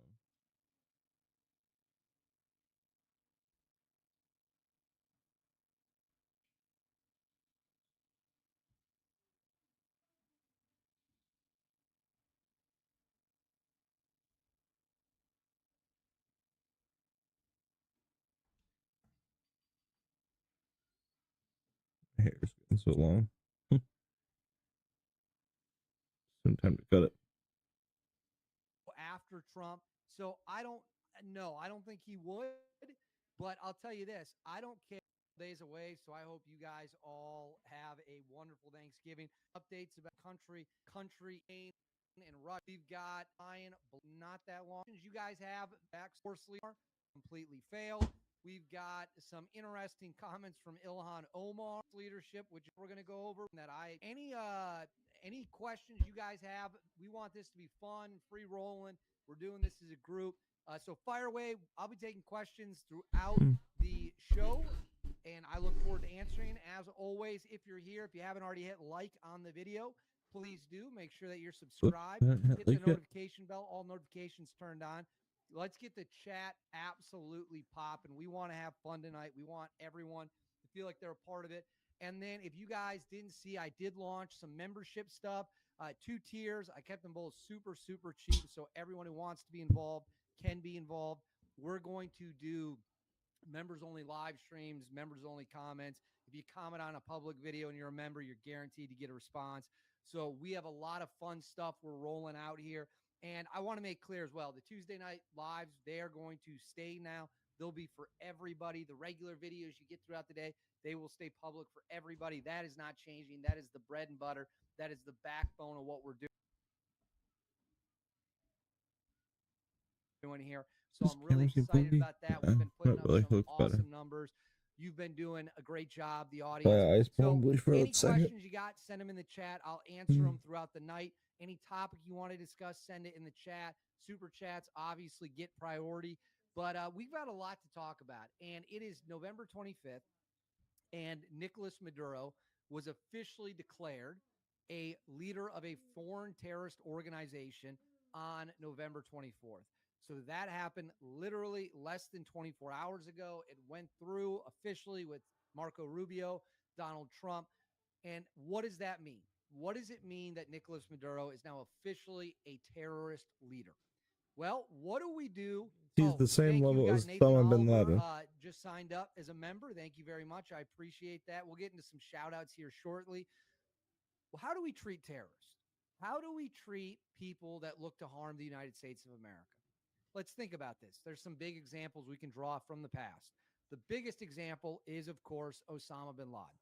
How did we treat Osama bin Laden when he very good and killed everybody he was with? Previous attacks, all the stuff that came afterwards. We sent in roughly 24 SEAL Team 6 guys into Abbottabad, Pakistan. And how did that end for Osama bin Laden? Ended up with him getting shot. And speaking of which, I know there's a lot of debate out there about who shot Rob. Sorry, not who shot Rob, who shot bin Laden. We got a lawsuit, $25 million lawsuit against anti-hero and Brent Tucker. I'm really struggling not to laugh. You've got other stories. I've done my own reporting on it many times. If you guys want to talk about that, maybe we'll do a live about that at some point. But the point of this is, once you're deemed a terrorist by the United States government and you've engaged in terrorist activity, you are well within the rules of engagement for the United States of America to drop the hammer on you, to take you out, to get justice, to put an end to whatever evil actions you might The end be is nay. participating in. That's what a terrorist designation does. It opens the toolbox that the United States military and government can then reach into and execute whatever mission they want to execute. Whether Yeah, that's so what SEAL mission Team are they 6 trying to, are they coming in trying with to like execute it Osama now? bin Laden, blasting them away. Whether it's like I don't think you need to Baghdadi, do that leader with of Maduro. I ISIS, think you could just Delta bomb the heck Force out of the place and he'll accidentally walk underneath the one. evil reign in Syria. Whatever it might be, those tools are now officially on the table, and Maduro is allowed to get crushed. Now, people will say, well, what is this really about? What is this? Is Maduro really that bad of a guy? Do we really need to kill this guy? Should we kill this guy? Should we arrest him? Should we put him on trial? What should we do? Does he deserve it? And here's what I would say to that. Any person, any foreigner who allows crime, drugs, violence, or anything negative that has negative consequences for the American people should be dealt with in the harshest way possible. What do I always say in my videos? Body bag or handcuffs. I don't really care which one you choose, but it's one or the other. I'm not so sure we should even let Maduro walk away. I know that Maduro has offered to just leave the country, but I'm not convinced that we should even allow him to step down. Why should he be allowed to escape justice? Why should Maduro, after running Tren de Aragua, one of the most violent, if not the most violent gang out there, come into this country, hurt our beautiful children, hurt our beautiful neighbors? Why should he be allowed to escape justice after drugs? And I understand Venezuela is not the biggest drug producing country. I understand that. I know that. Yeah, let me know in the chat what you think we should do to Maduro. What should his punishment be? Let's get active in the chat and let's see let's let the viewers pick what we think should happen. But there's a broader piece of this. And it is a lot of our biggest enemies rely on Maduro. They rely on Maduro for resources, minerals, and they rely on Maduro for a foothold in our hemisphere, which cannot be allowed. China, Russia, Iran, and Cuba. Now, why do I bring up Cuba? Because Cuba and Venezuela share a very tight relationship. And for those of you who don't know, Cuba has actually a legitimately solid intelligence apparatus. It's the one thing Cuba actually does well. Their spy agencies are, believe it or not, very, very, very good. Not as good as ours, but very, very, very good. And Cuba essentially lives off free Venezuelan oil. They take the resources for Venezuela. They get the free oil. In exchange, Cuba protects Maduro. They give him intelligence. They give him military advisors. They help his regime. They help his regime stay in power. That's the fact of the matter. So that's why when this report that I'm going to put on the screen right now for you, let me get this up there. This comes from Axios. It says, oil-rich Venezuela has long been an opponent of the U.S. and has helped prop up Cuba's dictatorship, which furnishes security that helped him install Maduro in 2013 and keep him in power. Venezuela is also an ally of Iran, China, and Russia. Part of the challenge of persuading, this is key, part of the challenge of persuading Maduro to leave, U.S. officials say, is that his Cuban handlers might execute him if he yields to American pressure and quit.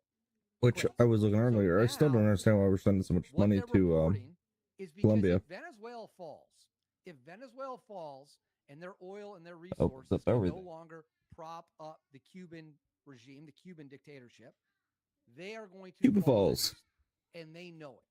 That's just what the domino effect is. Without Venezuelan resources and Venezuelan oil, Cuba knows they are gone. They are gone.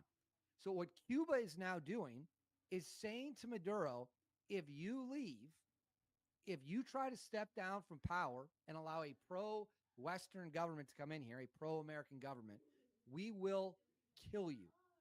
We will execute you ourselves. You're going to stay in power.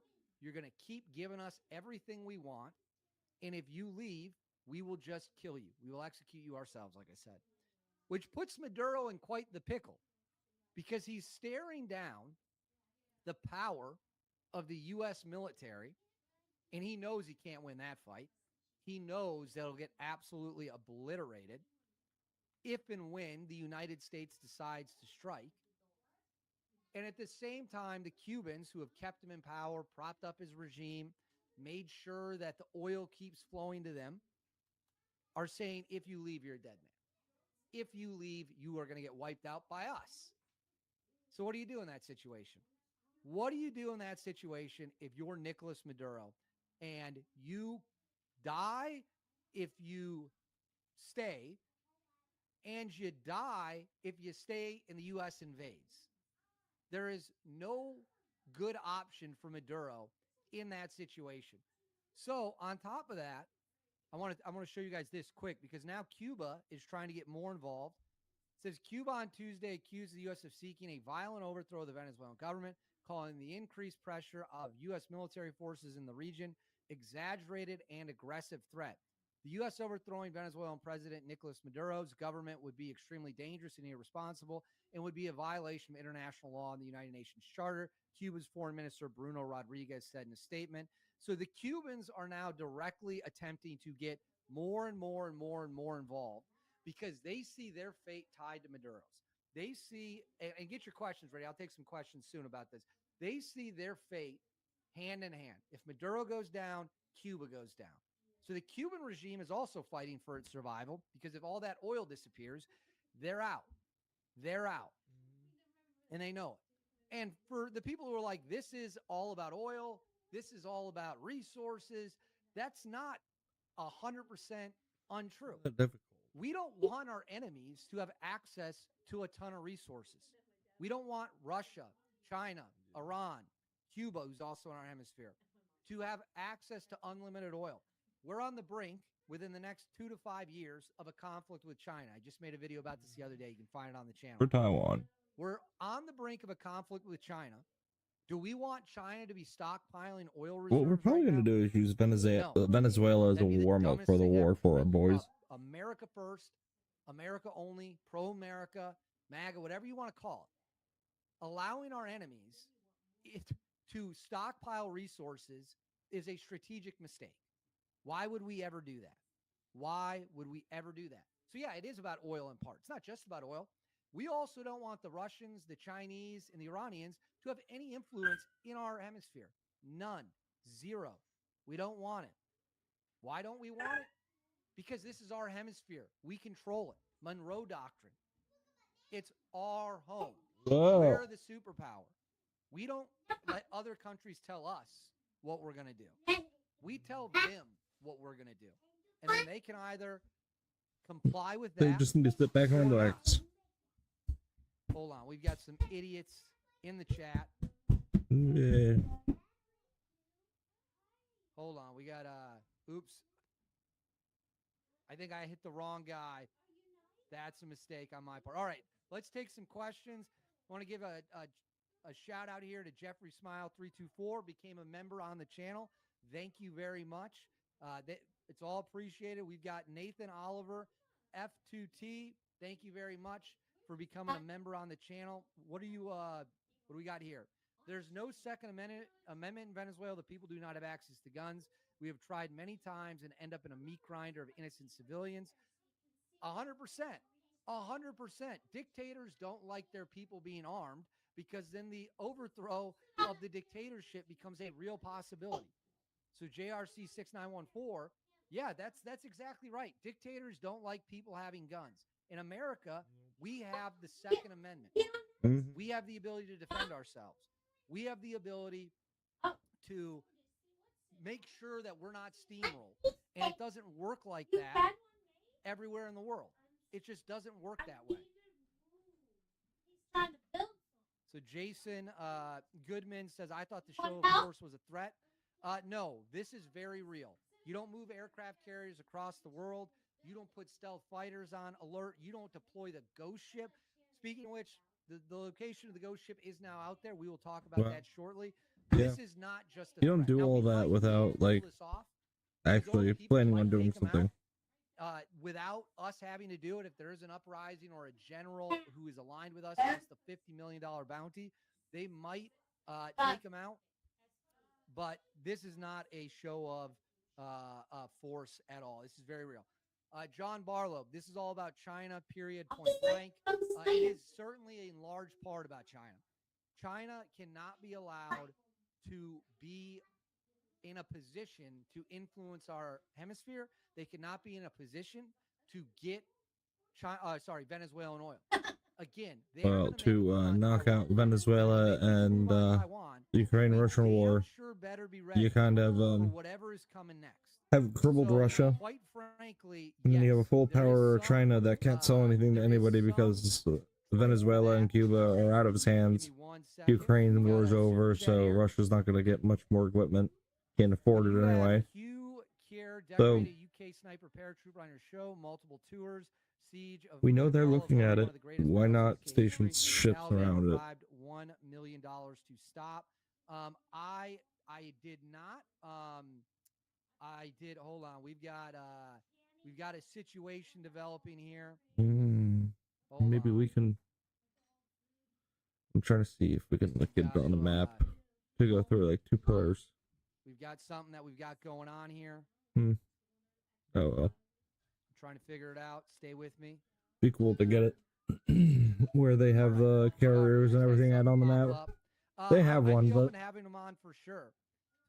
Just so you guys know, I do get information as the show goes on. So sometimes I see it come across my screen.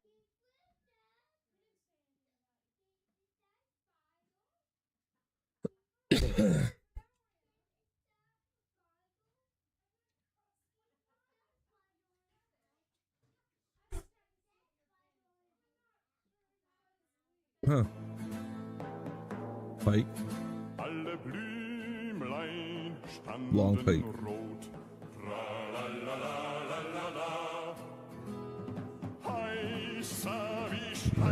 Too short of a sword. Yeah. That's better.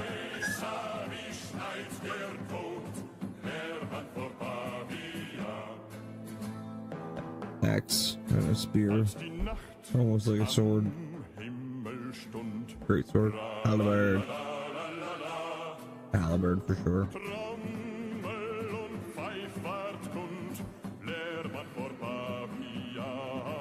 Yeah, you can use both ends. Oh, great sword. Then I would use a great sword as a backup weapon. Und der euch dies Liedlein sang. Tralala.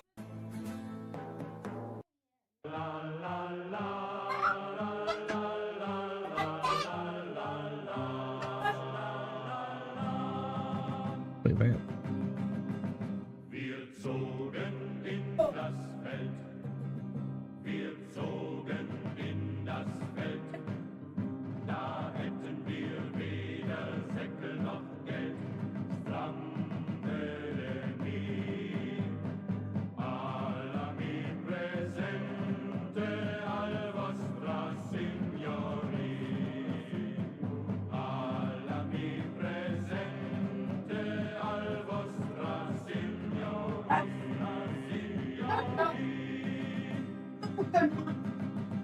Wir kamen vor 7 tot. Wir kamen vor 7 tot. Da hätten wir weder Wein noch Brot. Good. Oops, that's not like that. Out of 20.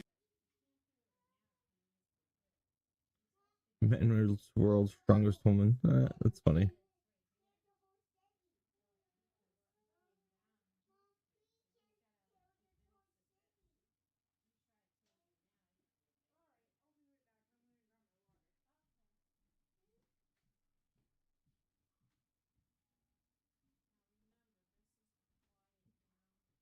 Wait, where'd it go? We know our lands are now become more valuable. The white people think we do not know their value, but we are sensible that the land is everlasting. Yeah, here's the truth. The land you weren't sensible. The land wasn't so everlasting until we got here. It's Thanksgiving. What are you most thankful for? I will tell you, I'm thankful for white Christian Europeans landing on this continent. I make no apologies for it. I feel no guilt. And neither should you, because you're probably watching this using some kind of a tablet or television. None of this has been brought to you by the Iroquois. So, the closest that Native Americans have come to technology was that head that used to come off when the broadcast was going beep. That's it. We could have made that statement prior, like in 1900. None of this is brought to you by the Iroquois.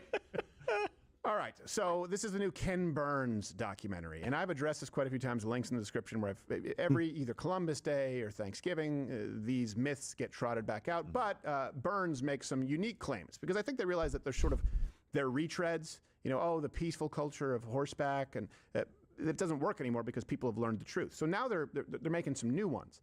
So what he's effectively suggesting, the premise is white people, bad, natives, good. So you're a colonizer, and to that I say, stop speaking, Ken Burns. You're wrong about everything.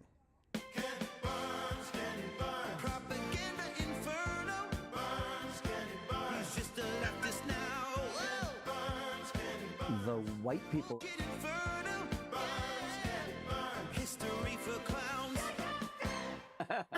It's so good. History for clowns. So he released this new documentary. I'm going to show you a long clip, and then we're going to dissect the claims piece by piece. References available, links in the description. He covers, obviously, Native Americans quite a bit, and specifically in relation to the American Revolution. The first 10 minutes alone include some claims that obviously are worth addressing. Here you go. We know our lands are now become more valuable. The white people think we do not know their value, but we are sensible that the land is everlasting. You don't get taxed either as a Native American either, I believe. Long before 13 British colonies. Okay, pause. Just a second. Do they all talk like that? No. I mean, come on. They make it seem like that on TV. Hey, I'm doing narration for Ken Burns. I am a chill native man. Look at this shit. Like, hey, say it like a native. Your father was a native narrator, and your grandfather was a native narrator. No, interesting though. You're going to ruin it for the rest of us, little dog. That's the great actor Peter Coyote doing that. He's trying to Native American it up. Yeah. He does lots of narration. Johnny Boy was telling me, oh yeah, guy does all this narration for PBS. He's putting a little... Well, that's because I have something to prove, since my cousin Peter Timberwolf was the favorite. He was obviously... I got the shitty... He's Coyote. often confused with Joe Mantegna, but he's you've seen him in all kinds of stuff. Peter Coyote. All right, let's go on with voices. The weird thing is, it's not an accent, it's not a dialect, it's an affectation to let you know that we were here first. Into the United States, the 6 nations of the Iroquois Confederacy, Seneca, Cayuga, Onondaga, Tuscarora, Oneida, and Mohawk, had created a union of their own that they called the Haudenosaunee, a democracy that had flourished for centuries. Called the Don't Talk Show Me. Recommend union. We are a powerful confederacy, and by your observing the same methods our wise forefathers have taken, you will acquire fresh strength and power. From Windex. Therefore, whatever befalls you, never fall out one with another. Well, pause. What is he, Native American Yoda now? Yeah. Never fall out one with a drink Windex. Hairspray, delicious it is. Is there more? Yeah, a little bit. All right. But before you go in, I just got to say, Russell was just telling me out front he took a trip to some Native American thing as a kid in Arkansas and saw a guy outside of a store drinking Aqua Velva. There's something about What? Aqua Velva, Cherokee. Oh, slamming it down. It's got to have butyl alcohol in it somewhere. But it does. It's like just a dab will do you, prick. You know how much of this I got to drink to get drunk? Don't get me started on groom and clean. Let's continue. The white man makes me keep my breath fresh. Yes. In the spring of 1754, the celebrated scientist and writer Benjamin Franklin proposed that the British colonies form a similar union. All right, I guess it's time for one of our notorious claim truths. There's pictures moving on a screen. It's magic. So absurd. Let's go through the first claim that's made here. Check the references. It's always so paper thin.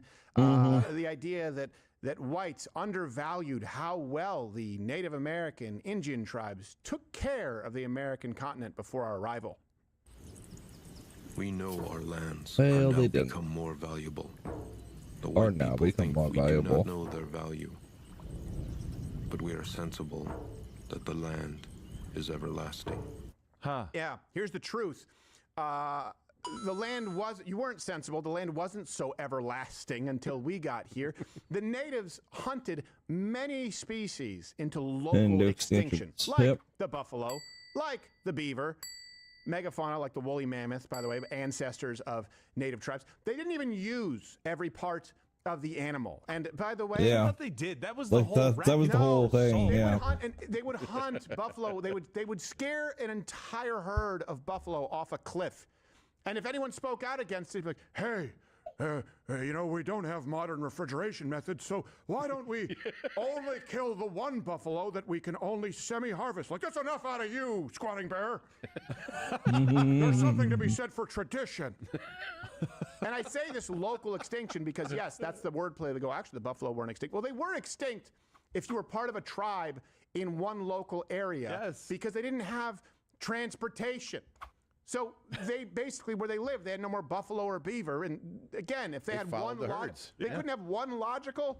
And like, hey, why don't we go out there? We see dams out there. I think there's beavers. Hey, shut up! We're not supposed to go anywhere the sun doesn't touch, Littlefoot. No more beavers for us. They might as well have been in space if they were 100 miles away. It doesn't matter. And by the way, even in modern times, Indians don't know how to hunt properly. You had a friend he was a missionary, and his mission was to go to Native American reservations and teach them how to fish. Yes. Like, we usually just do it with dynamite. The white man makes us fish this way. You're gonna what? You said lure him? You would think they would already know how to fish. You stole this from us. How? How are you going to trick a fish? You're cunning little bastards. Yes, you must have taught the fish how to evade our ancient methods of catching. What? He's going back to him like, no, I'm telling you, he basically took off her bracelet, put it on a hook, and they ate for days. It's so stupid. Oh my gosh. And to think that one of the most brilliant men in American history, what do they call him? Writer and historian, Benjamin Franklin, thought, let's do it the Indian way. They seem to have it together. Yeah, they seem to have it Let's form this union based on their, Damn straight. They didn't even know about or use the wheel. Yeah. I say, good man, why don't you just roll it? Roll it. Roll. That's another one we bring back because I've been talking about this for a very long time, or even those on the right would virtue signal and say, so much. No one's saying that there weren't atrocities committed on both sides. Just like, by the way, there have been mistreatment of prisoners of war. I'm sure if you go into any major conflict, even sometimes at the hands of U.S. soldiers. That doesn't change the fact that they were awful to each other. Yes. There is nothing worth emulating from Native American tribes. No, but isn't it nice now that we don't have to care? We don't have to care. We could just be on it. Let our freak flag fly. I have no respect for Native American culture. There you go. It's just not good. Become American. Hey, you won the lottery. I mean, we're complaining Well, about... they kind of did with casinos. We're complaining about men winning Woman of the Year. It's still better than being scalped and raped. So just think of the culture that you're defending. By the way, Native American tribes treated other tribes terribly.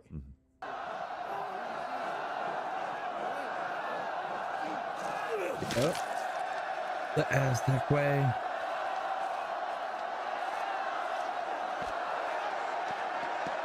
And let the head roll.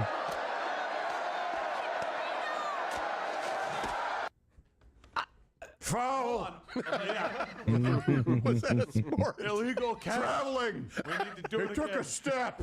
I gotta kill another kid. I'm curious. How did a people that listen to words that I use, rolled heads down a pyramid not go, hey, it does roll, and invent the wheel just for that? How is that possible? That was their light bulb moment. I think someone would trip on a smooth stone. Like, it's almost like I was floating. How do I recreate this? No. They tried the cart with human heads and it didn't work so well. You know what? I hear that there's been some grapes rotting out in the sun. It makes me feel nice. Let me go eat those. Yeah, the guy that was pitching the idea was next on the chopping block. Hey guys, the heads. And we're supposed to believe that Benjamin Franklin, while he was flying a kite with a key, discovering electricity, and inventing eyeglasses, that he kind of thought, oh, these people. All right, well, let me go on to some more. Right. Here's the next claim that's made in the Ken Burns documentary. And again, please check out the references so that you never believe this crap again, that Indian tribes had a centuries-old, they actually make this claim, democracy before the colonialists arrived. Long before 13 British colonies made themselves into the United States, the 6 nations of the Iroquois Confederacy, Seneca, Cayuga, Onondaga, Tuscarora, Oneida, and Mohawk, had created a union of their own that they called the Haudenosaunee, a democracy that had flourished for centuries. Yeah, here's the truth. They did not have a democracy. He's referring to the Iroquois Confederacy, which was basically a defense agreement between tribes, which was like, all right, look, we're going to keep killing each other. Unless those prick Comanches come in, then we'll fight together and go back to killing each other's women and children, right? Everyone feel good about this? Yeah. Ready, break. Yeah. Exactly. They were fighting against each other all the time in brutal, in a barbaric way that you can't even comprehend right now. And by the way, they fought each other on both sides of the American Revolution, just in case you actually thought that they were on the same page. Not to mention their crappy rain dance on both songs. sides. Do you believe in life after love? Something inside me say, I really don't think it's strong enough. Rain. That may have been too much. I don't think so. You turned our good name with Cher. That was good. It was either that or Dancing Queen. You put the effect on it too. It's so sweet. It's nice. A little auto-tune. Just talking through a horn and auto-tunes. Yeah. Here's the next claim that they'll make, or that Burns makes there, that Benjamin Franklin's Albany plan to unite colonies for negotiations, it was a ripoff of this sort of Native American Confederacy. Again, another argument that they had some kind of efficient system of self-governance. In the spring of 1754, the celebrated scientist and writer Benjamin Franklin proposed that the British colonies form a similar union. Yeah, here's the truth. Not even close. So Benjamin Franklin said this specifically about the Native Roman Empire Confederacy, which I'll explain. He said, it would be a very strange thing if 6 nations of ignorant savages. Should I stop? Should I just stop reading the rest of it? Let's sink in. Good enough for me. Yeah. It'd be a very strange thing if 6 nations of ignorant savages should be capable of forming a scheme for such a union and be able to execute it in such a manner as that it has subsisted ages and appears indissoluble. Indissoluble. I've been doing this voice too long. Yeah. Your IQ went down. And yet that a like union should be impracticable for 10 or a dozen English colonies to whom it is more necessary and must be more advantageous, and who cannot be supposed to want an equal understanding of their interests. Basically, Indians did not invent. If you believe this, like, you have to be an idiot. You have to believe what to go along with what Ken Burns is saying. You have to believe that Native Americans invented the concept of being united in war, of creating alliances. I don't know if you know this. It happened in the Bible, not that far along. It happened in Genesis. Oh, yeah. It happened in ancient Greece, Switzerland. Rome and Mark Antony and Cleopatra. That bitch stole our idea. Opium whore. Everywhere. He's gonna get an earful from me. Thank you for the follow. Once the white man invents the telephone, I can give her a piece of my mind. That's right. Well, I'll call her up. I guess For now, I'll wait. your name is. Well, Thank the you again. Oneida did do crystal. Yes. For now, I'll wait and still not use the wheel. Here we go. We're gonna take no our wheel. sweet time. Slow and steady wins the civilization, we always say. Dragging everything. Yes. We just can't get the spokes right. And yet the Indians, the scholars that they were, they never copied any of Franklin's work. Like the lightning rod, one of them bifocals, the odometer, swim fins, the flexible catheter, that's a big one. And also, the Native Americans, big reason is because they're a bunch of drunks. You know what? They say it keeps your body warm. The alcohol? The whole chemical stuff like hairspray and all that. Are you drunk right So now? you won't freeze. This is not That's AI. what they use. And to keep the virus away, COVID-19, that's what they do. They drink. They do. Drink hairspray. Yeah, drink hairspray and Perfume. all kinds of Lysol even. Even that. Yeah. Aquavella, yeah. The doctor says, take these 2 Vidal Sassoon and call me in the morning.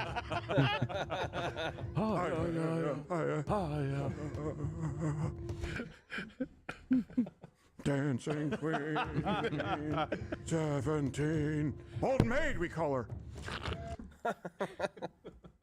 We should actually check this, while we're talking about Thanksgiving. Let's get back to the America, which is the good part. There's actually Kalshi betting odds right now. Do you think that Trump, at the pardoning of the Thanksgiving turkey, do you think that he's going to, the odds are, use the words gobble, 97%, waddle, 95%, and Trump will be 87%. Will he say his own name? Well, hold on. There's been an update since we've moved this. The odds have moved around a little bit. So really? Waddle and Gobble are now at 96 apiece. Ooh, tied. It looks like, at least from this graphic, and 80. It's quite a movement, Gerald. It's moved 1 percentage point. That's what's kind of fun. I don't Wait for it. I've never bet on sports, but things like that's like, It's kind of interesting. I'll toss a nickel in. Just Well, yeah, because Trump. It's fun. Donald Trump. You know he's probably going to say his own name. Yeah, and here's the thing. Again, this takes us back to the Somalis in St. Paul. Is the left constantly tells us we need these people, or we should follow their example. If they say we need Somalis, if they say we need Haitians, if they say we need Hondurans, we need Mexicans, we need H-1B Indians and Pakistani, we need to emulate the Native American model. The only thing that they don't think we need is the United States of America. And what I mean by that is the United States of America as it was intended to be, which benefits every person here, Native American, Somali, Haitian, although we should keep it limited, we should keep their population limited here. Everyone benefits from everyone wants to come here. And by the way, Native Americans, they still want to be here. And let me ask you this, if we gave all of these groups everything they asked for, do you think the demands would stop? Of course they wouldn't.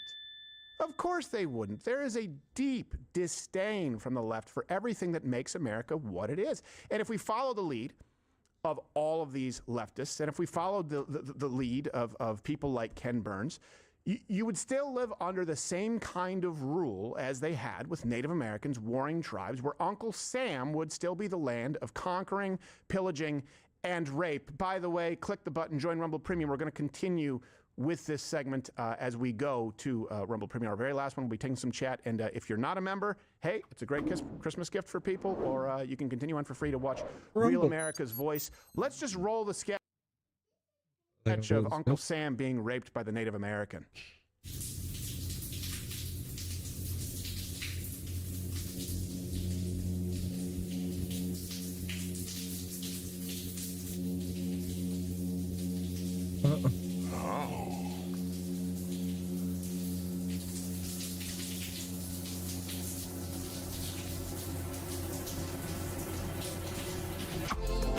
you're still here and you're still watching this on YouTube, you've probably know. Sheesh.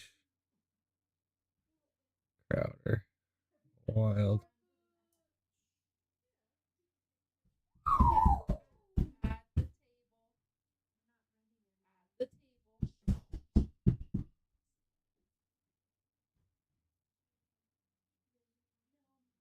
Oh, what crime spree hit?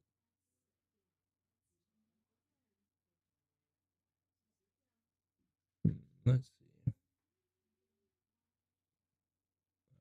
What's that?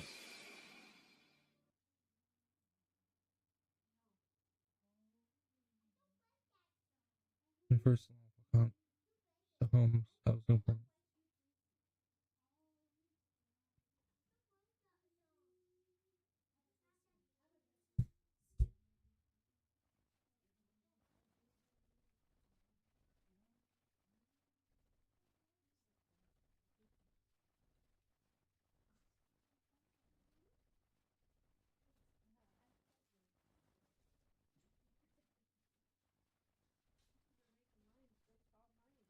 This on your own. Gavin Newsom, you idiot.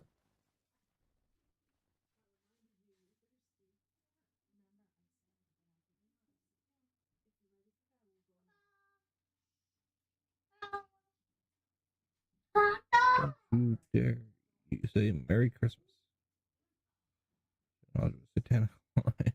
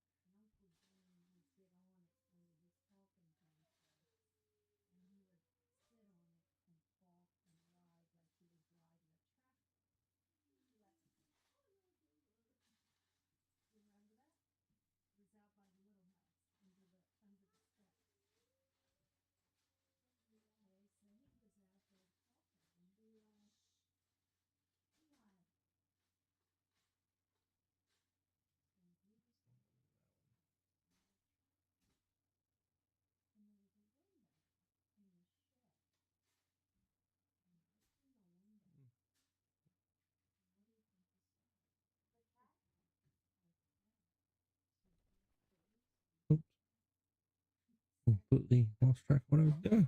My brain's working right now. Peace.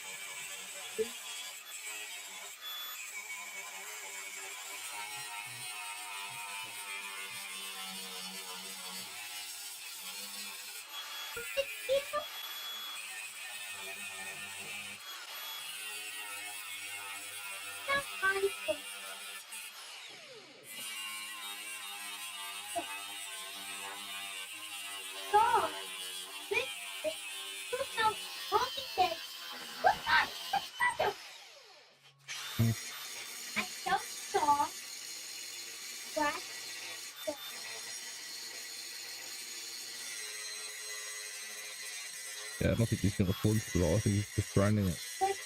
Either way, it's a pretty cool knife.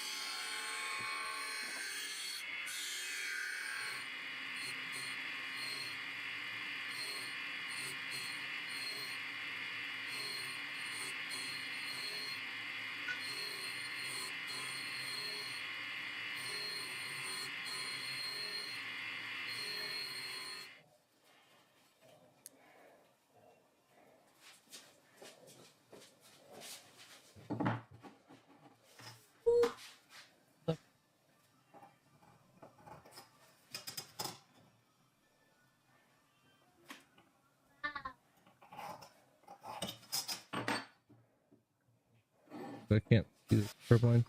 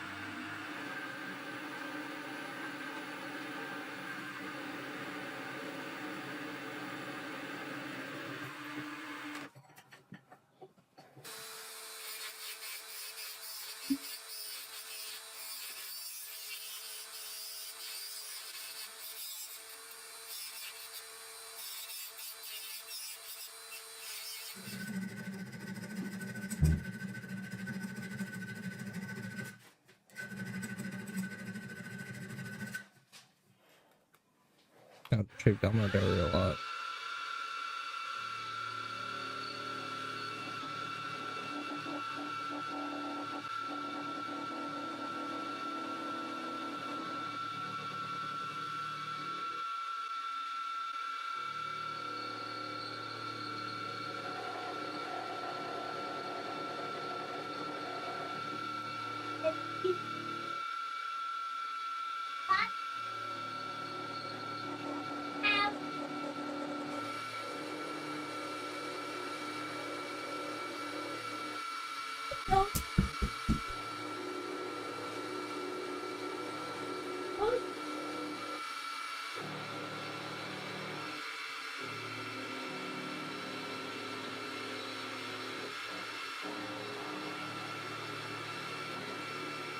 Night, buddy.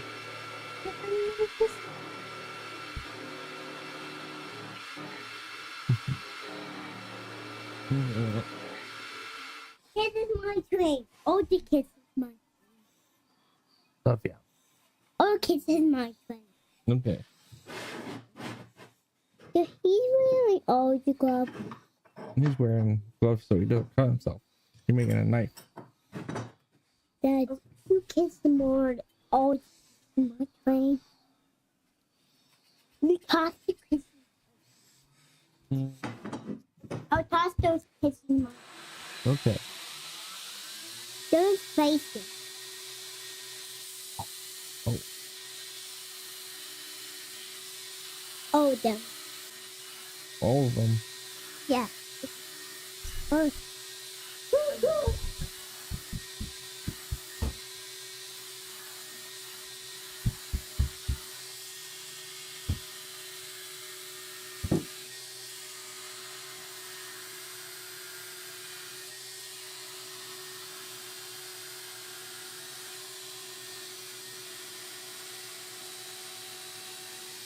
That's a lot of hero for that.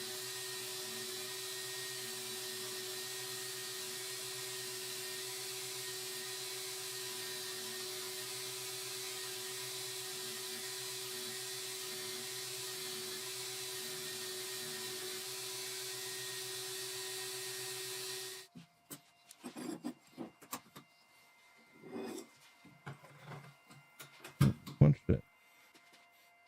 So it's not stainless steel, it's regular steel.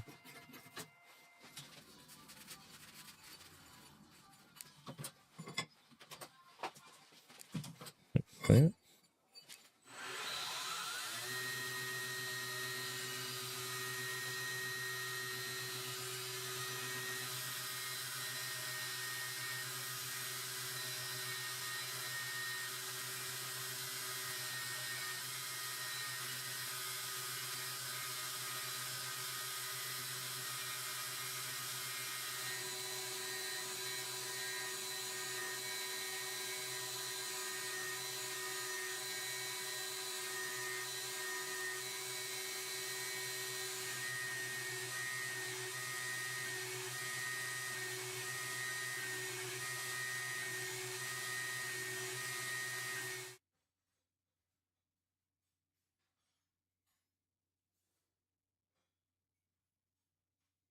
That was cool. Pretty chunky knife.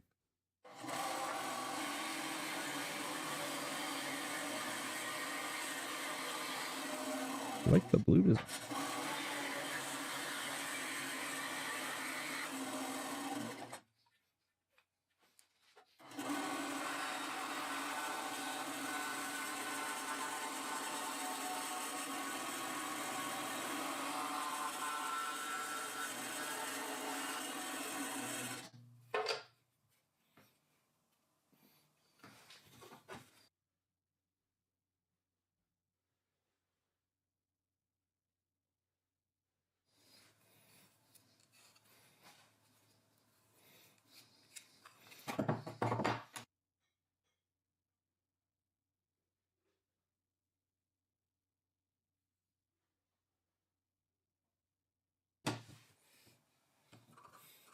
love the recess.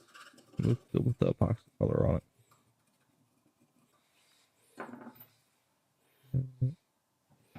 Reddit thing.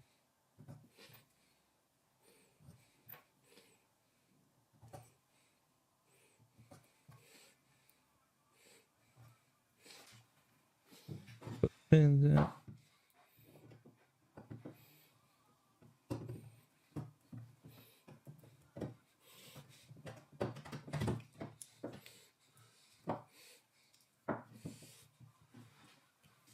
Same thing on that side.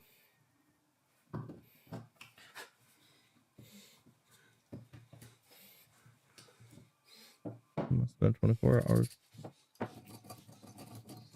yeah.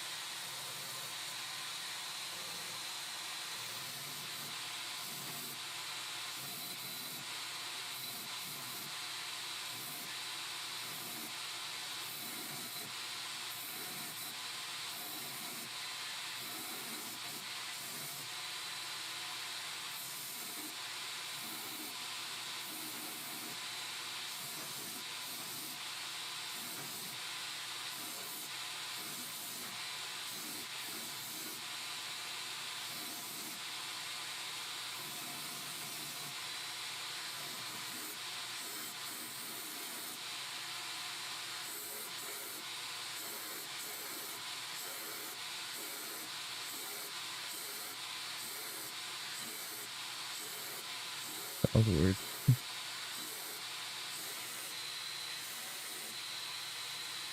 Yeah, I just love the grinding feel. Grinding metal and the wood. I prefer the metal grinding though. So like a trough. Same trough. That's for the butt.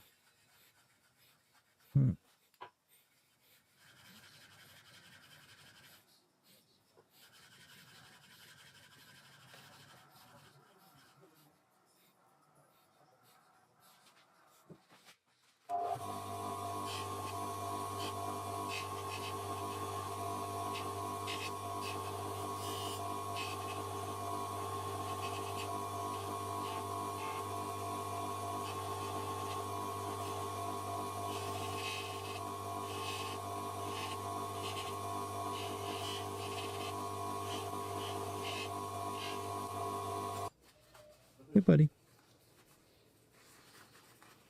Ooh, that's nice. Yeah, sure. Whatever. You don't see the knife.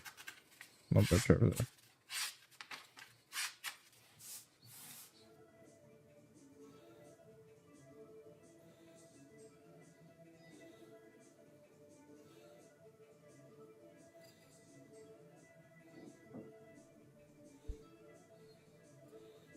That's crazy thing.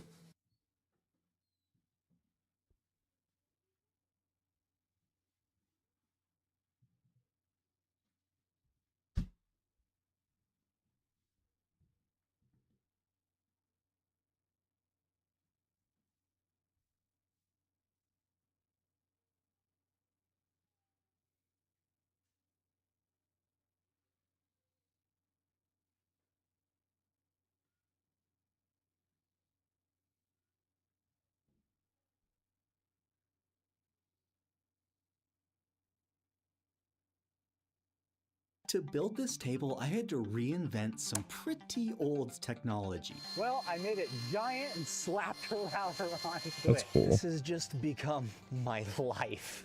And the result? Well, you'll just have to watch and find out. Let's just hope it flows as smoothly as the carved walnut base.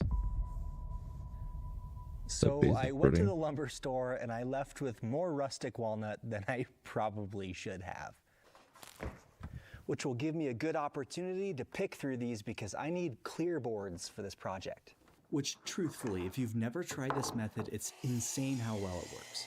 By going to the lumber yard and specifically buying a rustic walnut, it ends up being, and I'm not kidding, half the cost of premium boards or a sixth of the cost of slabs per board foot. And as I already mentioned, I need clear boards for this coffee table, so I just bought a bunch of rustic walnut. I'm using all the clear grain and saving all of the rustic grain for a different project. And this one, it really is gonna be a good one. That's interesting.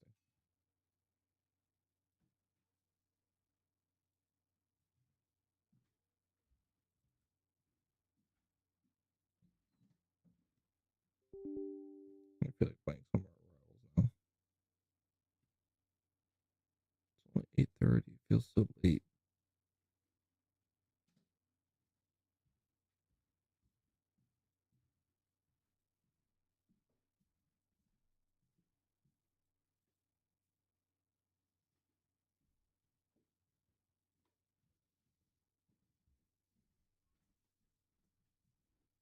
She woke up.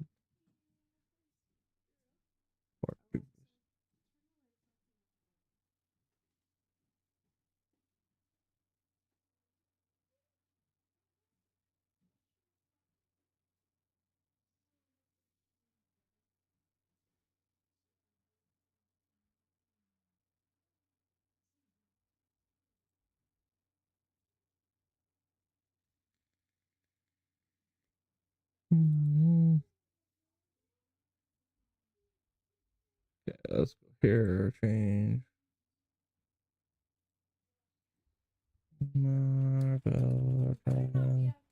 I hear somebody's out of their bed.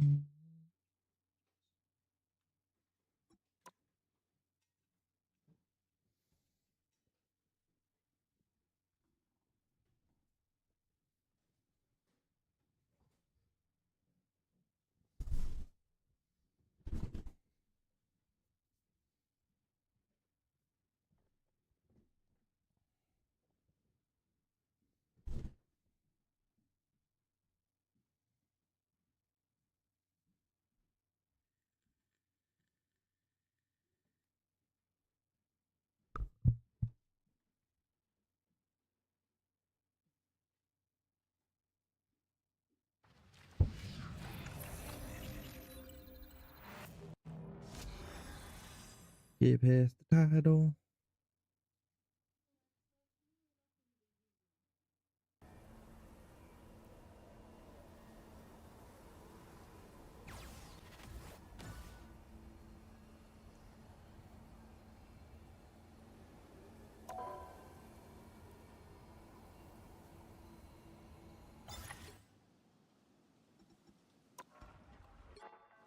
I have 12 these now.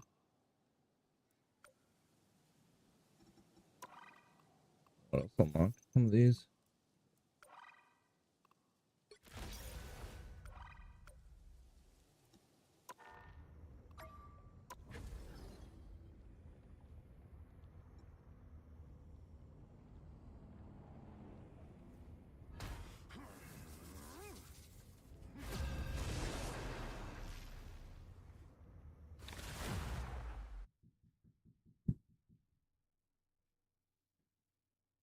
Oh, play T'Challa. So I can get a 3K. You'll need a top-notch Which team to win this one? I tear through the cloudless night, just like the moon.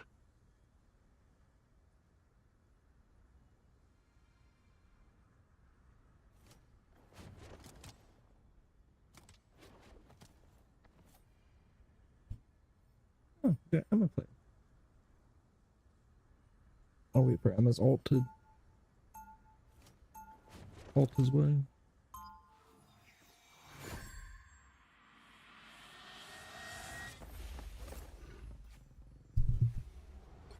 The moon gives me strength. 30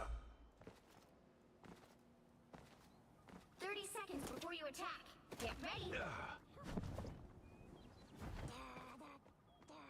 Have another genius around to help him solve this, Tony. Same. He takes my brilliant ideas and makes them ever so slightly better. I'll be sure to tell him exactly what you said. Please, there's no way I can do this without him. The battle starts in 5, 4, 3, 2, 1. You have to stop them from securing the mission area. I shall claim victory in Lapis' name. They have been seen and they will not escape. First. Namor keeps strange company. Is that the best Anyone going to help? Gosh.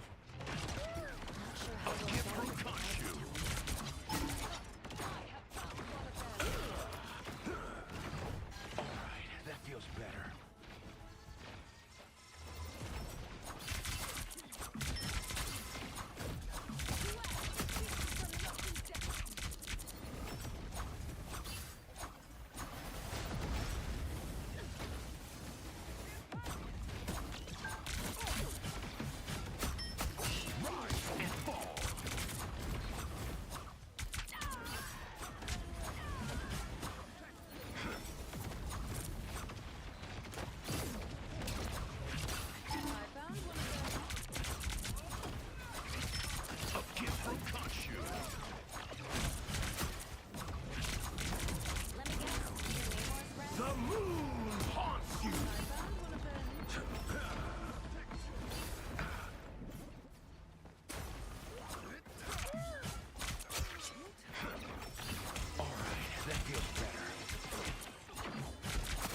Maximum pulse!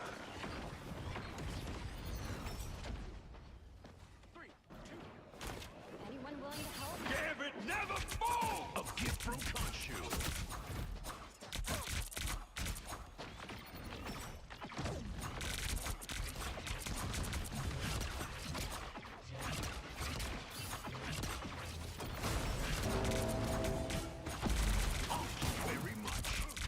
I am ready to put on a show!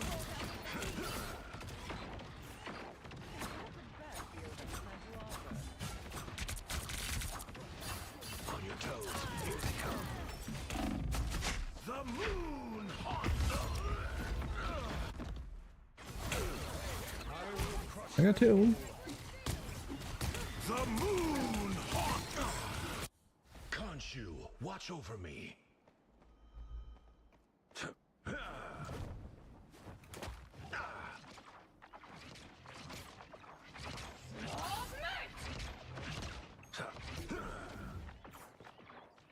A little help, please.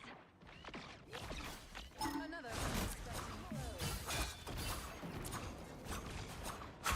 Rise and fall. Maximum pulse! What did you call for, Namor? Needed that, thanks.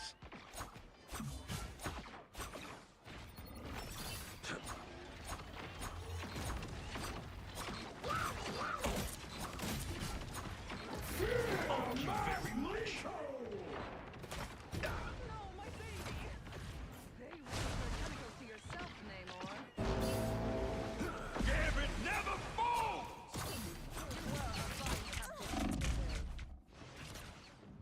A little pick me up.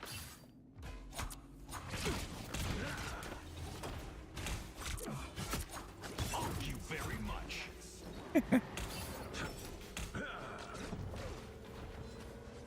The wounds are gone. Thanks.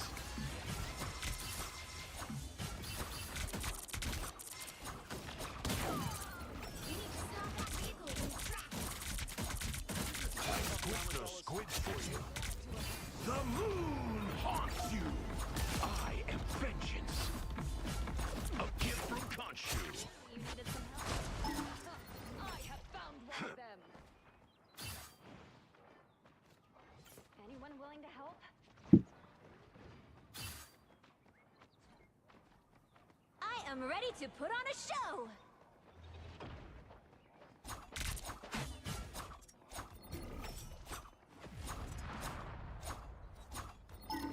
Thank you very much. I have found one of them.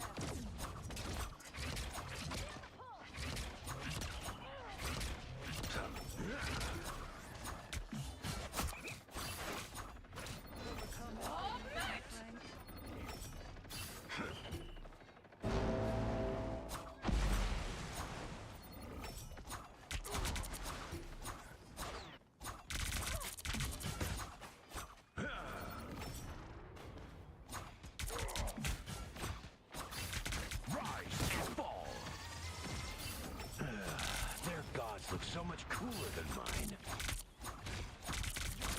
Damn it, never falls!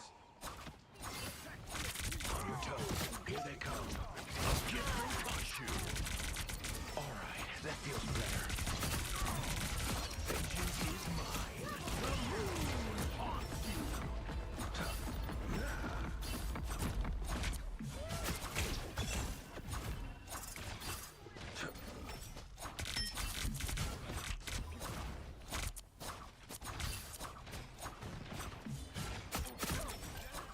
Pulse charge, rise and fall.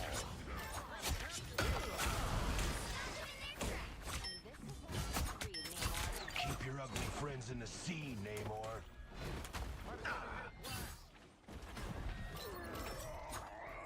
So much power. Time to use it. I.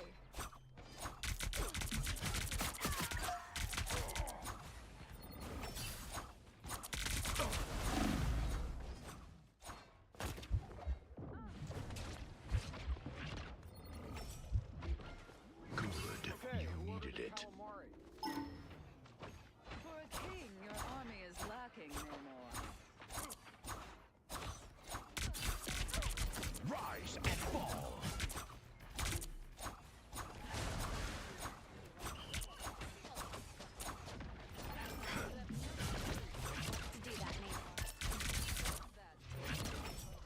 The looms are gone. Thanks.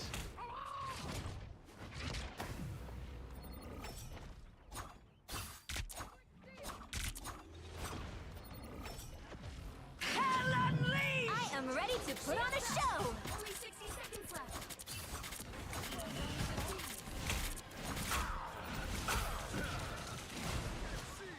Pure chaos! I don't think that's the welcoming committee. A gift from Khonshu. I am the light in the dark. Needed that, thanks.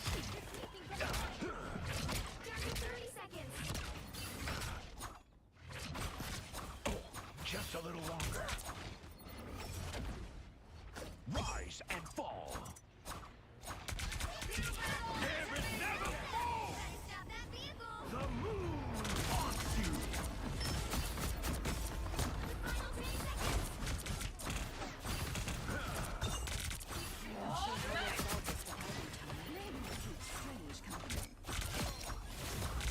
Let's keep fighting until we have a winner. Vengeance is served.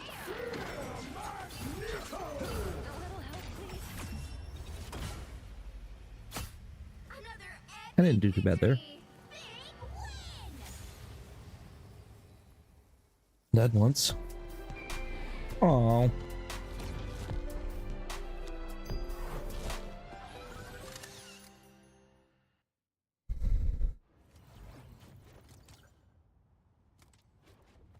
don't like that I had to jump forward to get. Or did I get him? Did I do it? Do it. So annoying.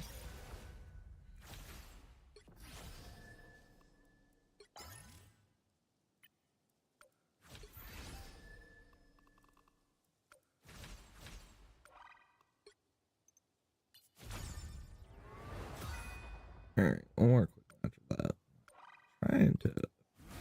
It's just hit. It's not kill. It's just hit. I know I hit somebody a couple times.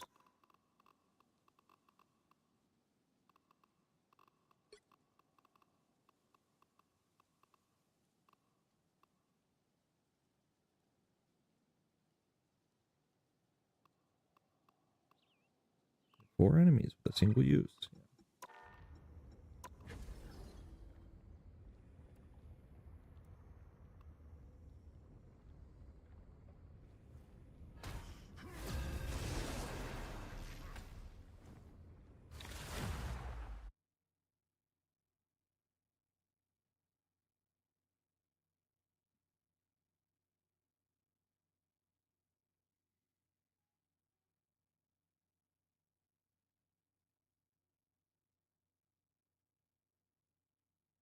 Pick your hero. Or villain. I'm not judging. I tear through the cloudless night, just like the moon.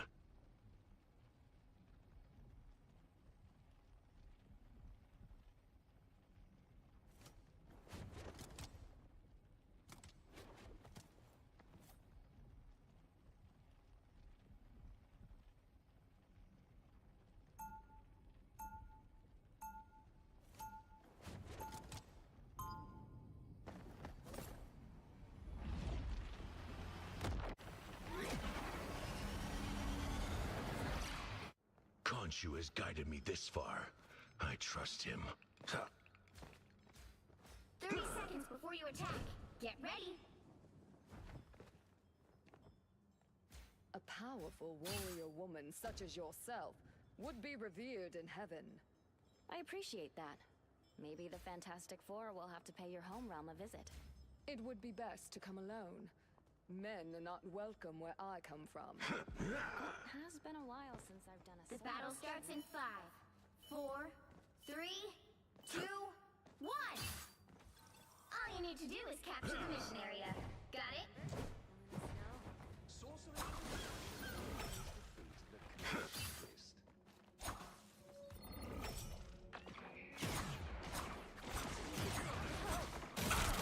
Love battlefield medicine. No.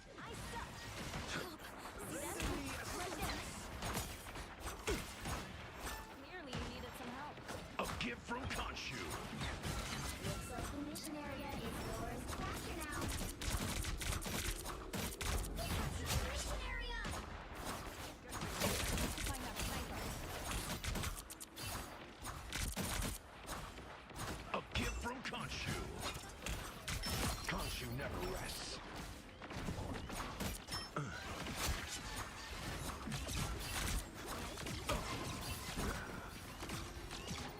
Needed that, thanks. Control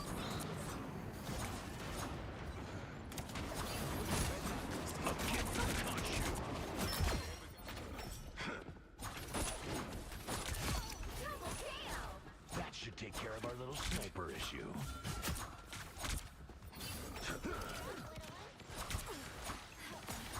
Anyone willing to help? Spiders are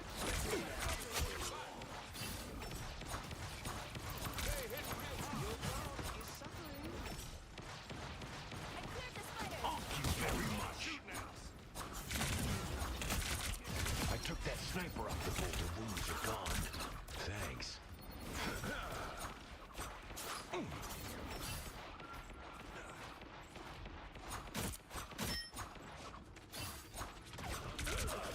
you very much. Should have double jumped.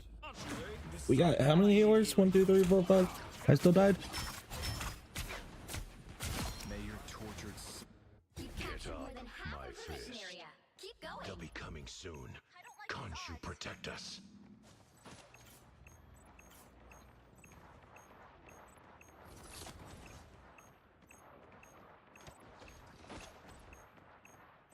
Let the devil out! Control lost! The moon haunts you! This is as close as I ever get to pure.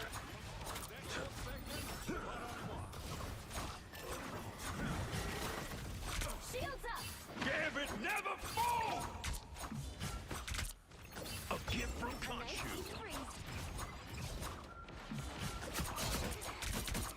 It's spider time! Your team's capture progress has hit the high.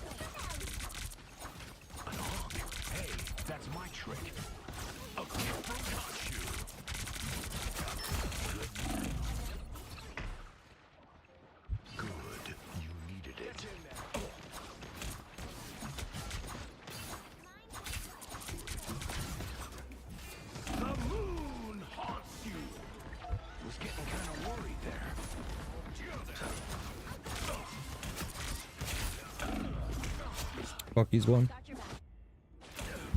Hit.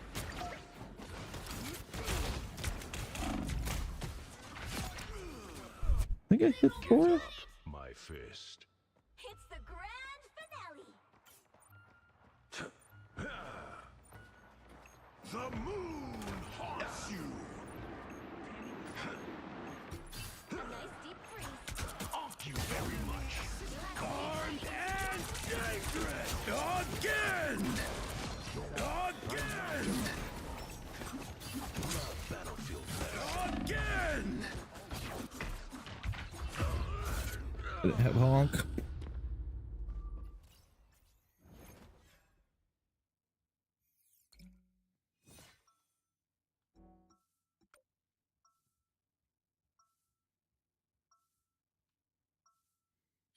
The moon gives me strength. Princess deserves her privacy.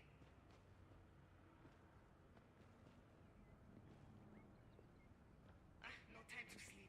That's why there are so many problems to solve. 30 seconds before you attack. Get ready. Something has changed in you, Ileana. You're not the innocent child I once knew. Rule the demonic hordes of Limbo for long enough, and they're bound to rub off on you. I think I'll just take your word on that one. The battle starts in 5, 4, 3, 2, 1.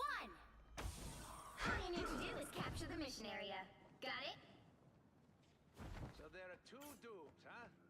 Sounds like overpopulation.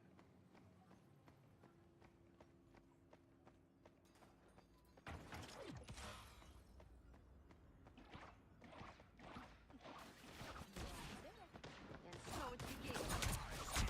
Rise and fall.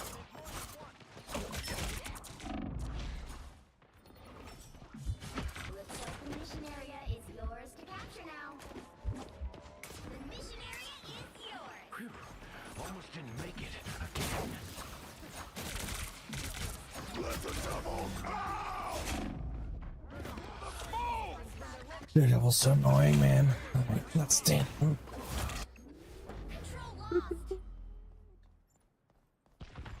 Still not dead.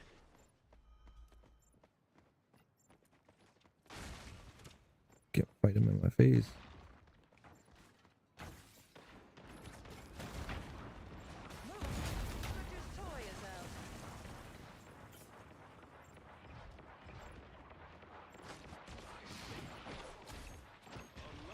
It's spider time! The moon haunts you. This was Khonshu's will. Better put this to good use. Armed and dangerous. Again. Yeah, healer will be nice, buddy. I need healing. I am at your service. Again. I've come back from Their far team's worse than capture that. progress has passed the halfway point.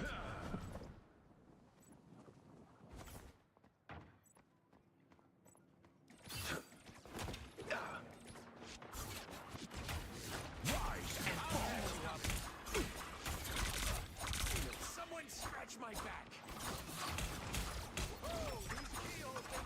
A little pick me up. You belong to me!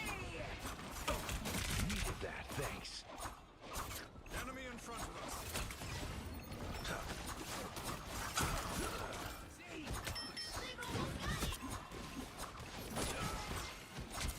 Rise and fall. Born again.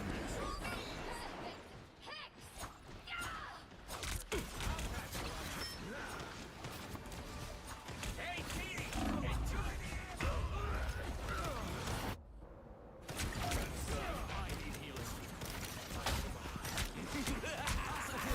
Buddy, this is the enemy. I've come back from far worse than that.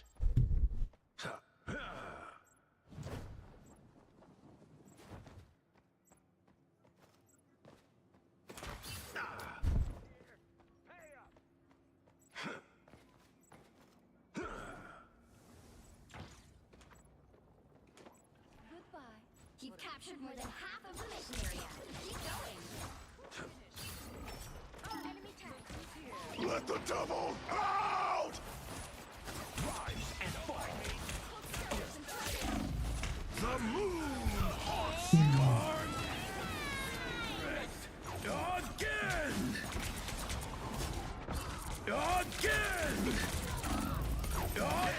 Oh, I have it, I have it, I have it. Let's get back up there. One more ult. Let me try it again. Hey, there's two of them there. Back again? Great. Stranger's portal. Oh, GG.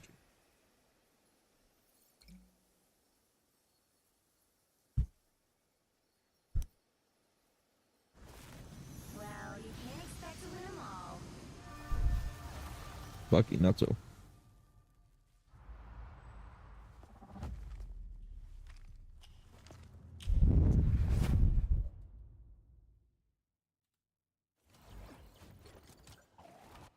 Did I get it? I don't think I did.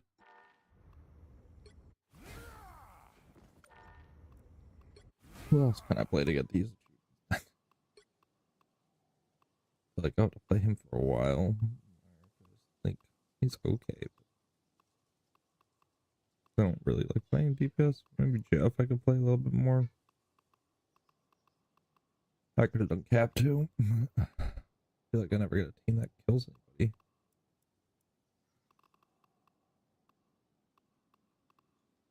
Cap just kind of tickles.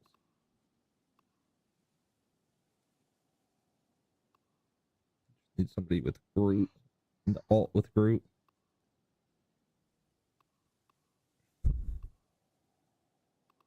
Star-Lord, 10 assists. Drift Land Shark. Let's try Jeff.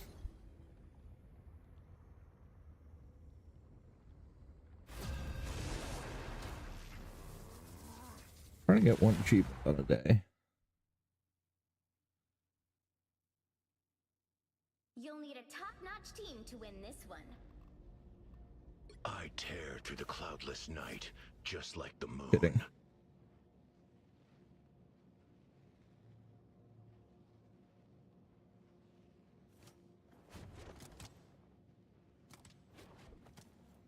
Ultron. Tank. Bucky.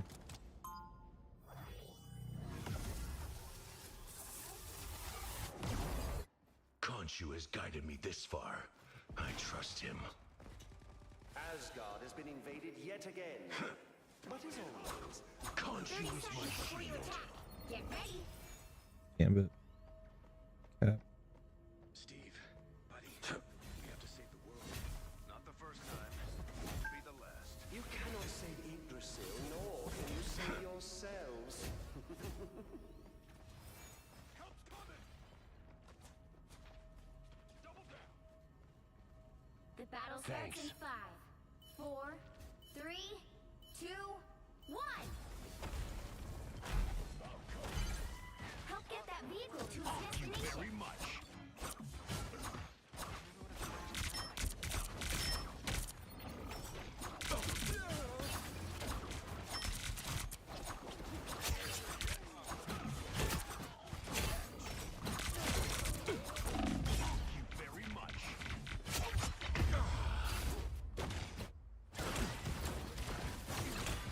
I have 4 kills?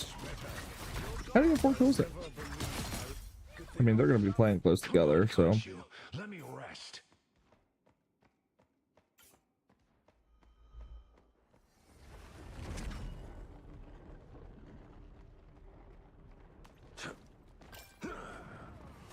Good jump.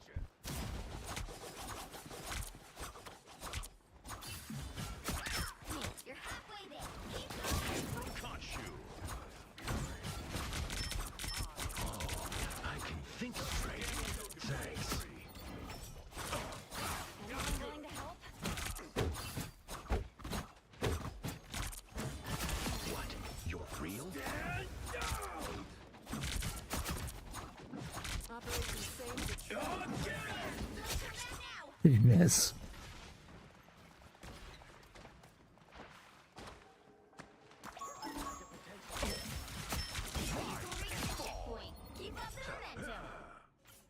Vengeance is mine.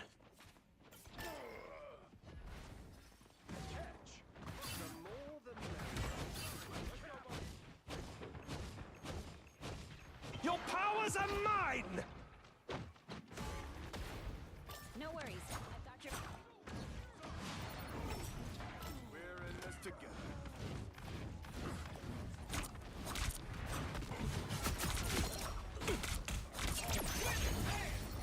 All right, that feels better. A gift from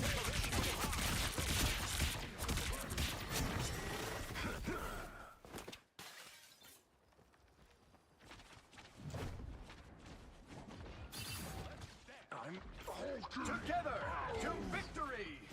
You're halfway there. Keep going. That's the Bucky I know.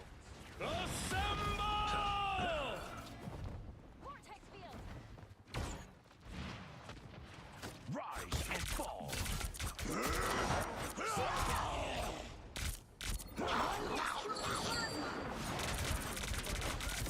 The moon haunts you.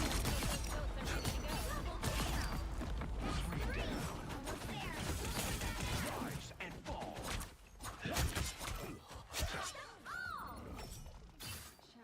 I'm Hulking out! On your toes. Here they come. That feels better.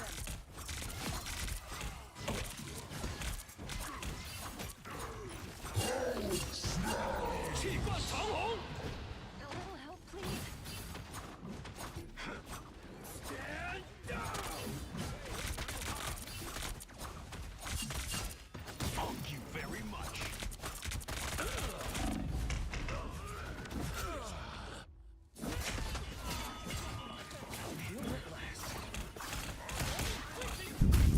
I think I definitely got it on that one. I'm pretty sure I did. Not dead.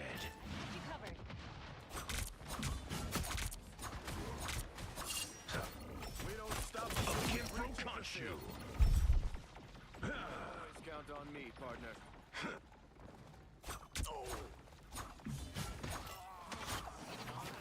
On your toes. You needed that. Thanks.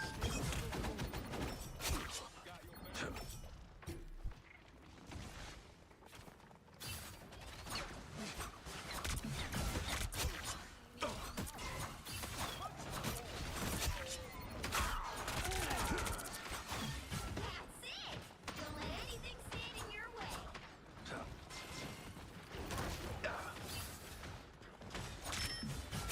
Thank you very much.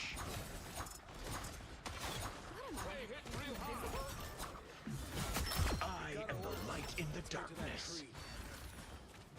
Stand down! So close. This is your big chance.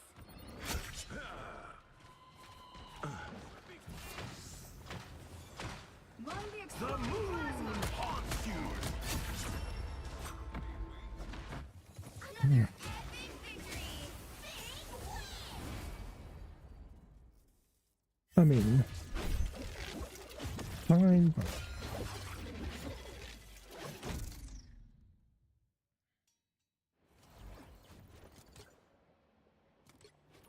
I do there.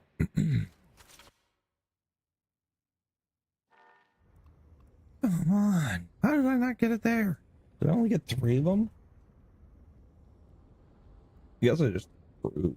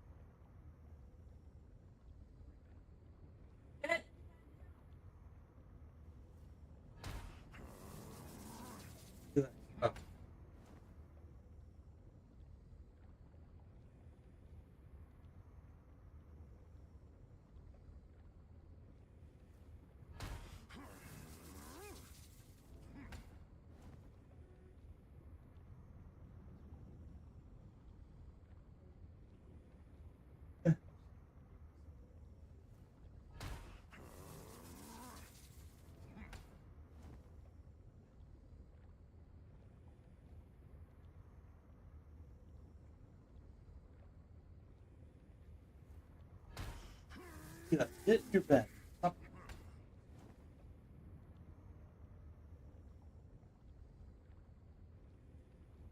Ah, you run.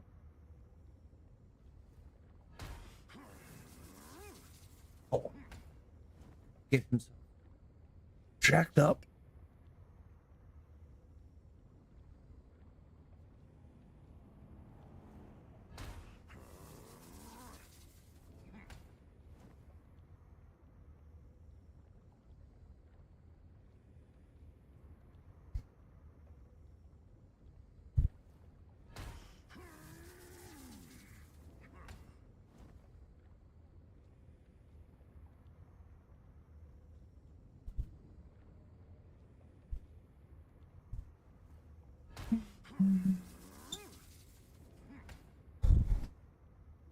All right.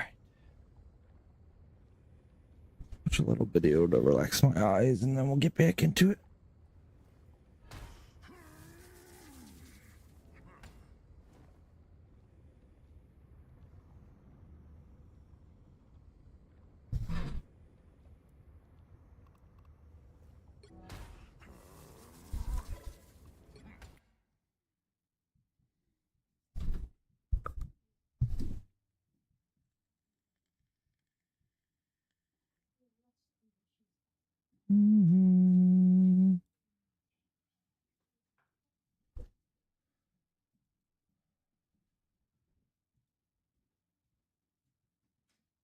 Tuesday. Almost Thanksgiving. All right, I gotta watch a little bit of Zoran this. Mamdani, the new mayor-elect of New York City and my favorite guy to cover recently on the channel, has released a flurry of advertisements. You know, he promised lots of free things, and well, this is how he's gonna fund them, because, you know, nothing's really free. Remember how I told you a few months ago to stop sending us money? You can start again. Fell for it again award! This transition requires staff, research, and an infrastructure that can meet this moment. Still asking for your help, because we need to raise $4 million in total. Fell for it again award! So January 1st can be the day we start to deliver, not start to prepare. I hope very soon not to have to ask you for money. He's a communist. Nothing's free. So what's He's funding always gonna ask Until for then, money. I'm asking. Fell for it again award! They are changing. The air, it is crisp. But one thing that stays the same is we still need you to donate. Fell for it again award! So he released a flurry of advertisements promising all sorts of free stuff, but in order to give you the free stuff, you need to pay for it. It's almost like you just need to pay for the stuff just with extra steps. Diabolical. So his audience, the leftoid freakazoids, have started to realize, wait a second, this guy's actually just like a giant fraud. It's almost like he was running his socialist communist campaign to get the retard vote in order to flood us with immigrants forever. And actually, he doesn't give a shit about the communism that he was promising us. Almost like you need to add another coin to the Nux Was Always Right award jar. You have to just keep filling it. That jar is like, I'll be real. If you, every single time I am right, you just take a nickel and you put it in the stock market, you'll be a billionaire. And this guy will become your best friend because he wants your donations. Now, this is one of the craziest twists of all time. The level of backlash that Zoran Mamdani is getting from the communist socialist retards is incredible. The Muslims, obviously, they don't hate this because they actually don't care. They just want him to get power so he could import infinite Muslims. But the communist socialist guys, they feel relatively betrayed. Like, this dude was cozying up to Trump. They hate that guy. He was cozying up to the Trumpinor. What's happening? Well, let's just say a lot is happening. First, this was him on an interview where they asked him if you would support Hakeem Jeffries to remain in his position as the House Minority Leader. If Democrats win the midterms, do you want to see Leader Jeffries become the Speaker of the House? Yes. Okay.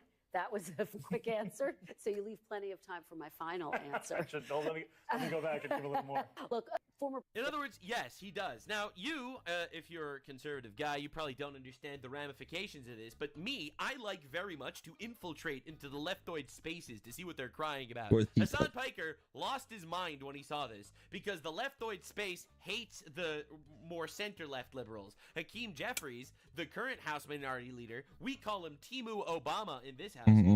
That dude recently voted to condemn socialism. So they are hating this. The same Hakeem Jeffries who just voted for a GOP resolution to condemn socialism was endorsed by Zoran Mamdani. Wow! He literally stabbed all the progressive retards straight in the ass on this one. Now, this is an old tweet.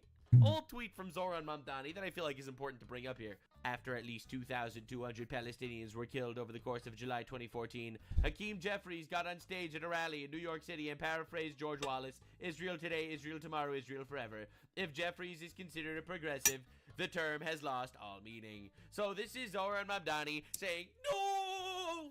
Palestine! The most important reason for him to run for mayor of New York City, as we've already established in my previous video. Now, this is obviously diabolical because Palestine is the number one thing every New Yorker is everyone cares about. Yeah. Pretendicide that's happening over there. So, realistically, Zoran Mamdani has been calling out Hakeem Jeffries back in 2022. Back before he actually got elected, he was running on the socialist ticket the entire way down. Well, let's just say this stuff is being posted by the communists. Like, this dude is an actual Marxist-Leninist, all right? So this dude out here fell for the Get Award. That's right, oopsie poopsie. You elect this retard, and it turns out he actually is not going to fight for you at all. He played you, he got the retard vote. He doesn't care about your policies. All he cares about is importing infinite Muslims and fighting against ICE to prevent them from being deported, so we can create an infinite underclass of society to slowly but surely take over. Almost like is what I said the entire time right from the beginning. And you're going to see over the next 4 years, you can come back and you'll see that I will be correct. It's almost like when you study their traditions and their propaganda, and they literally follow it step by step, it's almost like they are playing that exact game. And I'm going to show you, because the crime in New York City is skyrocketing already because they know that no one's going to punish them. So, like, people are freaking out. They're retweeting this old tweet of him calling out Hakeem Jeffries because, you know, they all want to replace a center-left guy with a radical-left guy. They want to replace a center-left retard with a radical socialist communist. Ain't no way he switched up this fast. They are furious at this guy that he is switching up. But don't you realize he's obviously cozying up to the establishment because his goal is making friends in the party to import infinite Muslims? You've all been played. You've all been played so unbelievably well. He literally promised people free shit. They all fell for it. All right, let's see what Hassan has. All right, so Hassan, Palestine flag, communist logo, W. Anyway, classic, am I right? So that's what we got. These people are losing it. So this is Zoran Mamdani in Central Park announcing hundreds of appointees to his transition committee. So he's in Central Park announcing all of the things, all the people that he's hiring, and the crash outs continue. I can't believe I petitioned and canvassed to have a real estate lobbyist doing all of Zoran's housing hires.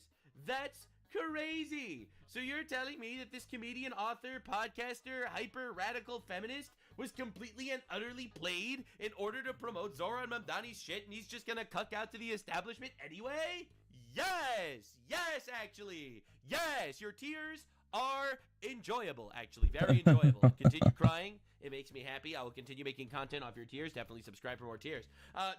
This is fantastic because people are, like, actually eating shit. All right, this is the find out phase, and it's really, really obvious that we were going to get here. This was possibly one of the most obvious conclusions of all time. Again, I said this from the beginning, and I'll reiterate one more time. He promised free shit to stupid people, like white liberal women in colleges, all right? That's your classic subset of stupid people in America at this point, because they have so much empathy for people that want to kill them, they will literally vote to import infinite rapists. So, realistically, he got the retard vote, and he completely and utterly stabbed them in the back.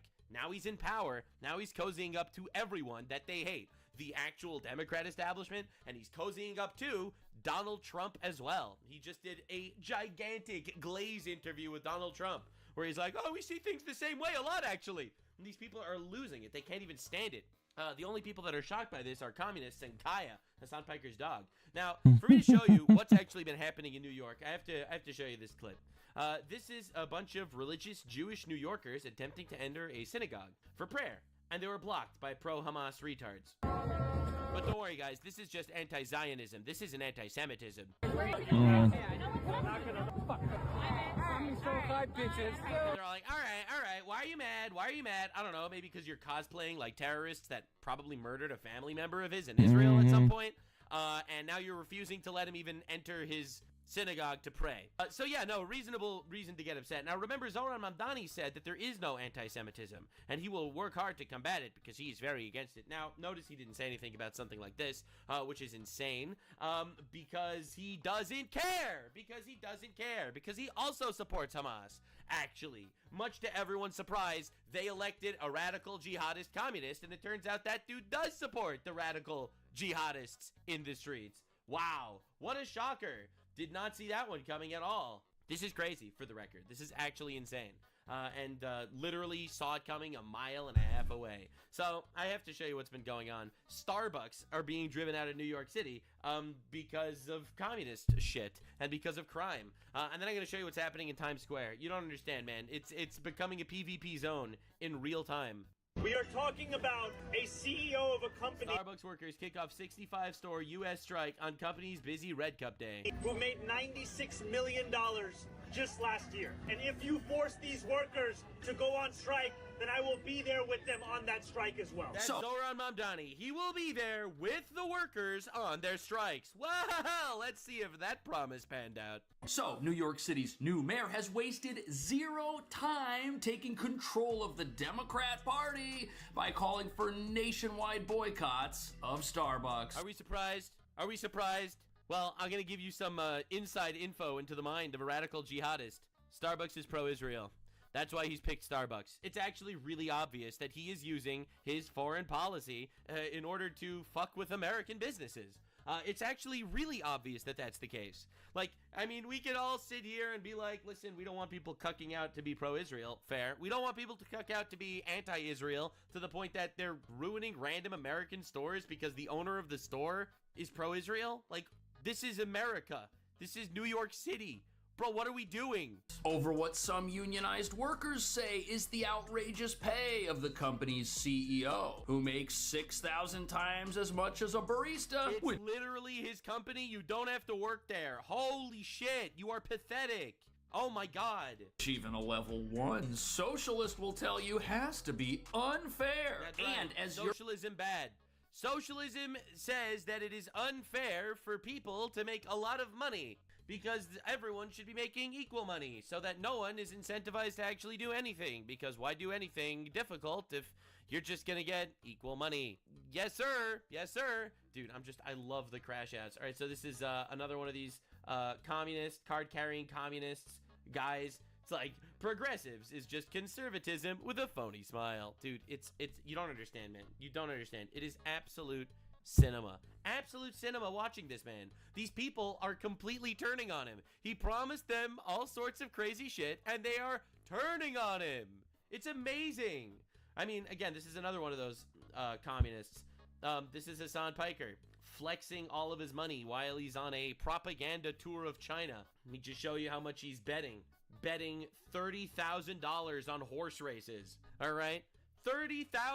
He's a communist, guys. He's a communist. He fights for the poor. we're about to see, these protests could spread to other businesses in the near future. While Starbucks refuses to come to the table and negotiate in good faith, they are come to the table. It's their store. You have the right to boycott. They have the right to do whatever the fuck they want with their own business. Profiting off the sweat of my brow. Bro, they hired you. Get a job somewhere else.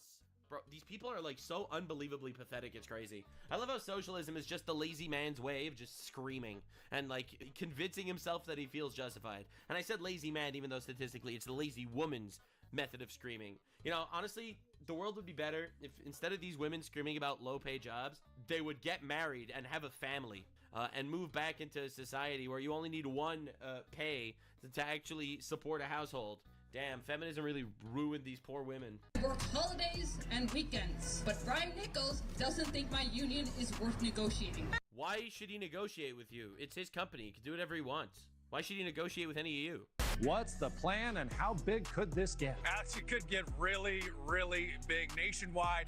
Union members and their allies vowing to strike in 25 cities to kick off the holiday season and apply more pressure in their campaign to demand better working conditions. Starbucks has responded, saying their employees already have some of the best in the business at $30 an hour in pay and benefits. The company is stonewalling and not coming to the bargaining table and giving us any decent proposals. A company that has spent... Oh, well, that sucks. Get a job somewhere else, I guess.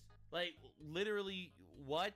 Like, what is this crash out? The last 4 years trying to break our union, committing the most labor rights violations in U.S. history. So union spokesperson says, if they continue this, if they keep this up, Starbucks, their business could come to a grinding halt. The communism comeback, baby. It's really happening in real time.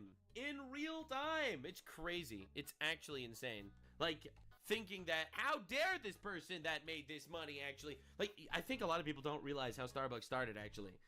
Not that anyone cares, but Starbucks started with a guy that would hire employees and give them a percentage of the company as he hired them in order to get them to work for lower prices, and they in turn are now all multi-billionaires. Even though they started as baristas, they're now worth billions of dollars. That's what we call a good businessman, I guess. But anyway, communism doesn't care about that. Communism wants to lower everything to the lowest common denominator of human. So when our new mayor... Don't you have to see the new Hassan clip on trigonometry? Wait, did they post that on Twitter? All right, hold up. All right, wait. Let's see what our favorite communist had to say. Trigonometry. All right, I'm down. What's this all about? Bro, dude, Hassan is so cringe, it's crazy. This is an hour and a half long. No. What's the clip? Just show me the clip. Piker, welcome to Trigonometry. Nice to be here, guys.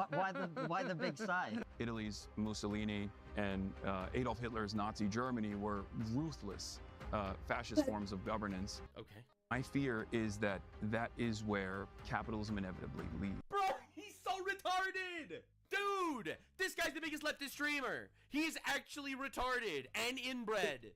Inbred and retarded. Crazy how often that overlaps. Dude, if you actually look at any level of history, okay, not trying to be controversial here, it's communism that leads to fascism. Every single time. All the times. Every time. It's communism that leads to fascism. All right, look at China, Russia. Like, it's insane. Venezuela. It's every single time. It's all of the times. Capitalism has never led to fascism. She's so retarded. There's too much instability. There's too much chaos. We need to restore order. Bro, what is this villain stare? We need order by creating a fascist government, but it's a communist fascist government. Is there a country that's done socialism the way that you like? I would say China is probably... Get out of here. You're kidding me. This man is an actually paid foreign operative. All right, there is no doubt in my mind that this man is a foreign op. Are you insane? China has secret police that literally kidnap people off the street for saying things that they don't like. You have children in sweatshops in China. The closest, I would say, to an example that we should follow. Bro! Like communism in America. I think that communism would be most likely an international thing. It'd be like the Star Trek universe. He thinks that the communism would make the Star Trek universe, bro. You think Reform Party is I think fascist? Reform Party, as it stands currently, is a nascent fascist parliament that hasn't reached its full potential yet. Yeah, he might be the worst political commentator of all time. The way he's just so confidently wrong about everything is insane. Mayor isn't attacking Trump, he's attacking Starbucks, trying to shut them down. And what nobody's talking about is America is full of companies that don't pay their workers, as well as Starbucks, revealing that there are many targets out there for the communists.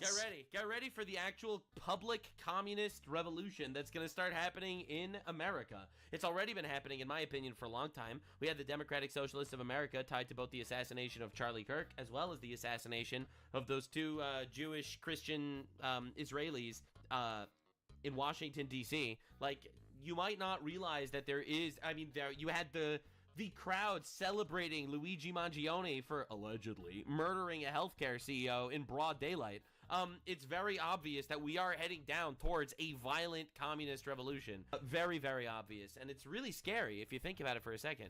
To go after next, we're talking every business from Target. Every business. Every single chain brand. Every single one of them. Every Target, every Walmart, every single one of them. Taco Bell, as very few part-time. McDonald's, every fast food chain, every chain falls into the crosshairs of this communist bullshit. Entry-level service positions pay anything close to what's needed to afford life anywhere in America, let alone put yourself through college or... You know what would help? It would really help if you went to a community college, specifically for a degree that's worth something. All right, if you're in debt because you went to college for a degree in underwater butt sex, all right, or lesbian tap dance theory, I personally could not give a fuck. All right, honestly, find a rich husband to take care of you, lady, because that shit's insane. It's insane, and you have people actually getting bullshit degrees like this. I'm sorry, I'm not gonna cry for you for making a terrible life decision as an adult. You were an adult. You made a terrible life decision. Now you're living with the consequences of that awful decision. You got scammed, and I have to deal with it. This isn't me exonerating the college system. I think the college system is vapidly corrupt, funded by Qatar and China and all these other foreign nations that, in my opinion, are trying to cuck our population, and they're winning. But for the record, you are an adult that made a terrible decision, that went to college for one of these things. You don't need to afford college for a degree in underwater butt sex. All right, you have to figure something out. All right, a master's, I have a PhD in sodomy. I can't get a job. Yeah, you don't say. But that's where we're at today. That's literally where we're at. A house. And the striking workers at Starbucks have made it clear they feel trapped. It would really help if they deported 30 million illegal people in our country. That would really help a lot of issues. Like, it would help the housing market. It would help the college market. It would help literally everything, actually. And they are. However, we're talking about part-time entry-level work here. These jobs, they do exist, yes, but not to enrich the worker, but rather as part of a corporate machine. Which, in fact, is how every job works. No matter how much it pays, even the CEO's job. And the brutal reality of this strike is it reveals jobs exist and are offered to benefit the company first. Obviously. And if there's time, the employee, which includes Starbucks itself. Sorry, not trying to be controversial or anything, but obviously, this is his business. What, you think he wants to hire people for the benefit of the people that he's hiring? Absolutely not. Ideally, things would go great for them, but he's doing it for his company. Duh. They'd get a cheaper CEO if they could, and if they need people to work as baristas or managers, they're gonna figure out what they can afford to pay and then find workers desperate enough to accept those positions. But you know something? That brings us to the real reason why these strikes are happening. Starbucks is not the only company out there that wants to try and figure out how to pay its employees as little as possible. Every company wants to do this, but the problem is these workers who are striking, they do not understand what it is that allows these companies to get away with treating them this way. And that would be the formerly open U.S. border, which allowed 20 million unlawful immigrants to enter our country. And although you can't blame someone for coming here for a better life, you can blame politicians for incentivizing illegal. The thing is, I have a very similar opinion. Like, realistically, I would love if these people didn't invade our country, but I honestly can't blame them nearly as much as I blame the politicians that enable this in order to rig every future election ever. All right, think about it for just a second. No voter ID. All right, think about it for just a second. No voter ID. Import 20 million people. Wow, we keep winning elections. Wow, democracy's really cooking. Legal immigration, knowing folks would be forced to work whatever job they can find, which is why obviously, and all the jobs are being outsourced to retards from other countries. Like, duh. This would help the average job market. It would help the job sector system. It would help people be able to get jobs if you imported 20 million people that are literally stealing your jobs. Makes perfect sense. Big business has never cared about illegal immigration because wages are based on supply and demand. And if the supply of workers goes way up, well, this is what happens in the job market. We are talking about a CEO of a company who made $96 million just last year. $96 million, which is 6,666 times the median Starbucks worker salary. He's 100% right. The CEO did make that much. Is that a lot of money?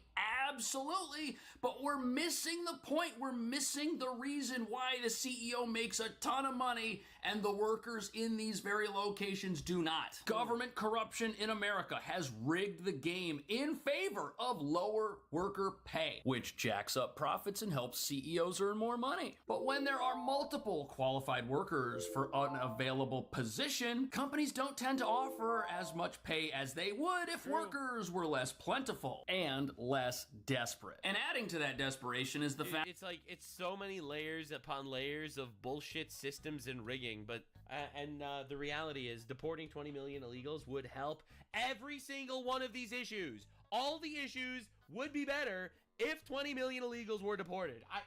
It's almost like a broken clock. But it's like, yes, they don't need to hire you. Because you know what? They can hire a guy who jumped the border, is here illegally, will not pay taxes, that they'll pay in cash. Whose name is Jorge. All right? They can pay Jorge. Today. And they don't want to pay you. That many workers also have rent to pay. Housing is way too expensive.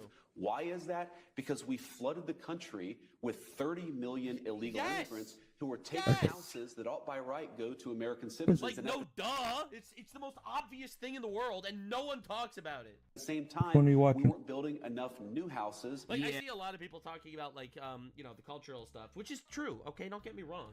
You import people from a culture that, I don't know, where rape is legal, and suddenly the rape rate increases in your country or your neighborhood. This is an obvious, true fact that everyone could see as an immediate reaction to mass immigration with your very own eyes. What people don't notice is that it causes every single problem. All of the problems stem from this, man. They do. There's too much traffic. Well, deporting 20 million illegals would help. You can't get a job? Well, deporting 20 million illegals would help. All right? You can't find an apartment for a decent price? Well, deporting 20 million illegals would help. It's like, it's all of the issues. He's not wrong. Not wrong at all. Hallelujah. They just arrested the rat inside the theater. There's a rat? Finally, these rats are getting exactly what's been coming. For months now, the lives of federal law enforcement agents have been in danger because people within the federal agencies were leaking information about where the ICE agents were going to be to bad actors. This is absolutely a great story. One of these leakers, Karen, of course her name is Karen, just got charged with terrorism. A federal employee charged with terrorism. Wow, good. She is accused of sharing the name of a federal agent with someone who made a threat against them. Thank you for joining us at 5. I'm Christine Galvan. Javi is off today. We learned of Karen De Leon's arrest just within the last 20 minutes. The Cameron County DA's office says she revealed the agent's name on a social media live stream. The stream was part of a federal law enforcement operation in June. Another man reportedly made a death threat toward one of the agents in the live stream. That is who she allegedly gave the agent's name to. The DA's office says De Leon is an employee at the United States Attorney's Office in Brownsville. She is charged with terrorism and tampering with evidence. Terrorism is a massive charge. I would assume it's for providing material support for terrorists, which means she's facing up to 22 years in prison. Isn't it sad that we pay taxes, give people like this a job, and they turn around and endanger the lives of other government workers? If something happened to those Border Patrol or ICE agents, she would have been 100% responsible. And by the way, she's not the only one that's done this. Since Trump came into office in January and ICE and Border Patrol started doing interior enforcement for immigration, we have seen leaks like never before. There's even a website, I don't know if it's still up, alerting people where ICE agents were. Who do you think was leaking that information? People like this disgusting lady right here. Here's the timeline. January 21st, initial ICE raids begin, and then the leaks immediately emerge. Details of a Chicago raid leaked to the media, forcing the raid to be postponed. The DHS launched an internal probe into who the leakers were. By the way, does it violate the First Amendment if we had a law stopping journalists from publishing information that could endanger the lives of law enforcement? If you're a lawyer, please let me know, because I think we should do that. February came, leaks escalated, and criminal probes were announced, and leaks were coming from all directions. The FBI, DHS, and other agencies tipping off targets, allowing escapes and sparking protests and riots at raid sites. In late February, a video showed a State Department employee photographing classified documents, then passing it off to the bad actors. In March, Kristi Noem identified one of the leakers and referred that leaker to the Department of Justice for felony charges up to 10 years in prison. And it turned out to be 2 DHS employees. In Portland, Antifa doxed ICE officers, and Representative Salud Cabajal literally doxed agents during a farm raid. That led to 500 rioters attacking agents, 1 shot fired, and a lot of agents hospitalized. To this day, we're waiting on the Justice Department to decide whether or not they are going to prosecute that congressman. A group of hackers doxed multiple ICE and DHS agents, leaking the personal information of 680 of them, 190 and 170 FBI and DOJ employees, and that brings us to today's prosecution. In these people's minds, they're heroes for what they're doing, but all they're doing is endangering the lives of law enforcement officials. They have no decency at all. These are like their co-workers in a way. If you work at the Department of Homeland Security or the DOJ or the FBI, you'll probably end up working alongside Border Patrol agents and ICE agents on multiple cases. That's insane betrayal. Honestly, we should expand the definition of treason to include acts like this, or at the very least increase the penalties. I get leaking information to the press that you think is important for the American people to know, but if it's about law enforcement activities, then that's a major crime. I sincerely hope this lady goes to jail for a very long time.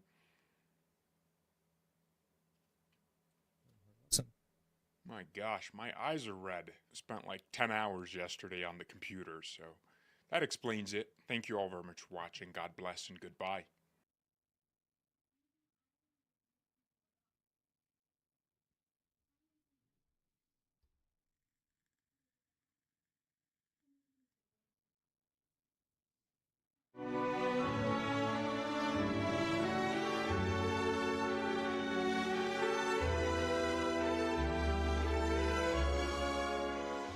What's up, guys? Benny, is President Trump about to clean house and fire literally everybody in his cabinet? Well, if you tuned into MSNBC, you would see headlines like this at the very tip top of the entire website saying Trump is about to fire Kash Patel, according to sources.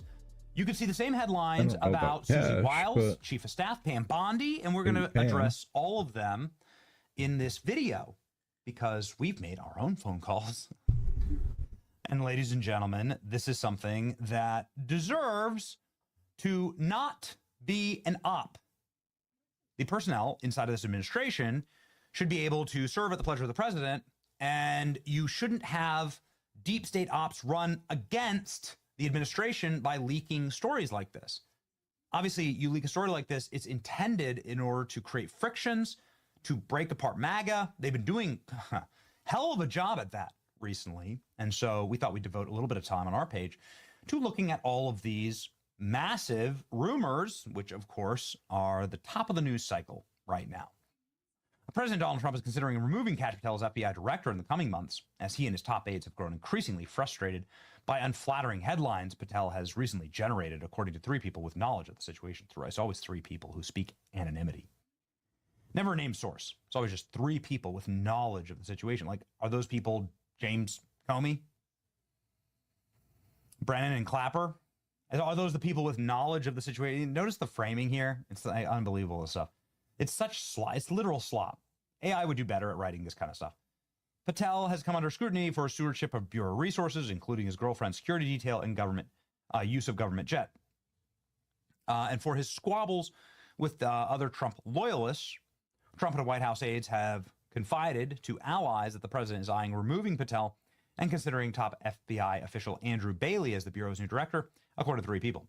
Patel is described as being on thin ice, and his ouster appears closer than ever with Bailey and his logical replacement. 2 other sources with knowledge of the situation said, though Trump could change his mind in the weeks to come. Oh, boy.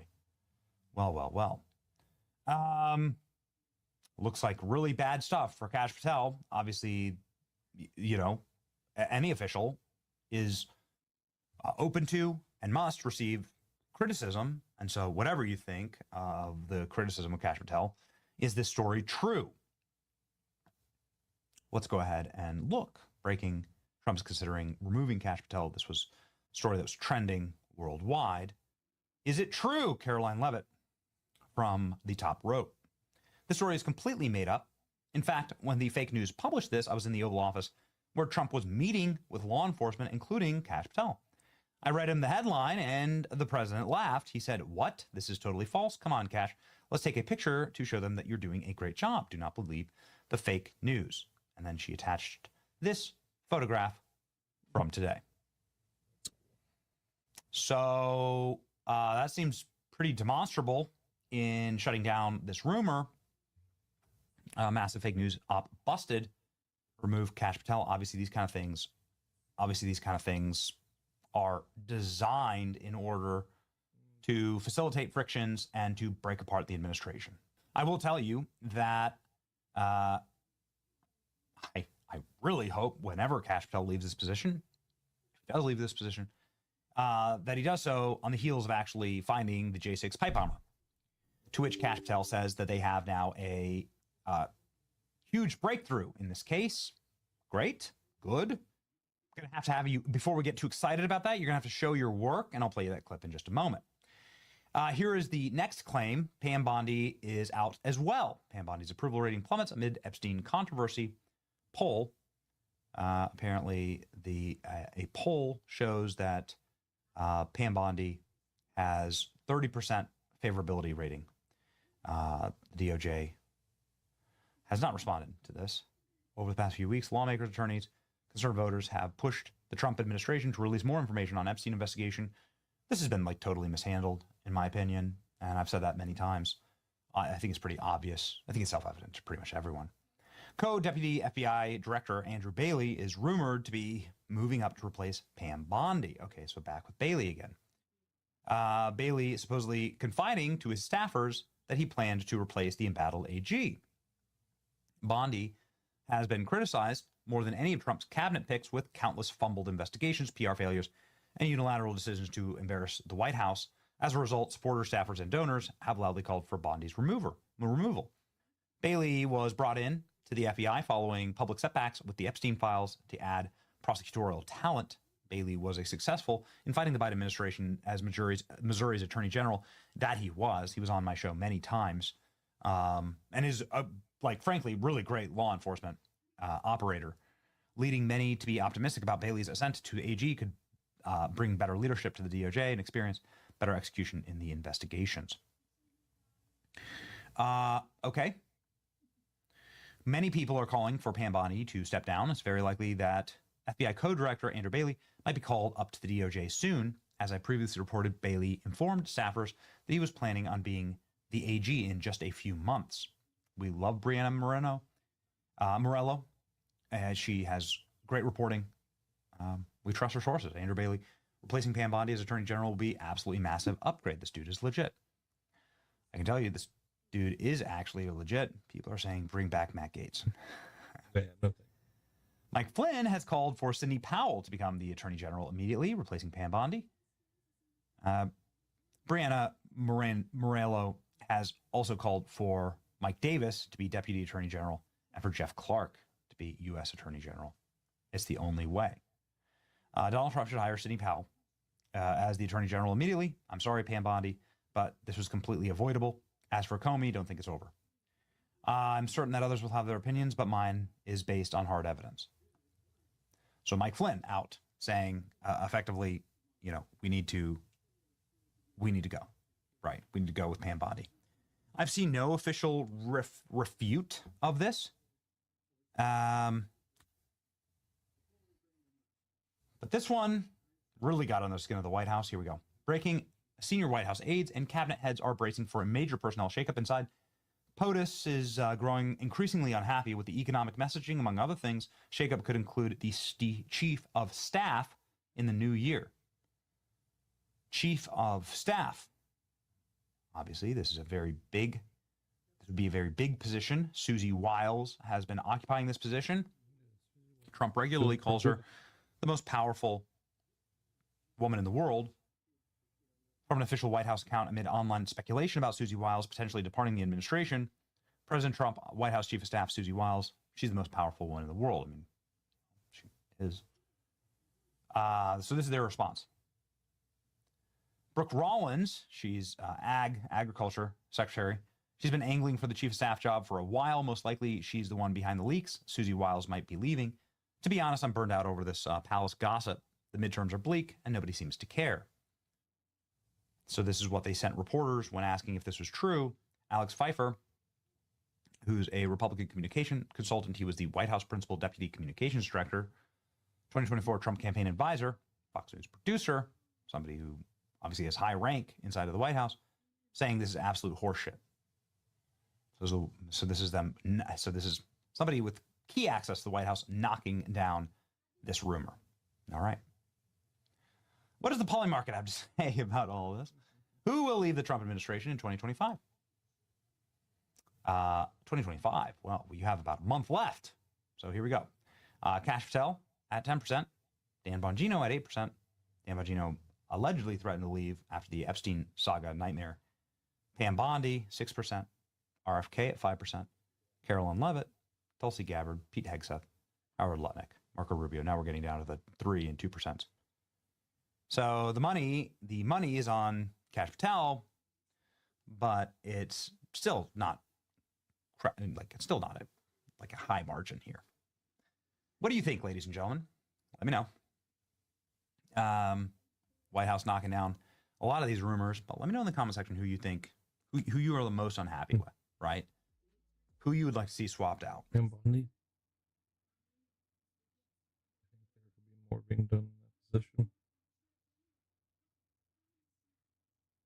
It's only going to get worse. The AI apocalypse is here, my friends. And I have a segment just a moment ago where I'm talking about these data centers taking over. But let's talk about the actual cultural ramifications of what AI is. And I'm starting with the what appears to be a Harvard professor losing his mind. So what's happening is you've got these students, and they're taking pictures of their professors and then AI generating insane videos to promote companies so they can cheat in college. I love it. Society is falling apart. How amazing. You thought DEI was bad? Let's talk about AI, right? So with DEI, you've got these testing system where it's like, what's your race? You're black? Okay, you pass the test. And you're like, well, the race doesn't matter. Did they pass the test or not? Well, now you've got teachers creating curriculum in school with AI, students doing the homework with AI, and then teachers grading it with AI, and then trying to use AI detectors to figure out whether or not the homework was done by AI that get it wrong sometimes, and then these videos pop up telling people how to bypass AI detectors. So AI fighting AI all the way down. We are going to become the stupidest civilization in history. There's an episode of Star Trek about this I recommend you watch where they go to this planet where the planet has an oracle that decides for them, and nobody knows how it works because it's been so many generations since it was built. They just kind of do whatever they're told. And here we are. Now, there's a bunch of crazy stuff about this in that, you know, I've messed around with these AI photo generators. What's really crazy is you can take your phone, take a picture of somebody, drop it right into Grok, and animate them doing whatever you want. It's nuts. It takes like a minute, not even. And there are these videos where you've got this guy. He goes to the mall, takes a picture of some old person. AI generates a video of them doing something weird and then shows them so they freak out. In one instance, he made a video of a guy cheating on his wife, and this is wrong, man. And I think it violates the law because they got these like laws over like sexualized AI-generated content. But he takes a picture of an old guy making out with some random woman in that mall, and he goes up to the man and woman, and he's like, "Is that you?" And the old guy's like, "Yeah, that's me." And his wife is like, "Yeah." And then he plays the video, and she goes, "Oh, no, what is that?" And they don't know better. So I have questions about videos like this. Let me show. I mean, the videos are funny. Don't get me wrong, but there are questions. There are questions about this video going viral. This guy did not consent to be in this video and to be portrayed this way. It's not the same as just filming in public. You think this is funny? This is Harvard! Stop recording me! Generating your notes and flashcards based off of my voice with Turbo AI is bullshit! What if I'm in the Epstein files? He says, so what if I'm in the Epstein files? Oh, you think this is funny? See, like, bro, there's going to be laws made about this. There's more. Look at this one. It's enough! I have had it with... Whoa! Whoa! You okay? This is Harvard! Stop recording me! Generating your notes and flashcards off of my voice with Turbo AI is enough! Our brains are fried, bro. Our brains are fried. I swear, if I see one more ChatGPT paper, I'm fucking done. If you're gonna use ChatGPT, at least use this website to bypass AI detectors. I swear. They're just advertisements. These are videos put up. Someone's probably paid to do it. Now here's where it gets. Here's the icing on the cake. But we're going to pause real quick to give a shout out to today's sponsor, Beam Dream. My friends, go to shopbeam.com/Timcast and pick up your Beam Dream nighttime blend to support better sleep. I could not recommend it more. I drink this every night before bed. The cinnamon cocoa is one of my favorites, though right now, to be honest, I'm doing the pumpkin spice. It's got melatonin, L-theanine, magnesium, and more. You drink it before bed, it's going to help you sleep. And right now, if you go to shopbeam.com/Timcast, you can get 50% off for their Black Friday sale. And again, I started drinking this, and at first I'm like, do I really need some kind of sleep aid or anything like that? I do pretty well at night. I do. My sleep was okay. Got a new baby, though, can be a little rough. Started drinking it. And after the first couple of days, I was like, I feel okay. By like the fourth day, I was like, whoa. My sleep score and my trackers were dramatically improving. And now I drink it every single night, and I maintain a sleep score in the 90s. I don't know if you guys track your sleep, but it really did improve. And the crazy thing is, I didn't even know my sleep could be better. I wake up feeling more energized. I wake up feeling like lightning surging through me. Shout out to Beam Dream. We're big fans. Go to shopbeam.com/Timcast. 50% off. Click the link in the description below. But now, let's get back to the story. I'm going to play this video of Vivek Ramaswamy for you. Make parenting more affordable by making school year-round and going till 4 o'clock instead of 3 o'clock so you don't have to pay for childcare. Make parenting more affordable by making school year-round and going till 4 o'clock instead of 3 o'clock so you don't have to pay for childcare. Okay, it's a short clip of Vivek Ramaswamy, a politician, a man who's running for office, saying to make school year-round from 3 to 4, and it's AI. The original audio has been replaced with fabricated audio falsely attributing statements about 4 p.m. to Vivek Ramaswamy. Here's the unaltered original video, if we can play it. That bring down costs now, not in the distant future, but in the present. Bring down those electric bills by requiring AI data centers to pay for their own energy. Bring down housing costs by ending land use restrictions that stop new home construction. And you know what? Slash property taxes while we're at it. And let's make healthcare affordable by topping up health savings accounts. More on that soon. That's how we win this thing. Let's go get it done. Let's all. Nowhere does he say this, but here's the thing. You have Dr. Amy Acton, doctor, advocate, and problem solver, running for governor to fight for Ohioans. And she just posted a false video of Vivek Ramaswamy advocating for something he never said. This should be, she should have liability on this. I believe that he should be able to sue her for publishing this. This is defamation. And you can argue that, well, she didn't know actual mouse. Yo, if we're playing this game, we are done. College students furious when their course is taught by AI instead of a professor. If we handed in stuff that was AI generated, we would be kicked out of the uni, but we're being taught by AI. Let's just talk about how absolutely broken society is becoming. AI is making everybody stupid. So let me tell you, my friends, when I was little, we've always had a computer in my house, and I learned how to use DOS. That's right. You guys remember MS-DOS? Well, basically, if you wanted to run your game, you had to know the directory. Remember old CD/ and things like that? Type in dir, and then it would give you a list of all the files in that directory.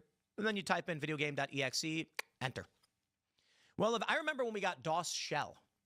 DOS Shell made it visual. You could just see the files and press the down arrow and move between them, or with the mouse. I remember we got a mouse for the first time. You could highlight over it and click it. Amazing. Windows 3, the original Windows, crazy. Windows 3.1 was a revolution.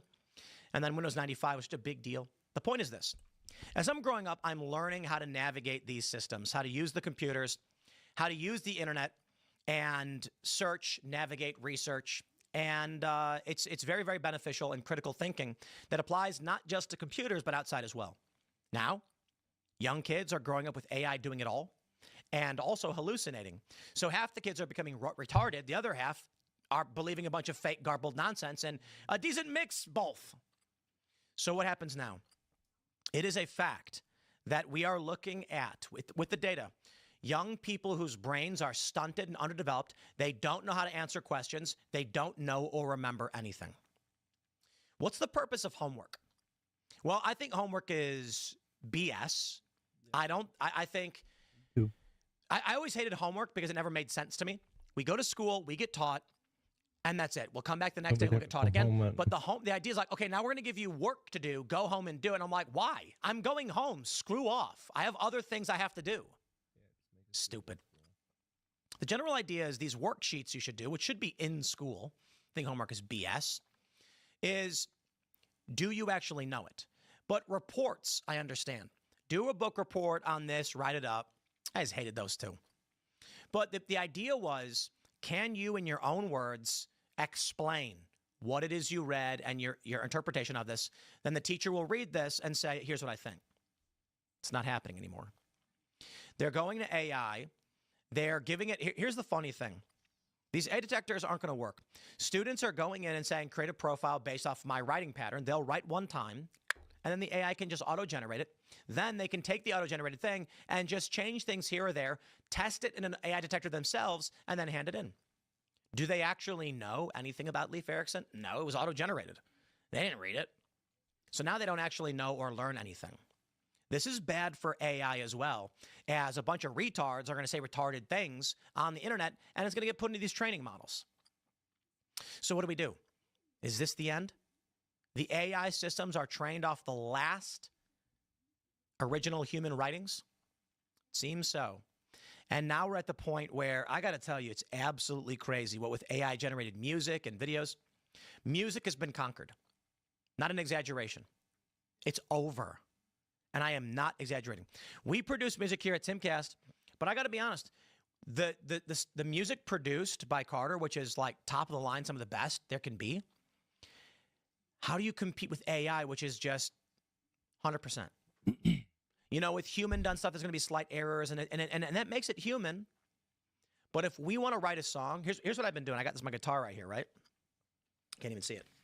And I play a song. I play it and sing it, and then I load it into the AI, and it creates a polished, high-quality version that I'll never be able to master, or that would cost thousands of dollars.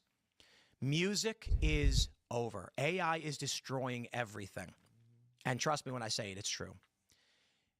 Listen, I can publish a song that's probably going to do very, very well.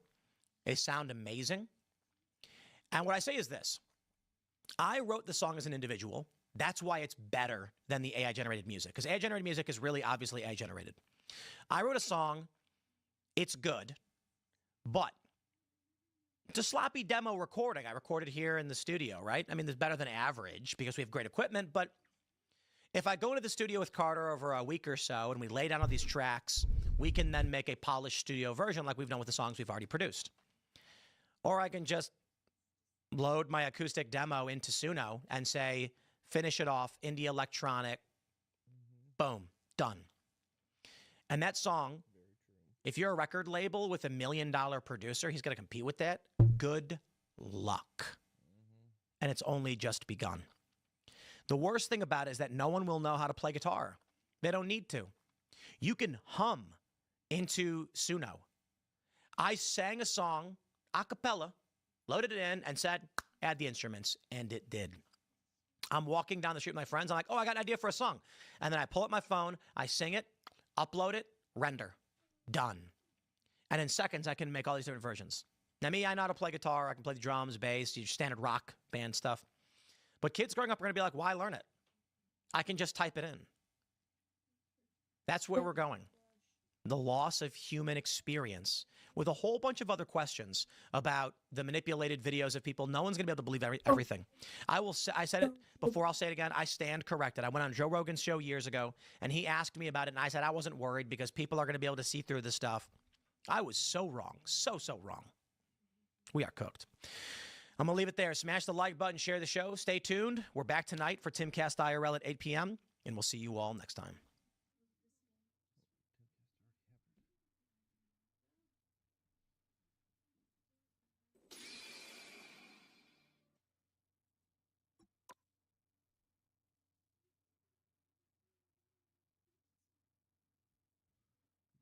soda while you're out there? No. No. Hi, buddy. Have you Okay, how are you doing?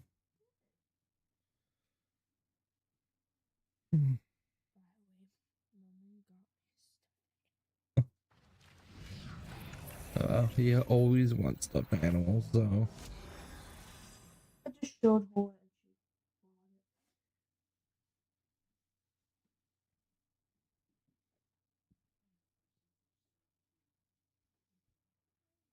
Hi.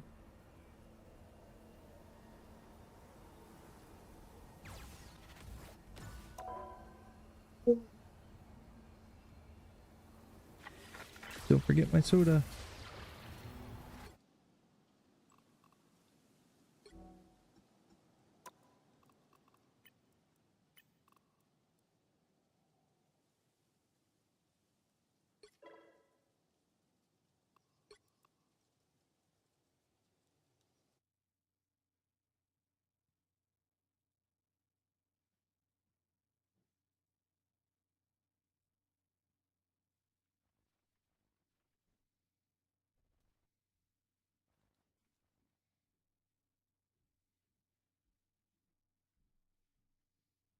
Thank you, buddy. I got it. Thank you.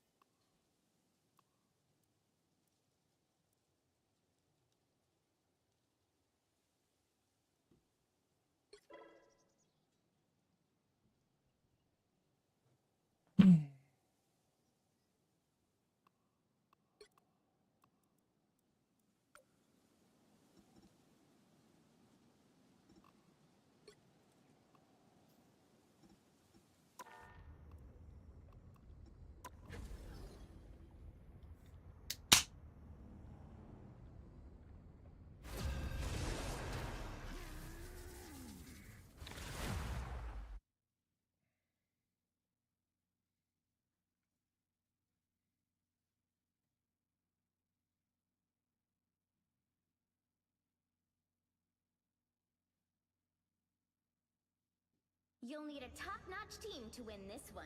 I tear through the cloudless night, just like the moon. Yeah.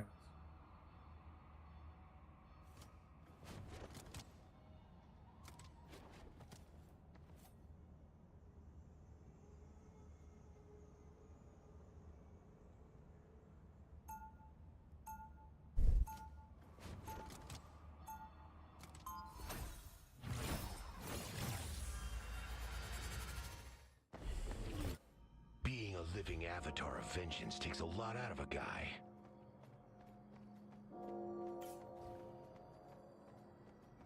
Seconds before you attack. Better put Get this ready. to good use. Is your aim really as good as they say it is, Hawkeye-san? Better. I could hit a single spider dangling from a web a mile away. That's cool, but... Working on it. The battle starts in 5, 4, 3, 2, 1! You have to stop them from securing the mission area. They don't believe you're real, Khonshu. I'll make sure they regret that.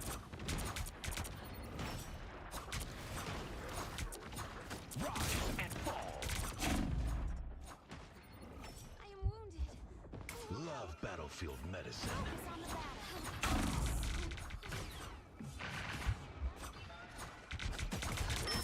battle.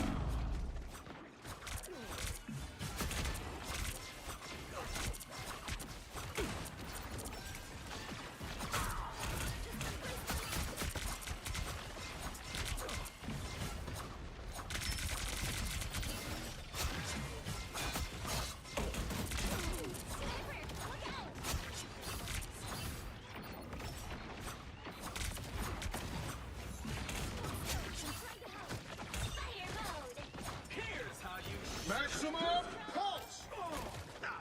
Knows where you've been. Take mine. Your arrow cuts. Stop it. Thank you very much.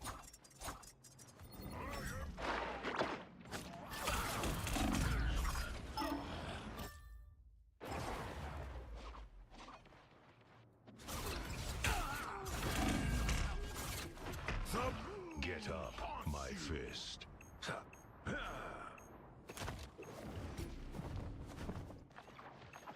We made quite a feat. Damn it, never falls! Thank you very much.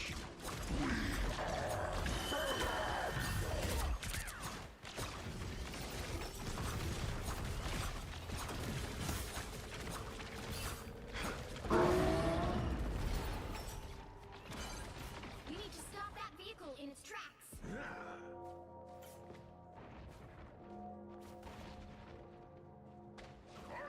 Thank you very much. The moon haunts you. Look at that, thanks. Clean up your toys, Spectre. Trouble. Help, friends. Double KO. Good night.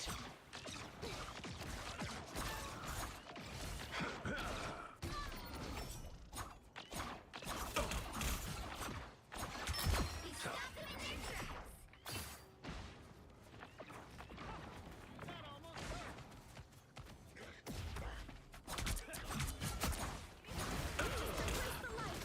Love battlefield medicine.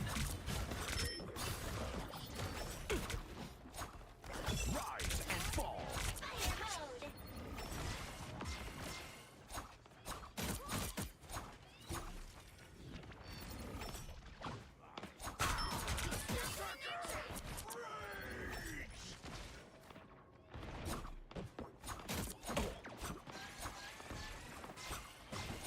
Damn it, never fall!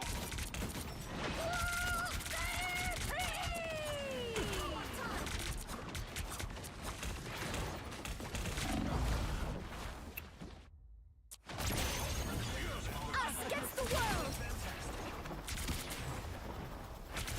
Double KO. Better Get stop up, that vehicle. my fist.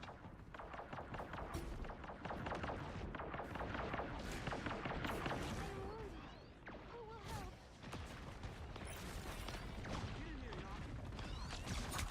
Thank you very much. Yeesh. Just the boost I need.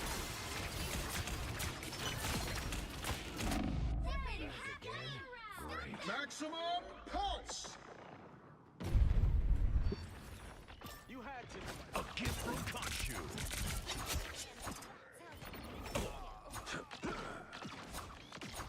The wounds are gone. Thanks.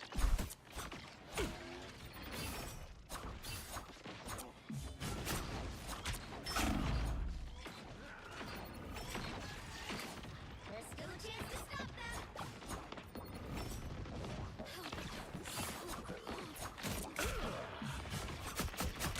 Rise and fall.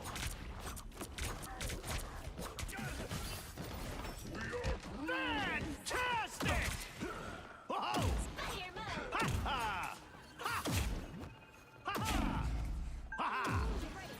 A gift from Khonshu.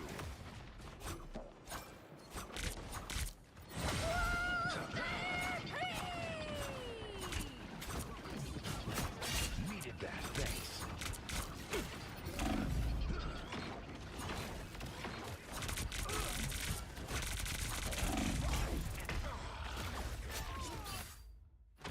Level. They get them all in one. They're playing Still Iron not Man. dead. They hit a checkpoint. Now might be a good time to stop them. A gift from Khonshu. Damn it, never fall!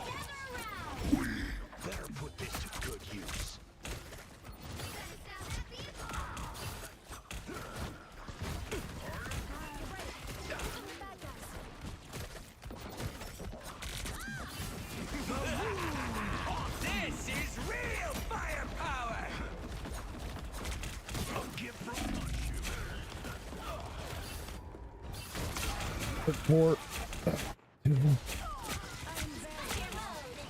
Hello, Dark. How's it going? Guess Gonshu's got my back after all. It's now or never. Thank you very much.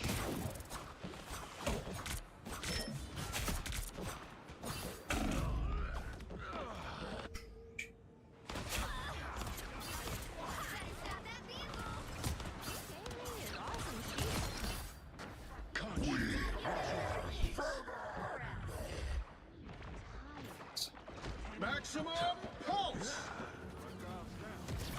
Fantastic! I'm not a tank.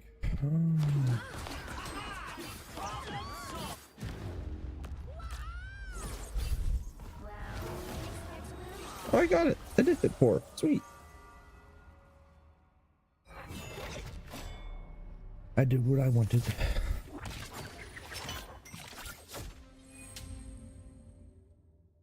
No time to mess around with Jeff. I get 4 of them in my ult.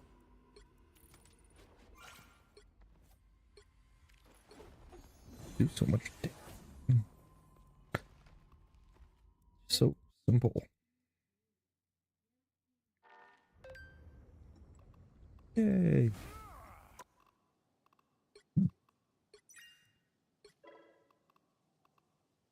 And you get 15 more. Human Torch is going to be pretty hard to do. Just need to partner out with that. Do Sidewalk and Jeff next, I guess.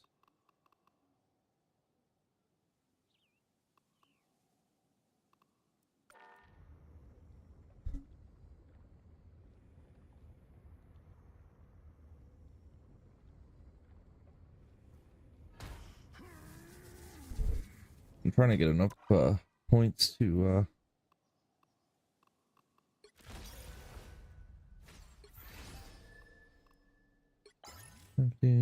win. Oh, I got only 8 more to do. Okay. Yeah, I'm trying to get enough of these blue units to get this combo skin. There's only 15 hours left, and I need 900 more. We're getting there. So that's why I'm trying to get achievements done, because yeah, I'll do Gambit and try to play some Jeff, Land Shark, and Ranked. Wait, should I try to play Gambit in quick play? I haven't played Gambit at all this season. Oh, and I should. Now that I see it. I meant to switch it earlier, but did not switch it. Live scene. Now you can see everything that's happening pretty darn clearly.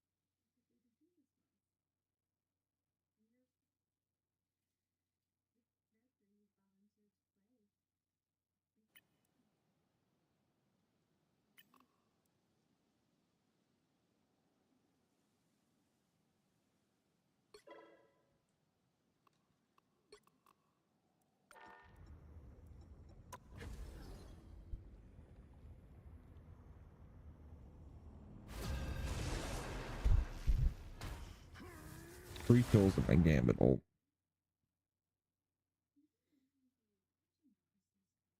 Pick your hero or villain. I'm not judging.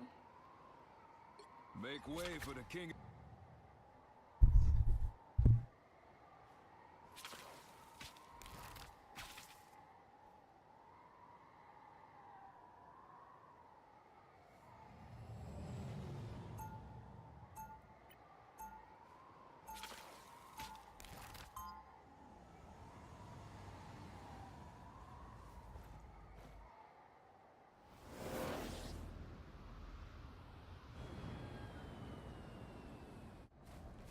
The cards always be in my favor. 30 seconds before you attack. Get ready. We find ourselves caught in a battle between two dooms, with no way of truly knowing which one of them is right. We would be better off making a deal with Mephisto. I have done that, Wanda. I can assure you we most certainly would not. The battle starts in 5, 4, 3, For healing. 2, 1. All you need to do is capture the mission area. Got it? Intruders detected. Let's end this quick. Got better places to be. For damage.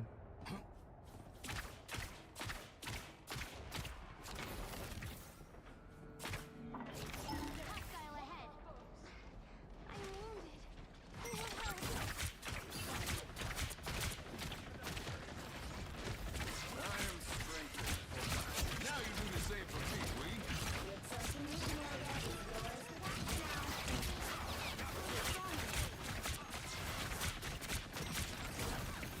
Ooh, wait. That is a spot loose. Thanks. Thanks for the boost.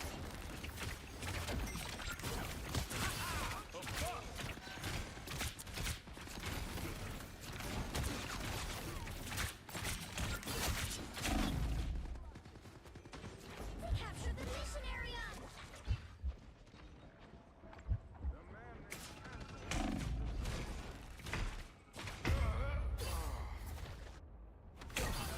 I feel like myself again.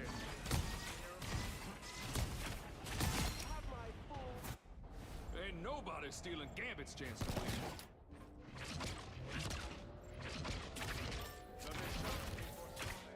Control seized.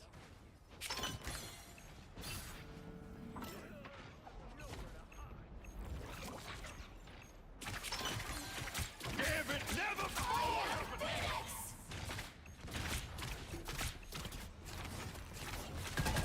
Got it good. Now you do the same for me, Wee. Feeling stronger already.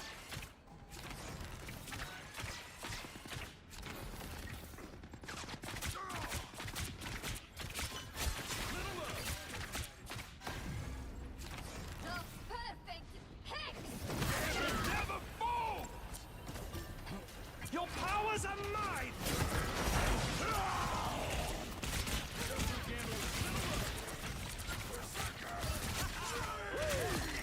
Never miss! Well,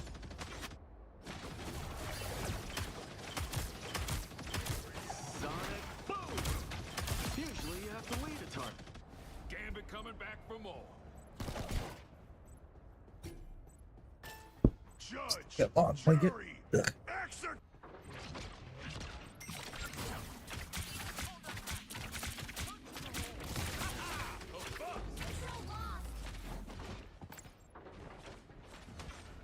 Friends, gather around.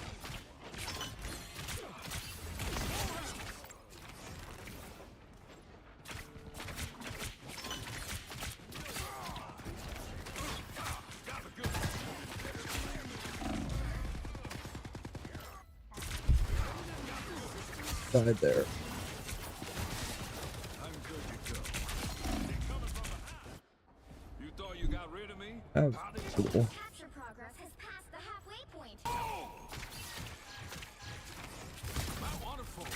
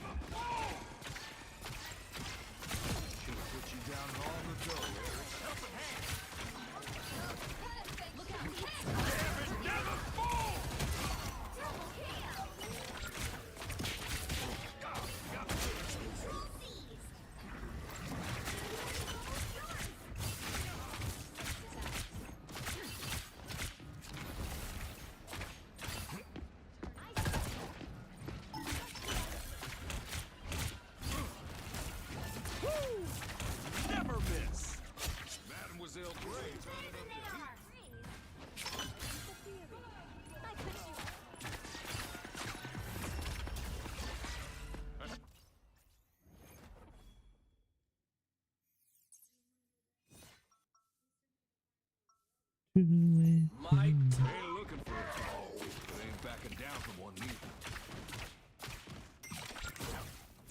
Ha-ha! A bust! Full house! Focus himself again. 30 seconds before you attack. Get ready. Aw, too bad. Was hoping you'd be on the other side. Oh, why? Does little claw man want to be broken? Can't break an adamantium skeleton, bub. Don't need to. Hulk can rip it apart piece by piece. The battle starts in 5, 4, 3, 2, 1. All you need to do is capture the mission area. Got it?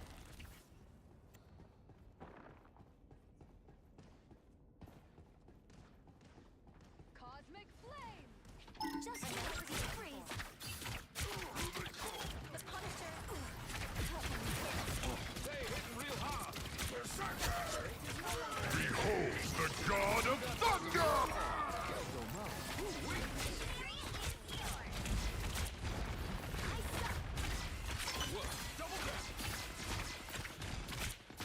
Judge! Jury! Executioner!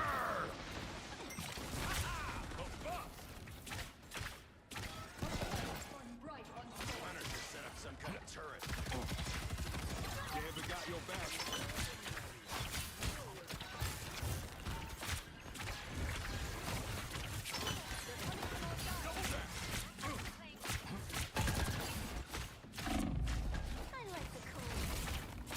You was out of your limit. Our next victim. Ooh, wait, that hit the spot. Ready's Remy to rule.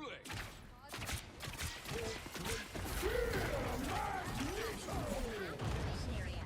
Keep going. I suck. Got the goods. Sector stage. Gambit got your back.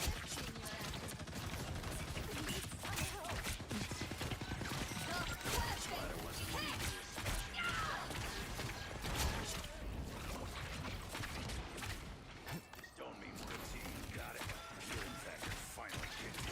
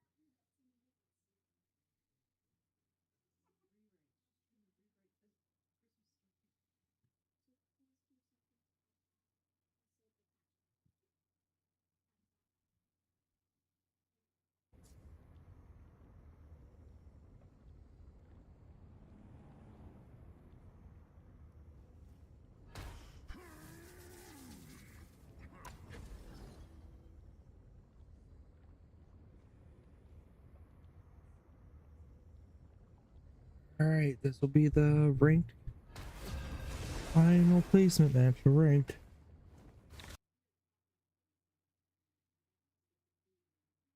And plat one or silver one? You'll need a top-notch team to win this one. Darn it. Make way for the king of thieves.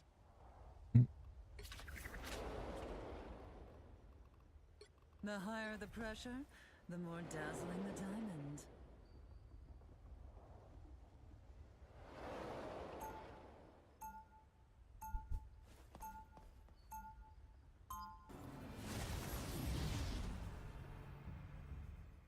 Round one. The White Queen always gets what she wants. At 30 any seconds cost. before you attack. Get ready. You have a problem with me I should know about, Emma. Only the years of unnecessary pain and strife you caused my... Not on my hands. And yet there you are, bathed in red. The battle starts in 5, 4, Fitting. 3, 2, 1. Oh boy, here they come!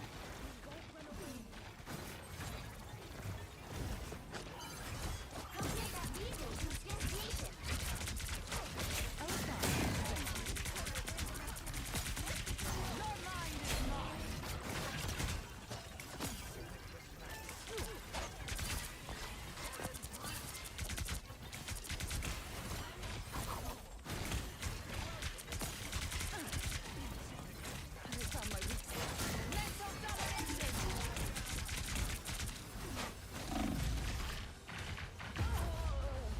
Oh, I got around the corner. Oh.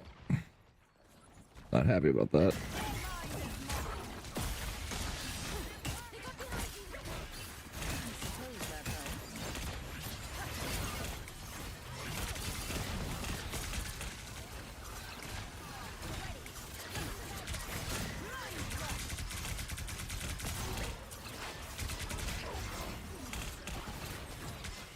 The moon haunts you.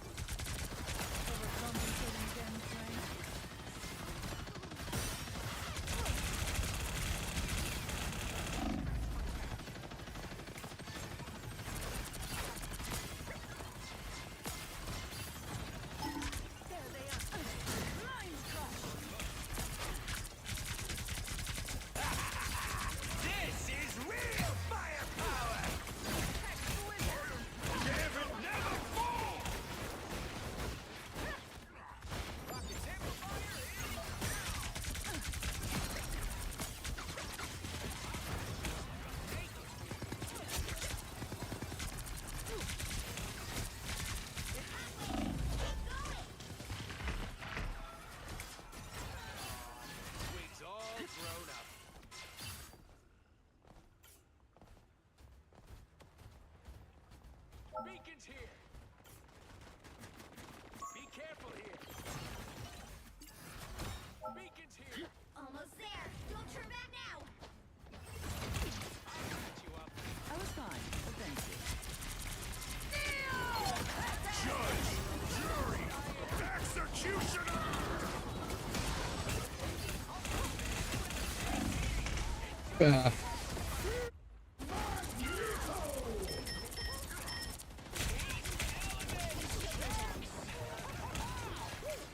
You can't be rid of me so easily, I'm afraid.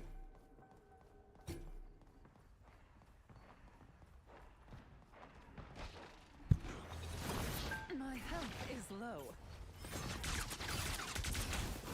Full power.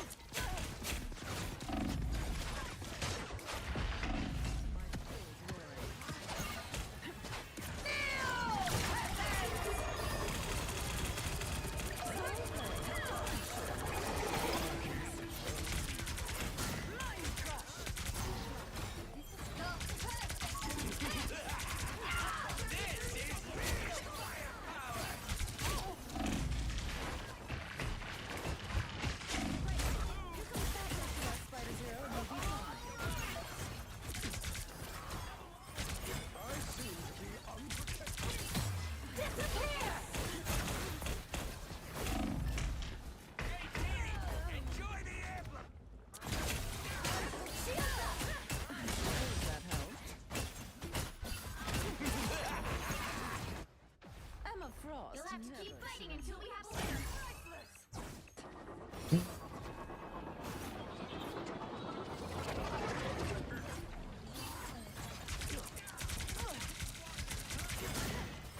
Judge, jury, executioner.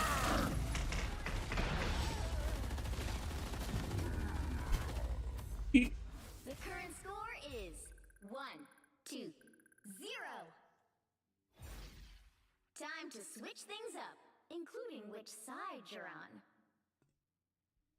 You'll need a top-notch team to win this one. The higher the pressure, the more dazzling the diamond. Who do I do, Angela?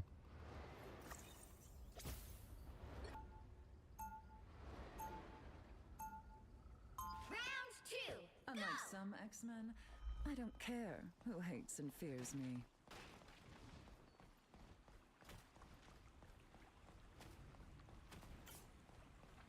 Welcome to the Dark Force dimension. 30 seconds Can I before grab you him, attack. please? Get ready. Cool. They don't understand anything because they never listen.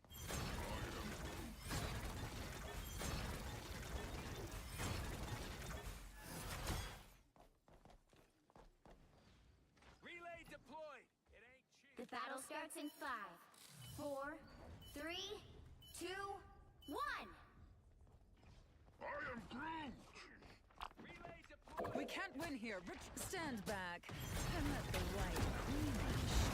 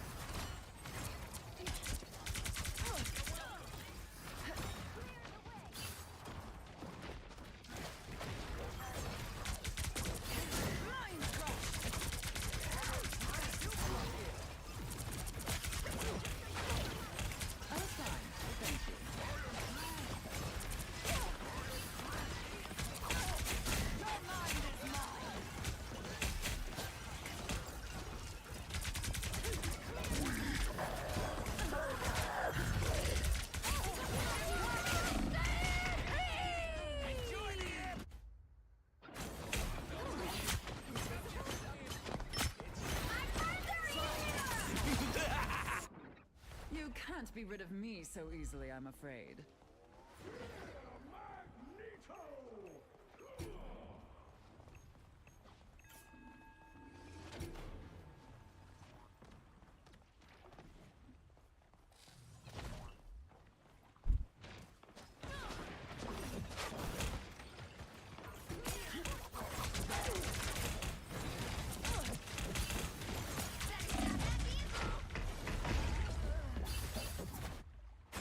Yours.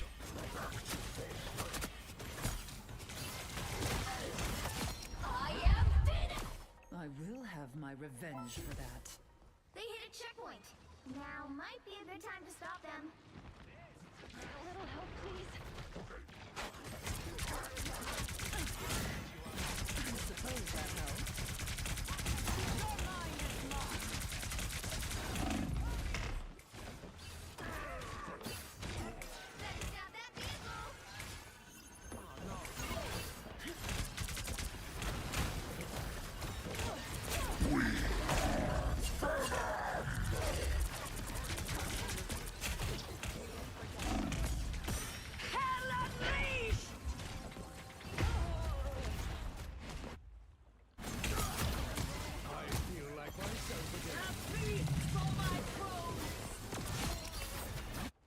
All they did was make me angrier.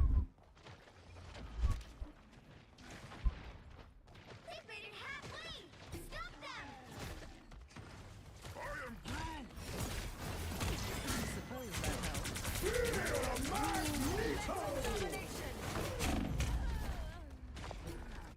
I'm locked up, but okay.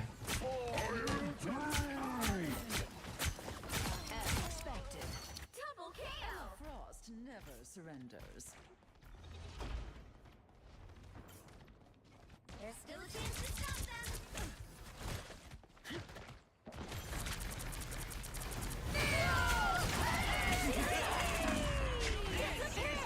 I couldn't get in there quick enough because I got slowed.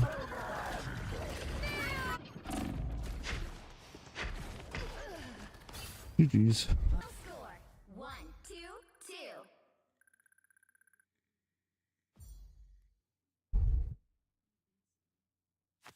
Well, you can't expect to win them all. committees or run a business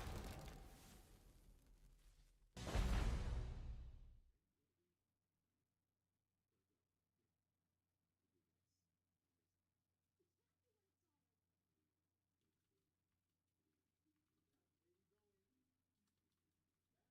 file shopping, but she did the right thing.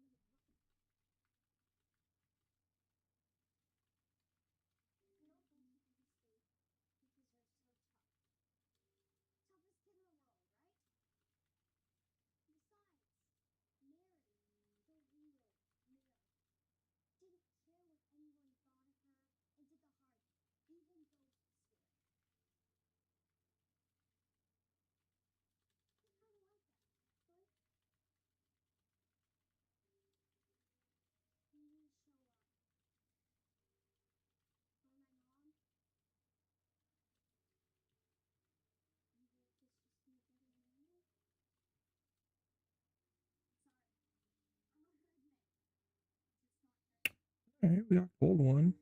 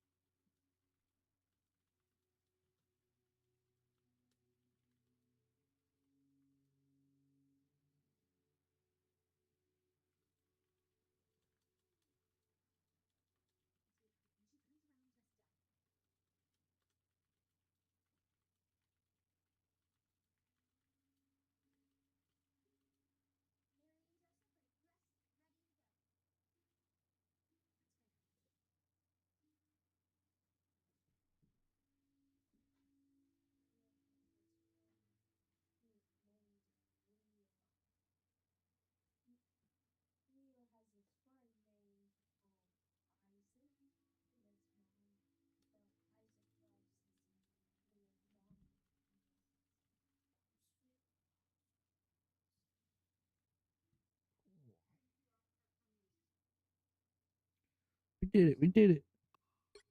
One. Oh, almost hit my weekly limit already. I can claim those. Cool. Yeah. Yeah, I just feel like it was they were very impactful. Yeah, that was the Emma. I had her. Yeah, I don't know why we were cloak and dagger the whole time, honestly. We shouldn't have been.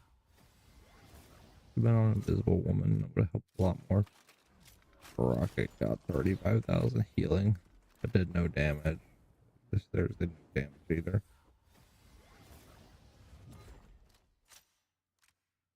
Yeah, that helped at all either. 11 Phoenix. Fuck, he was trying hard. Oh my. Oh well, it happens.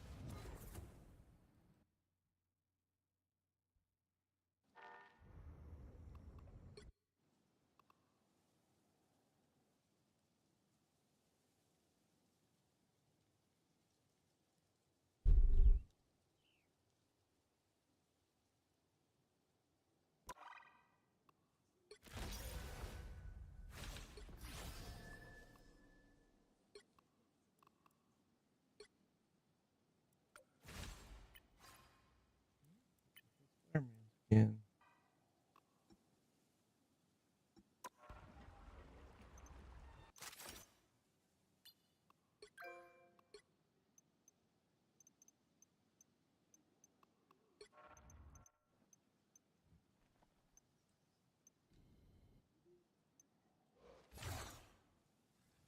1,220 more to unlock this one. That'll give me 100. Another 100 there. 100 here.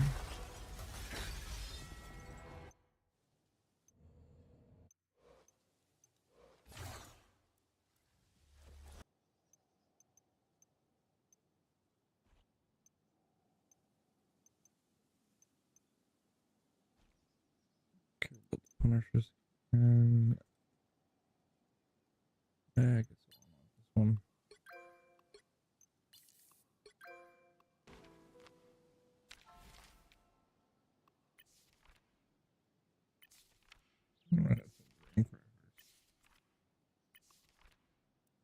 Alright, we're back. I'm gonna go to the bathroom.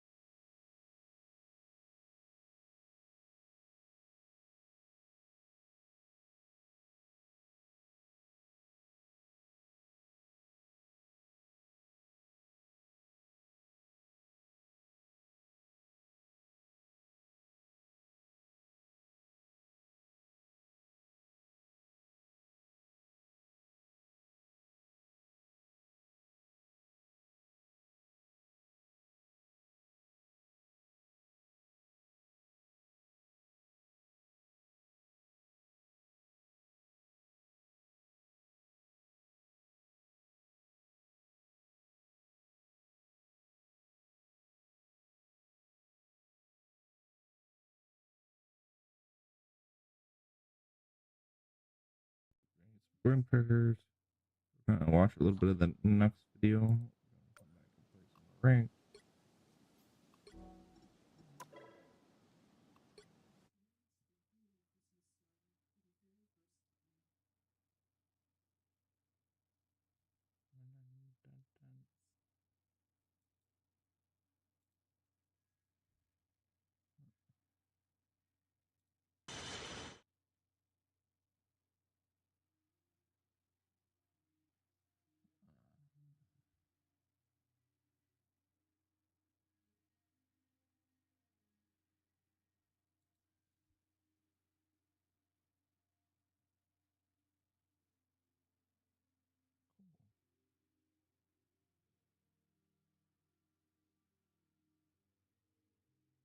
Right.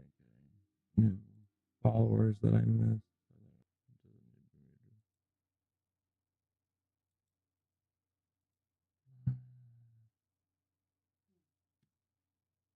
YouTube always gives me like these weird pop-ups. Pop-up service.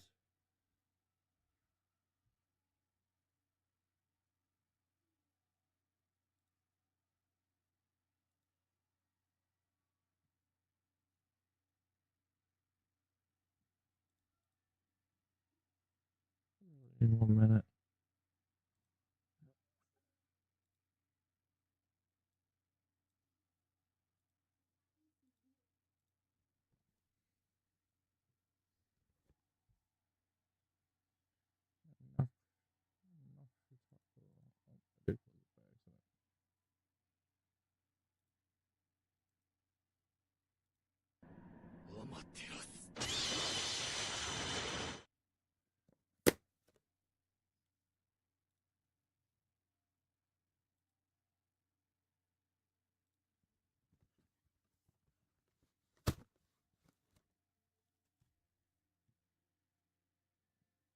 People like Caseytron more than like Asman. 3 likes, 4 dislikes, 1 comment.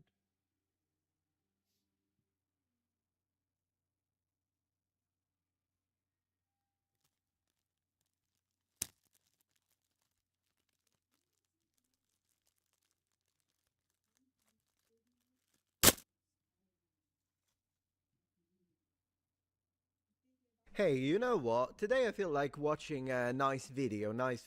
Let me see, what have we got here? The Casual Criminalist. Ooh, yeah, I kind of like that. Oh, wait. Oh, it's Salmon Whistler. Never mind. Another one. Into the Shadows. Oh, that sounds He's just got right, so right up my many alley. different Oh, wait, ones. it's Salmon Whistler again. Mega Projects. Look at that. It's like planes and shit. Oh, wait, it's Salmon Whistler again. Of course, I know he has like top 10s. That was one of the... How many channels does this guy have? I need to know. I need a number here. We need a number. Let's investigate. Brain Blaze. Wait. Brain Blaze. Today I found out. Into the Shadows. Decoding the Unknown. The Casual Criminalist. Top 10s. XPLRD. Mega Projects. Side Projects. Biographics. Geographics. Warfronts. Highlight History. 13. This is not him, right? This is not him, right? Whoa, Simon Test channel. What do you need to test, mate? What do you need to test? Celestium? Places? It's not even a complete list. Places. You just name a channel Places. Celestium. So it's at least 15, guys. At least 15. Anyways, I picked one. From Decoding the Unknown, was there an advanced civilization before our own? Ooh. He is tackling, ladies and gentlemen, I think... sorry, what am I talking about? This is Simon Whistler we're talking about. Let's see what his scriptwriter thinks. Story together. But this is an answer to every single one of you who's like a fanboy. And whenever I say, he just reads, and people are like, no, but you know, you can't, yeah, well, you just said it. Not even that. I have to be real. I'm gonna be real. I actually thought he read it first. Like, I thought he would like read through it, see if he had questions, maybe type and then do it, maybe practice it a bit. No, this one, literally reading it onto the camera, hasn't got a flying clue whether or not it's complete utter nonsense or if it's like well researched. He hasn't got a clue. All right, cool. Well, that's that. Is there an advanced civilization before our own? I don't think so. I feel like we'd definitely know about that, wouldn't we? But maybe we don't. Let's find out. See, I'm not convinced by Mr. Hancock's ideas.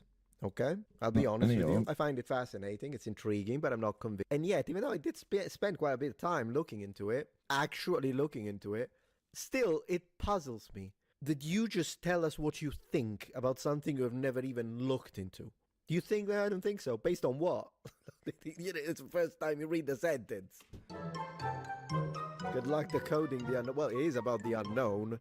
For as long as humans have gazed up at the starry night sky, one maddeningly simple question has continued to plague us. Are we alone in the universe, or is it possible that somewhere out there in that inky black void, someone or something is looking back at us, so it's going wondering alien. the exact same thing? Okay. I think it's very, very likely, because the universe is really, really big. And what are the odds that we are the only ones? I mean, I don't believe in aliens, as everyone knows. I don't think they've come here. I don't think the Roswell, anything like that, I think is nonsense. But do I think there are aliens out there? Almost certainly, yeah. Oh, fantastic. So basically he just said, I can tell that this is the part he's not reading. This is the part where he's sharing his opinion, and it makes zero sense. He said he doesn't believe in aliens, but he absolutely certainly believes there are aliens out there. Love it. I don't believe in aliens, but do I think there are aliens out there? Almost certainly. Consistency. I know he means visiting, but I'm pedantic. What you want from me?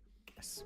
The number of galaxies in our universe and the amount of time that has passed since the Big Bang, our planet can't be the only one supporting life. To believe so at this point would be, in my opinion, because it is highly probable that at least a handful of planets somewhere out there are capable of hosting complex life. Many scientists agree with this opinion. However, a question that is much more contentious is whether any of these organisms possess intelligence and technology that could rival that of our own. I'm talking about beings who are capable of thinking critically, sharing ideas, utilizing tools, growing and harvesting food, advancing medicine, harnessing power, constructing communications networks, and so on. At first I was like, tools, okay, well, crows could do tools, but it's like, yeah, making communication networks, okay, so big brains, real big. And crows are smart, but not like us. Or maybe they are, who knows, maybe they're just waiting for their time. For reasons other than satisfying our own curiosity, we could open a dialogue with this civilization, share our collective knowledges with one another to expand our understanding of evolution, society, and the universe as a whole. Yeah, more likely. More likely. It actually bugs me that he went through the misspoken part, like a part where he actually mispronounced and just let it in. It's a little bit of a perfectionist in me, but whenever I do my readings, because I also have sometimes written a paragraph and maybe I'll put a nice B-roll because I don't feel like, I like the way it's written, and maybe that day I don't feel like memorizing. Sometimes I do.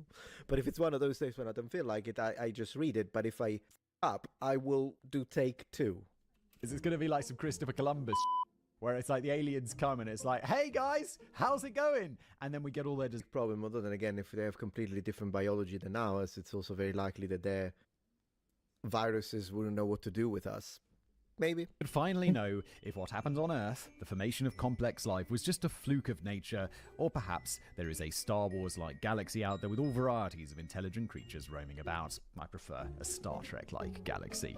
This is a topic that scientists and stoners alike have brought up time and time. Nothing wrong with it, but I'm just trying to figure out what the connection is. Because this is a choice. This is a setup, right? The lighting is well done. I'll give him that. We can see a little bit of the background. These pictures have been placed at the table is mostly empty, but we can see the cup here, which makes it feel like, ooh, this is a murder mystery. It's a mysterious thing. We can sip the cup and whatnot. But why is there a book saying sex? Is there like a psychological reason that guys will watch this and then feel automatically like a connection to our reward system, thinking, oh, I need to keep watching? If that's the case, you have to double check whether the amount of female versus male, because if it's females that are the majority watching you, you should put a minotaur here. Subscribe.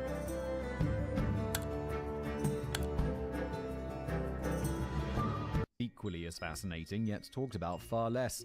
Could another advanced civilization have existed right here on Earth, and we, as a species, have simply forgotten about it? While the idea may seem ludicrous at first, because we like to believe that human advancement has been largely linear, it's not as outlandish as you might think. According to the best estimates, modern humans have been... So that's the other thing. When it's an opinionated topic, it makes even less sense to write someone else's words. Because right now, clearly, whoever wrote this, he's telling us what he thinks. He's telling us, well, it might not be as crazy as you might think, but he just said that he doesn't believe in it. So isn't that crazy? Like, he just, even if you want to be charitable and not pedantic like me when it comes to the beginning, when he said, I don't believe in aliens, but I do believe in aliens. Okay, he meant he believes there might be aliens, but he doesn't believe in this stereotypical image of an alien, meaning the Greys or the reptilians or the whites, whatever the heck type of alien you like, and then he doesn't believe that they have come to Earth and done the things like Illuminati and all that kind of stuff, UFO. Okay, fine, but then it's weird that you are reading in the text now that you're reading, oh, it's not as outlandish as you may think. Then it's not as outlandish as I may think he should have read it. Around for about 200,000 years, throughout which time according to the best estimates, modern humans have been around for about 200,000 years, throughout which time our ancestors' intelligence was similar, if not equal, to that of our own. And evolution is real slow. However, only about 5,000 of those years have been documented or discovered, which means that 97.5% of our history is completely unknown to us. That's wild, isn't it? Like, you think, oh yeah, pyramids and stuff, that was a really long time ago. Oh, that's like 2.5%. That's of history. Less, it's like 2%. Human history. Obviously, history of the universe, way bigger. But like, of humans. When considering this, is it really so hard to believe that humans may have attempted and succeeded? Technically, the majority of it is not even history, because prehistory is before the ability to write it down. To construct another civilization long ago that failed and has since been forgotten. I mean, kinda, yeah. Because while we only have like 97.5% of our history is unknown, there's like fossils. Like, you know, you go out in the countryside, there's like fossils of like trilobites, dinosaurs from a long, long time ago. I feel like we'd know. Is that right that Candace Owens doesn't believe in dinosaurs? That's what I heard. It'd be like, oh yeah, there's fossils of like buildings and or spaceships from like our previous advanced civilization. Nothing's ever been found like that. Does he even know what a fossil is? Because he just asked for a fossil of a building. As anyone who's ever cooked a pancake can tell you, getting things right on the first attempt is extraordinarily difficult. So who's to say that launching a society from nothing would go any smoother the first time around? What is it with the first pancake? Because Matt's absolutely right. Whenever I make pancakes, typically I make pancakes on Sundays for my family, and we all enjoy pancakes together, which is nice. Very nice. And the first one is always wrong. Like, and normally I cook 3 pancakes at once in the big pan, but the first one I always pour out and then cook and then flip over, and it's always like either not cooked right or it's a bit burned or something like that, because the first one is always screwed up and then all of the others are fine, and then I always end up snacking on that kind of semi-burnt first one while I cook the others. And then when I actually go to eat the others, I'm not so hungry because I've snacked on this nasty pancake. In future, I'm just going to throw it straight in the bin. I don't know why I don't do that. It's something I do with my kids' leftover dinner. Like, I'll get home from work and there'll be some leftover dinner, and I'm like, I could snack on that. What I do? Throw it in the bin, because otherwise I will snack on it. And that's bad. Furthermore, there is another possibility to consider. Who says that humans were the first intelligent creatures to evolve on Earth in the first place? If we return to discussing numbers for a moment, our planet's about 4.5 billion years old, which means that modern humans didn't exist for approximately 99.996% of our planet's history. Right. I remember that 0.004%, 97.5% we don't know about. Crazy times. During such... Well, we do know about some of it because of geological studies. It's not that we don't know about it, but yeah. Such an incomprehensibly large amount of time, could another intelligent species have evolved and gone extinct before humans were even walking upright? Could another society as advanced or more advanced as our own have existed? A civilization whose cities... So we're already outside the spectrum of what Hancock says, because he doesn't say that they were more advanced than us. Although then again, I'm still not... First, he doesn't speak about aliens as far as I understand. So I thought that this was about that, but apparently it's not. It's a different one. It's either the aliens, maybe, or if it's not aliens, in this case, it's talking about actual humans, but they may have reached heights that are even higher than ours. It is a beautiful setting for us. That is why we do have proof that the Stone Age happened. And now stands, but have long since turned to untraceable dust. Today we'll be looking at these two very different but very related possibilities as we try to determine if we are truly living at the pinnacle of evolutionary advancement, or if those that walked the earth before us could have built societies that make our vast cities look like little more than piles of stone by comparison. And don't worry, even though this intro may sound like something pulled straight from the History Channel, I like that the History Channel is. The History Channel is so bad and so not about history that it's just a meme at this point. I think they changed it into just history, right? But yeah, History Channel is absolutely a meme. Freaking hate it. We'll be referencing, we're very skeptical. We need proof. Setting the stage. To start us off, I'd like to begin by discussing the far more likely of the two scenarios posed. Could humans have successfully established themselves sometime before this? However, we need to first back up and provide some context for how and why those civilizations... I mean, I agree with it or not. It's probably a bit superficial due to the fact that I don't know what... I mean, it is what it is, right? I think some of my best videos took me months to prepare. And believe it or not, they're not my most successful because YouTube... Right. I have to say, I like the way he writes. He has a nice writing style. Also need to discuss what it means to be a civilization, because that is, surprisingly, not as straightforward as you might assume. According to most modern archaeologists, historians, and evolutionary scientists, humans primarily survived throughout their early existence as nomadic hunter-gatherers who followed closely behind packs of large herd animals, hunting them for meats and furs while foraging for nuts, berries, and other edibles as they went. Actually, as far as I understand, I don't know most, but definitely there is a chunk of modern archaeologists that don't use the word civilization anymore, which I strongly disagree with, because I think it's an excellent word. I remember one of the proponents of the idea of, oh, we shouldn't use it anymore, blah, Flint Dibble. So I will use it on purpose just to mess with him. This was essential because prior to around the year 10,000 BC, few successful forms of agriculture had been developed, which meant that staying in one place for too long would have quickly depleted their available food supply. The reason no one had got around to developing agriculture prior to this was likely due to a little-known event called the Last Glacial Period, which is often colloquially referred to as Earth's Last Ice Age. Beginning approximately 115,000 years ago, the Earth entered its last glacial period, and at one point, glaciers covered up to a third of the Earth's surface. Jesus Christ, and I complain when it's a few degrees below zero outside. Same, mate. Exactly the same thing. Yeah, agriculture is a Neolithic invention. I would love to make a video about agriculture in the Neolithic period and transition between the Mesolithic and the Neolithic. And it would get 9,000 views, get buried by the algorithm. This would have made any type of real advancement difficult, as humans were far too preoccupied with keeping their gonads warm to consider alternatives for scrapers and hand axes. Plus, being a hunter-gatherer is a surprisingly good way to stay alive, so... No, I disagree with that. Already, like the bows and arrows, for instance, are absolutely a Mesolithic invention, at least, that we can trace, possibly even older than that. Spears, javelins of all sorts of different types. In fact, they were quite sophisticated already by then. I don't know why he's saying this. There was little obvious incentive to disrupt the status quo. Yeah, I read that book. Is it Sapiens? Is Sapiens the book?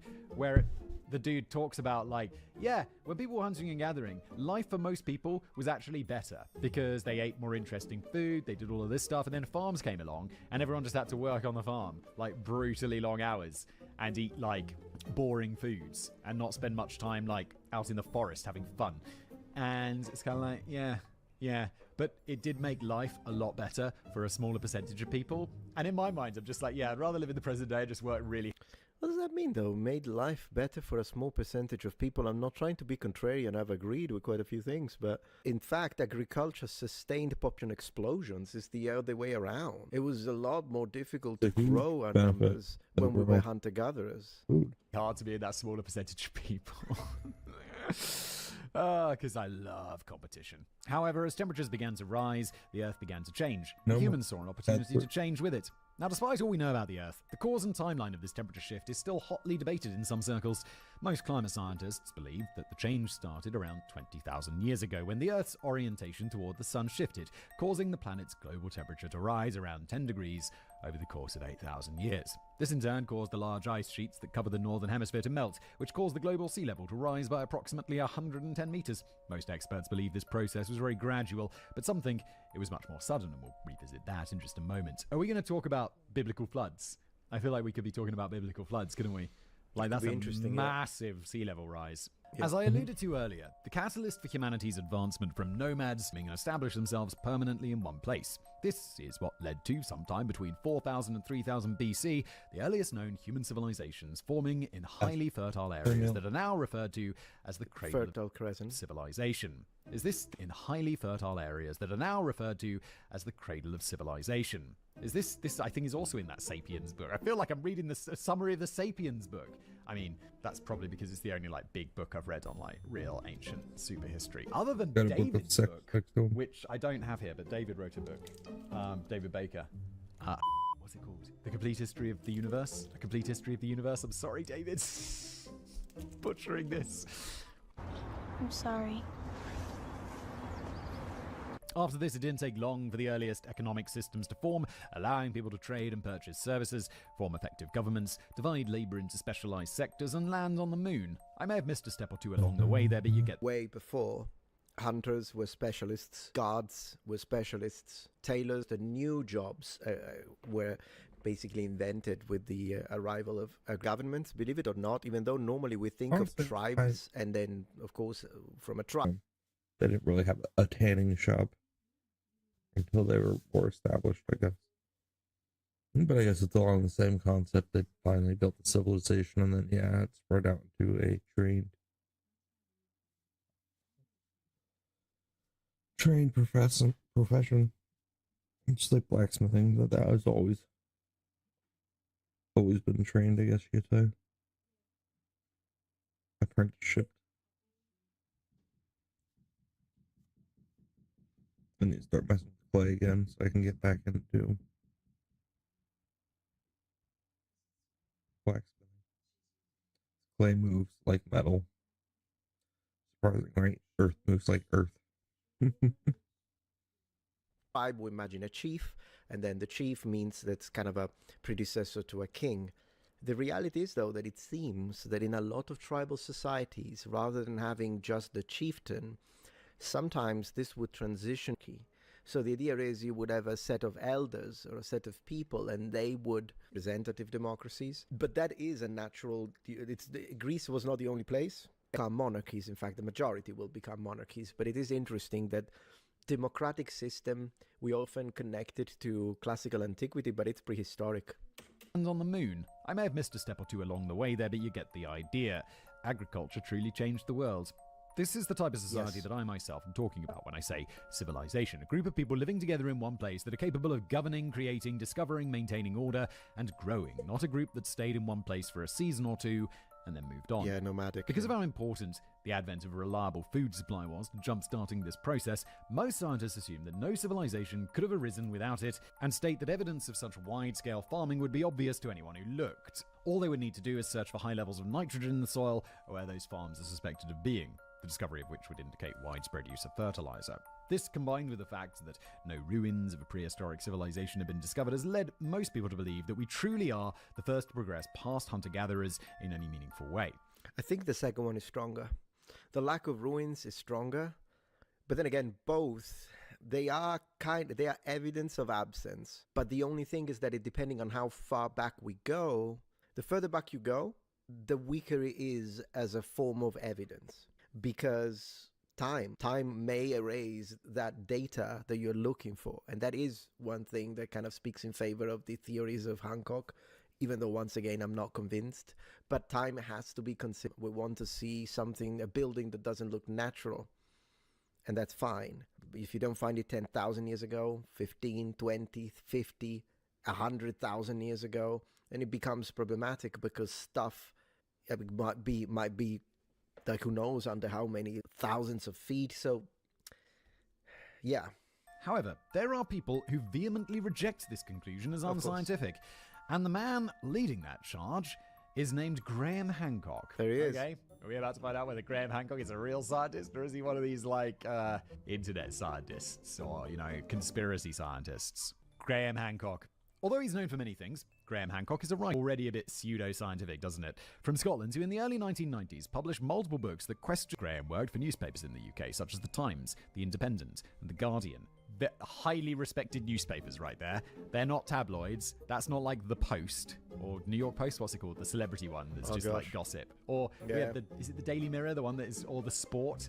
It's kind of just made up. Where he published articles while living in Africa, exploring the world, and conducting his own research into Earth's history. Whatever he is up to, it does sound pretty fun. More recently, he's... Yeah, that's one thing that I respect of the man, even though I disagree with his points and positions. I do respect that the guy does do it. He goes, and he goes underwater, he travels, like he's done that for his life, his entire life almost, and that's something I can respect. Devoted much of his time to speaking publicly and going on various podcasts to promote his theory that a prehistoric human civilization existed and ruled over the Earth during the last glacial period. Right. Sounds like sort of guest on Joe Rogan's podcast, doesn't he? Graham doesn't claim to be a scientist, but he does believe that his work is solid and states that the only reason his research has not been accepted by mainstream archaeology is because his theories would change the way we see the world by throwing a wrench into the entire accepted timeline. Assume the vast majority, if someone comes along and is like, have you thought about questioning this? They'll be like, oh, that's an interesting level of dogma. But yeah, the whole scientific method and stuff is like a thing. The kind of political pandering and nonsense that they're pushing now. I'm not saying all scientists. I'm not being the anti-scientist. Yeah, no, if anything, scientists I'm are very pro-science. But it has to be real science. Just because someone has a title, it doesn't mean that they can be completely compromised, which is unfortunately often the case when it comes to a lot of universities with a lot of professors. Look at all the nonsense with the white supremacists and everything. Come on. This is a timeline that Graham says archaeologists are obsessed with defending to the point that they're not open to having their minds changed. Famously, archaeology is a very snobby field, so Graham's claim that archaeologists are unwelcoming to new ideas is based on reality. However, his critics claim that his theories are poorly researched, unsubstantiated, and heavily biased because of his tendency to cherry-pick evidence, misrepresent that evidence, and ignore everything that does not support his claims. Basically, everything an objective scientist should not do. Treasure hunter, I mean, like fine, Indiana let's say Jones. archaeology is snobby, and all of the scientists are like that. But the fact is, there's a lot of them, and some are going to be like, let's just look into this a little bit. And if there's anything to it, they'll join Mr. Hancock's side and be like, let's go. But they don't. Not a single one, it seems. But let's not get ahead of ourselves, because there are also many... It's so weird that he talks about things without investigating it, without seeing if there is not a single one that you don't know about. It's not true that not a single one ever. And again, I feel like I'm being like devil's advocate in this case, but it's not true that not even a single archaeologist has ever sided with him. Scientists who stand behind Graham. Okay, never mind. There we go, exactly. Because there are also many scientists who stand behind Graham. Okay, never mind. Maybe there are some archaeologists who are like, into this dude. Okay, fine. Oh my gosh, literally, this guy's clueless. Maybe this channel particularly so, but that's insane. Yeah, so he's giving opinions, and then like, I mean, I guess that's the format he chose. He's very successful, made a lot of money off of it. And people love it, right? How many emojis? 1.1 million. So who am I to judge? I mean, at the end of the day, right? People love this shit. People love it that he hasn't got a clue. And then correct himself. Maybe they find it funny with a little comedy music. I don't know if I can do more than 20 minutes though, guys, because I mean, it's intense for me. Fine. So what exactly is Graham's theory? Graham believes that humans are a species with amnesia who have forgotten a major part of our history. Well, we haven't forgotten it necessarily, we've just not discovered it. Didn't we say that 97.5% of human history is just not known about? Whether there is both logical and physical evidence of that, what this is. Please, go on. According to... I've never been a 10, dare I say 2012, doesn't it? Think of as the emergence of civilization was actually a re-emergence after a major cataclysmic event that wiped away almost all advancements made by humans over the centuries that preceded them. Okay, look, I'm keeping an open mind. I'm open to this, but I'm going to need something other than theory. Graham theorizes that this cataclysmic event was also what caused the end of the last ice age, and the climate shift that scientists claim occurred slowly over the course of 8,000 years actually took place in a matter of days, maybe hours. His theory for what caused this event revolves around a comet that may have impacted the Earth's northern hemisphere near Greenland sometime around 9,200 BC, causing widespread catastrophes, flooding the world, leveling entire civilizations, and killing the majority of life on Earth. This would include the megafauna such as the mammoths, mastodons, and saber-toothed tigers that roamed the Earth until around 10,000 BC. It was such a devastating Working event on that all redesign functioning now. societies We got virtually things in the collapsed works. overnight. Hopefully later effectively this week sending I'll get humanity some back of to them the rolled Stone out. Age. Okay, fine. Seems reasonable so far. After this, it was up to the few remaining survivors of this ancient civilization to rebuild society from scratch. Looking To do forward this, to it. they spent the remainder of their lives traveling the world as nomads and sharing their knowledge with the surviving hunter-gatherer tribes, which Graham speculates would have fared much better throughout the apocalypse than the people who lived within his lost civilization. To be honest, I find this entire theory fascinating because if proven true, it would change the way that we view early human history. However, before we So he's reading that as well. To be honest, I feel that this entire theory, goodness gracious. examine the evidence Graham puts forth to support his theory, we should ask ourselves if the remarkably different timeline he proposes is even scientific. Okay, let's definitely look into that. So far, I'm with Matt. This sounds super interesting. If it's true, it would uproot everything, and so far my mind is still open. Is it possible? Considering that Graham's entire theory revolves around a comet impacting our planet and wiping out the majority of life on Earth, questioning whether such an event could have taken place is obviously the best place to start. And the answer to this question is, surprisingly, yes. Is that so surprising? Comets have hit the Earth and caused massive disasters. Isn't that what wipes throughout history? As it turns out, the comet impact theory, as the event in question is known, is supported by the Comet Research Group, a collection of 63 scientists from 55 universities in 16 countries. Among them are real doctors of science from Dartmouth, Harvard, Stanford, the University of Buckingham, Charles University in Prague, as well as others working for NASA, ORNL, and the Institute for Isotopes and Surface Chemistry. So all in all, a bunch of people with really big brains. In short, they are a serious and reputable group putting forth a theory that they believe is scientifically plausible. To summarize this theory, this group believes that a large comet impacted the Earth approximately 12,800 years ago, jump-starting the temperature changes seen around the world at that time and putting an end to the last glacial period. This would have occurred during a time known as the Younger Dryas, and their evidence for this impact is a distinct black mat that has been discovered at multiple potential impact sites. It's comprised of traces of magnetic iron-rich spherules, glassy silica-rich spherules, spherules? I assume tiny little sphere things, high-temperature melt glass, nanodiamonds, soot, and more, all of which, they say, is indicative of a very large, very hot impact. They used carbon dating to determine when this impact took place. Truthfully, I'm sorry, I'm going to fall asleep. Well, what can I say? At the end of the day, I know that whenever I click a video of his, I'm not actually listening to him, am I? But never in my entire experience with Simon Whistler was that ever so evident as it was for this one. Yeah, anyways, what do you guys think? I don't watch the whole thing. Please go check out the video if you want. I'll put a link in the description. You can finish watching it and see what Simon's writer actually thinks, Matt, about the situation. But still, I am just puzzled by someone giving opinions about something he has never actually even looked into. Yeah, that will never cease to surprise me, but what can I say? But thank you for watching. Kind of what Simon does. If you appreciate my content so far and wish to help ensure my ability to continue to tell it how it is, regardless of any possible backlash, just review stuff or read what's written on the paper. Emma Frost now has the sauce. What? Yeah, I can't do mods.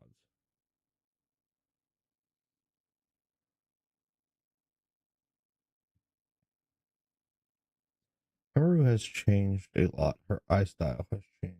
Have you noticed? She looks more Asian the older she got.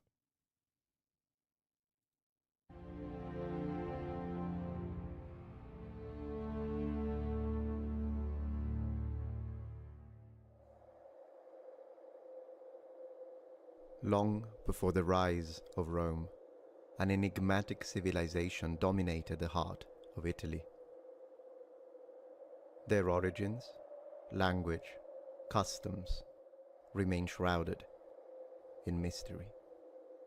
They spoke a language like no other and left historians, ancient and modern, a mystery to unlock.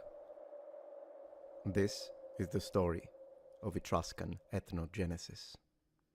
The Etruscans were a sophisticated and influential ancient civilization that flourished in central Italy, primarily in the region corresponding to modern-day Tuscany, northern Lazio, and parts of Umbria, before the rise of Rome. They were at their height between the 8th and the 5th century BC, playing a crucial role in shaping early Roman culture, religion, architecture, and urban planning. As we try to figure out not only Etruscan culture, metallurgy, religion, military campaigns, and influence within the ancient Italian territory, we have to keep in mind one thing. The Etruscans were a unique and enigmatic ancient people who were shaped by both local traditions and external influences from the wider Mediterranean.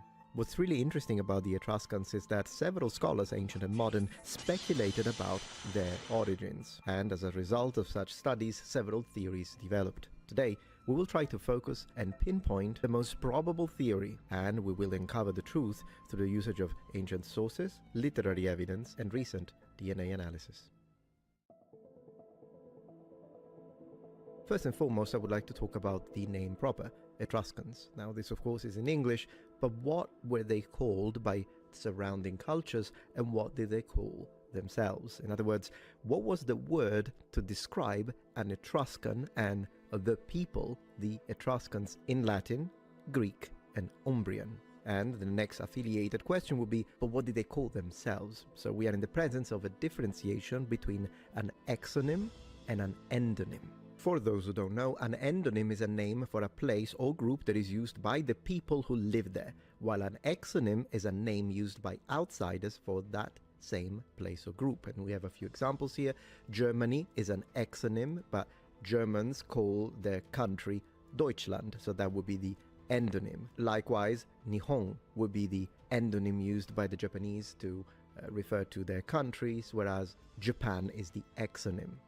The ethnonym Etruscan comes from the exonym, so the external term used in several surrounding civilizations, not from the endonym or the original way in which the Etruscans called themselves. To be specific, in Latin it would be found as Tusci or Etrusci, in Umbrian Turscum, and in Greek Tusernoi. The original name that was instead used by the Etruscans to refer to themselves was the word Rasna. However, this theory has been challenged, specifically by the famous linguist Helmut Rick, who tells us that both names, the one used in Latin and the one used in Etruscan, were in use by the Etruscans themselves, so they would both be endonyms. And the etymological origins of the word Etruscan or Tuscan would be connected with the word Tursis, which would mean a tower or a fortress. So, the people of the towers. The situation of antiquity and historians and writers of the period, well, the discussion of the origins of the Etruscans was already highly debated, and we have several theories expressed in the sources. We have the autochthonous or indigenous theory, whereby the Etruscans would be indigenous to Italy itself. We have the Eastern or Lydian origin theory, claiming that the original population and then will become the Etruscans was a migratory population originally from Western Anatolia, modern-day Turkey. We then have the Aegean theory, which was mostly pushed by ancient Greeks, who claimed a Greek origin of the Etruscans before they moved into the Italian peninsula. So let's review these one by one. Now, this idea that the Etruscans might have been Greeks is strongly connected to the writings of Hellanicus of Lesbos, who was an ancient Greek logographer, and when we use this word we mean historiographers or chroniclers that precede the father of history, Herodotus, and of course all of their writings. According to him, the Etruscans were in fact the descendants of another people of Greek origin called Pelasgians. Now, we could go into the discussion of whether or not the Pelasgians, who would be probably more correctly indigenous inhabitants of the Aegean Sea, would be considered Greeks or not, isn't the video on its own. So for now, indigenous people of Greece is how we're going to discuss them.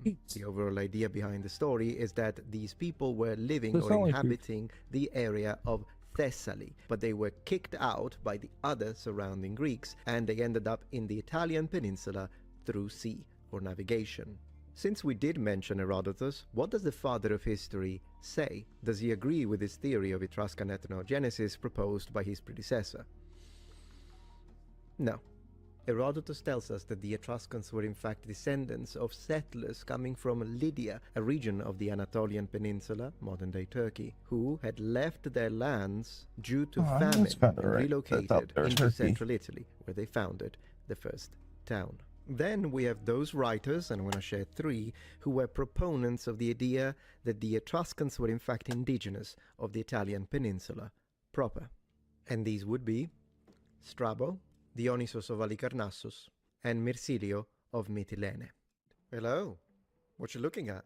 As you know, we have created a Metatron plushie for all of our fans and supporters, and we are really trying to hit 200 sales. We are 79% funded, and we have to hit 200 to be able to ensure the production. If you watching this right now were to get a plushie, we would hit 160, and then we would only be 40 short of ensuring production. If you like my content, please consider supporting me by getting a plushie today. Thank you so much. He's not pushing the plushies as much. He needs to. They're good. Having They're discussed awesome. the ancient hypotheses, we should also briefly mention more modern ones. For instance, there is the theory presented by Emmanuel Rouget.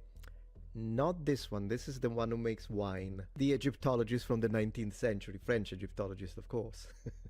According to his theory, the origins of the Etruscans would have to be connected to those that we usually call as the people of the sea, a very mysterious ethnonym that perhaps would require its own dedicated video, but in general it would be connected to the collapse of the Bronze Age. And separated from this one, still 19th and 20th century theorists proposed the idea of a alpine or north of the Alps origin of the Etruscans, so definitely of a northern stem, although both of these are highly criticized and most likely they're nonsense.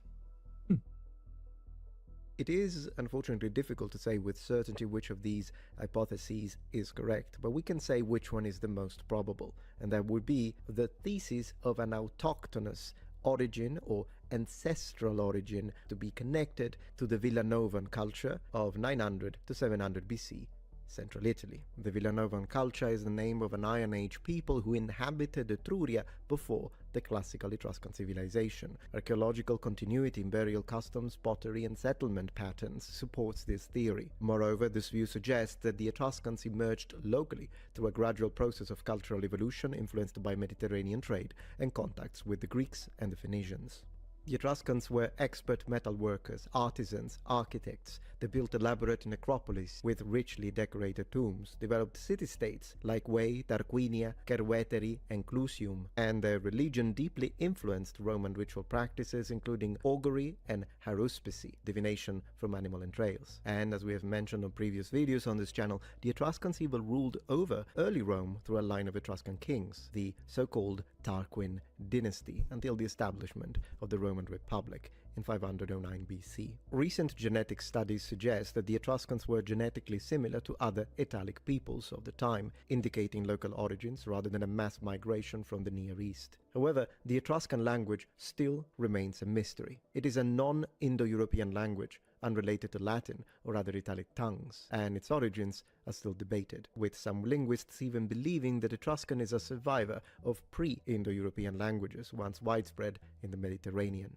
In other words, and this is the most fascinating aspect of all of this, the linguistic data alone kind of suggests that the Etruscans were a people that had been living in the Italian peninsula since before the arrival of all other Italic populations. Were the Etruscans the original Italians? I'll leave you with that question, and if you have questions of your own, feel free to let me know in the comments below. And thank you very much for watching. Goodbye. If you're enjoying this video so far, please take a moment to check out my Patreon page. With as little as a $5This David Wood situation is utterly terrible on so many different ways. If you guys didn't know, David Wood and Sam Shamoon have been in a cold war of sorts. Okay. And it revs up every couple years and then it kind of simmers down. Well, this time around, David Wood decided to go 8 Mile, nuclear 8 Mile, and basically in his attempt to neutralize Sam ever having anything over his head, exposed all the crazy stuff in his own life and over his own head. But before we do that, I would be a bad friend if I didn't tell you about our brand new Black Friday sale that's happening this week. This is some of our Bless God from the Summit apparel that's here. And that in the 60-day devotional and journal, as well as pick up a prayer journal for a friend or a spouse or a loved one, and get a leadership planner. So this is available now. The quantity on these book, Godly Ambition, signed copies, limited signed copies on sale. All of this is comment, and a couple of other is Julie Royce ran a report on it, and in the middle of a 6-hour stream, David Wood reveals some utterly evil and deplorable things that he did when he was 18 years old, before he was a Christian. Okay?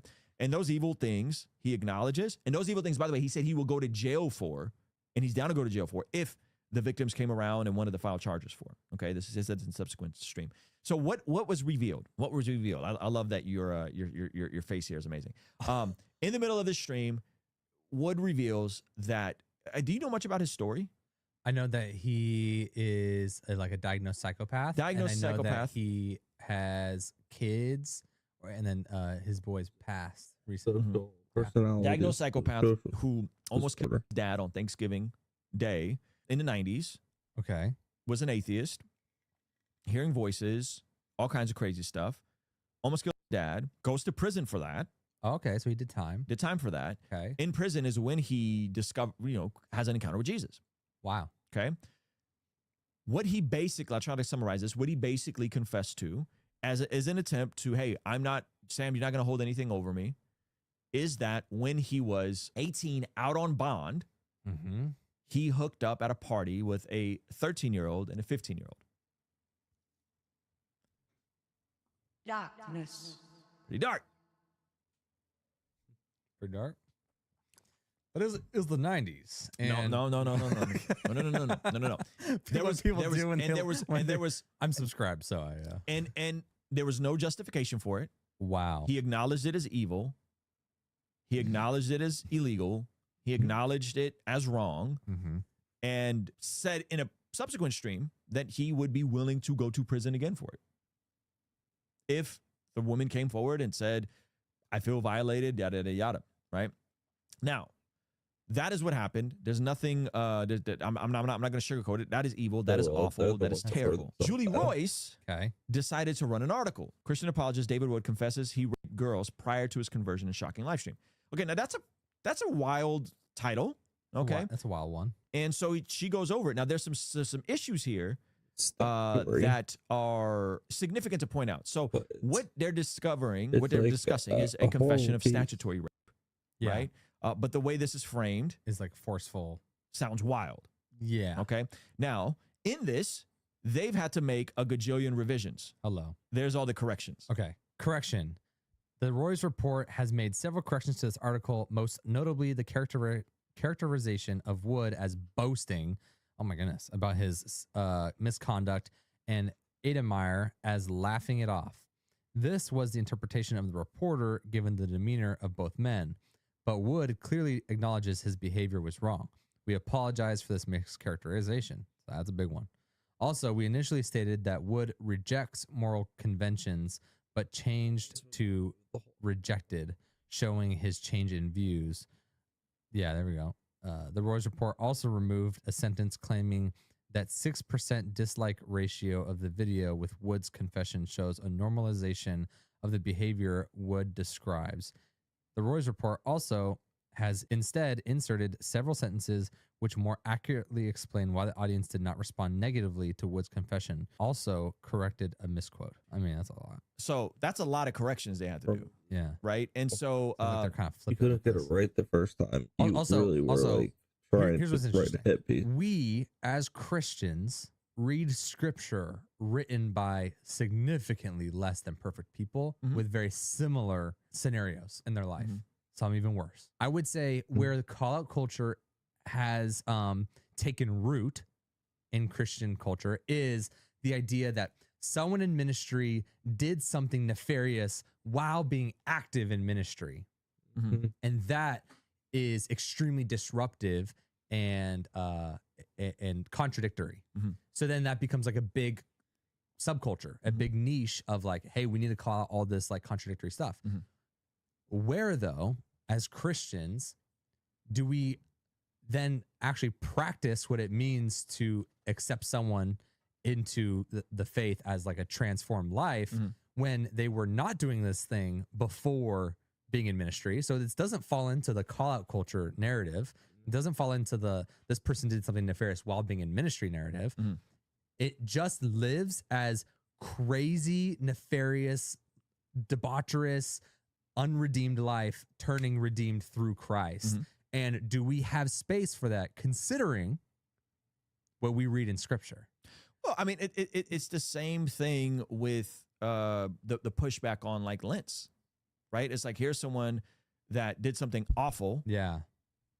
Went to therapy, went to recovery, went and did all the things. Yeah. And there's certain people that are like, he can do no good ever. True. But where I was drawing a distinction was Lentz lives in the world of was in a place of ministry, leading people, yet did something extremely nefarious. And so there wasn't this like, this person was already supposed to be living a transformed life. And so then that's when we're like, as a church, like, oh my gosh, red alert. But this is a person not saved. This is a person not saved. Diagnosed psychopath. Doing crazy things, as a psychopath. That was not saved, is not in ministry, was not living a double life. They were just debaucherous. It was just a bad life. And then got redeemed. And so that's what I'm saying. Like, this is actually different because it's titled like he lived this. He raped girls. Yeah, it's titled this way where it's like, oh, we're calling out. This is the site that calls out people that did nefarious stuff while in ministry. Right. Yet this is like, hey, we're gonna call out stuff. That's a good observation. Yeah, we're gonna call out stuff that you did before you were saved. And I was like, where in our faith, considering the passages we read and who the authors were, do we have space for people's honest, accountable confessions? Like, that's an interesting take, because he's not saying like, hey, by the way, I've been living a double life as an internet a teacher, that now I've actually been doing all this crazy stuff behind the scenes actively. It's like, this is just a lot of information that is probably, not suited for the internet, yet can you handle it? Yeah, no, that's good. That's a good take. I think, thank you for drawing that distinction between Lentz and this. Yeah. Because I do think it's an important distinction. Mind you, wild claims. But how do we challenge ourselves? Can I be honest? Yeah. Anyone that knows David Wood's testimony was not surprised by any of this. It's like, yeah, he almost the dude tried to kill his dad and went to prison for 5 years.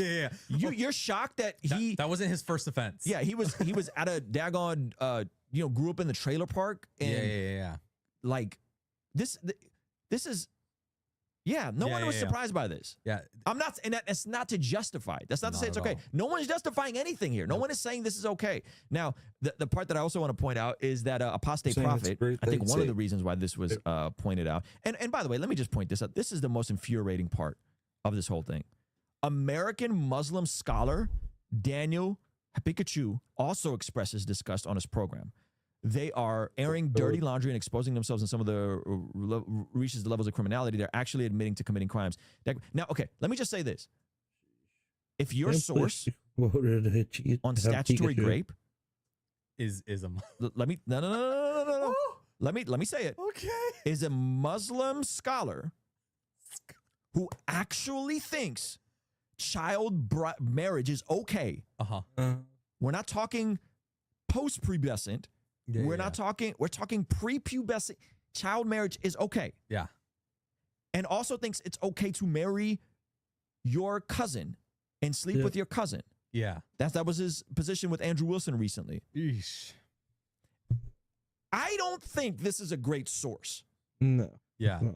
To rail against someone that committed statutory rape.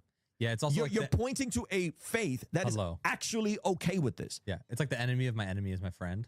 This is which is like straight. Stop quoting. Straight brainworms. Yeah, straight brainworms on their part to quote this dude. They and by the way, fact check me on this. Look it up. Most of these Dawa guys are okay with child marriage. Why?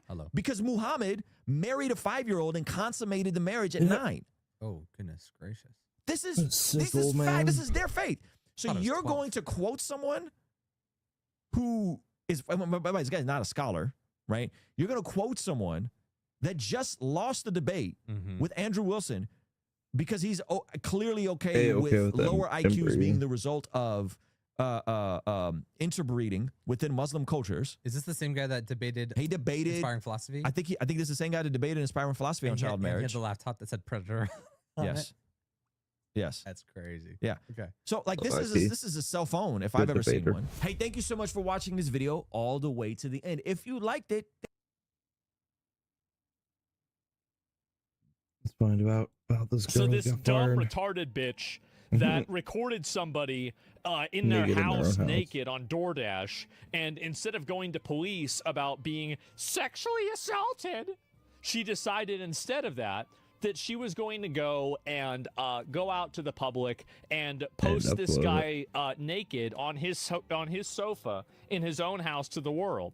The police don't care. TikTok banned her, and she also got arrested for 2 charges because of this. And now it Yep, seems good. like TikTok is deleting it too. Police are doing nothing. Girl, I bet she wishes they were doing nothing right now, because now we have Austin's statement from the police. I got a fresh blowout, new pajamas. Let's get into it. I've got the statement. This comes from Stephanie, the attorney. Let's read. So if you recall, the incident happened on October 12th. Austin gives a statement to the Oswego police on October 23rd. It's important to know why there's a gap. We're going to find out. Yeah. He said on October 12th, I was drunk and apparently ordered DoorDash to my residence. I don't remember ordering DoorDash, but there you go. And he apparently fell asleep on the couch I believe him. afterwards. He states he was naked from the waist down, but had a shirt on. He said when he woke up, he received a notification from DoorDash, and in the background... Well, at the end of the day, you couldn't see his dick, all right? You couldn't see his dick. I didn't look for those images. Yeah, he wasn't wearing any clothes, but let's not act like something horrible happened here. The photo, it showed him asleep with his genitals out. Right. If we recall, the next morning is when the police initially questioned him, and he apologized and said that's not like him.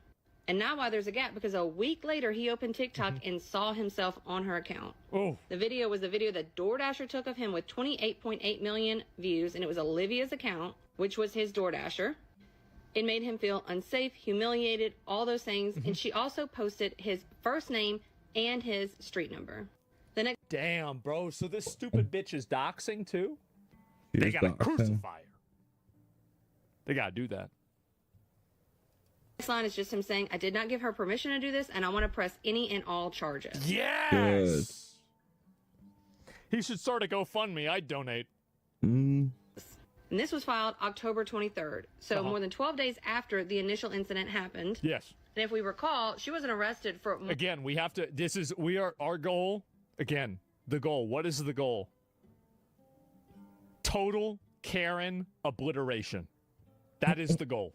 Investigation done. Yes. And now Olivia, aka IRL Monster Hideout, is facing 2 felony charges. Unlawful surveillance, and then the dissemination of that surveillance, which was putting the video here on the internet. Yep. So it sounds like nobody knew about this video. She didn't admit it in her initial police report. She didn't admit... Oh, she didn't, she didn't show that. And wait, so she filed the police report, but she didn't show the video of it happening?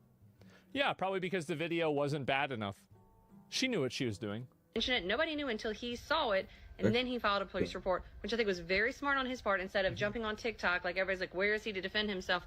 Y'all, this isn't real life. Out there is real life. He did the right thing. So she pulled a Casey-tron. That's funny.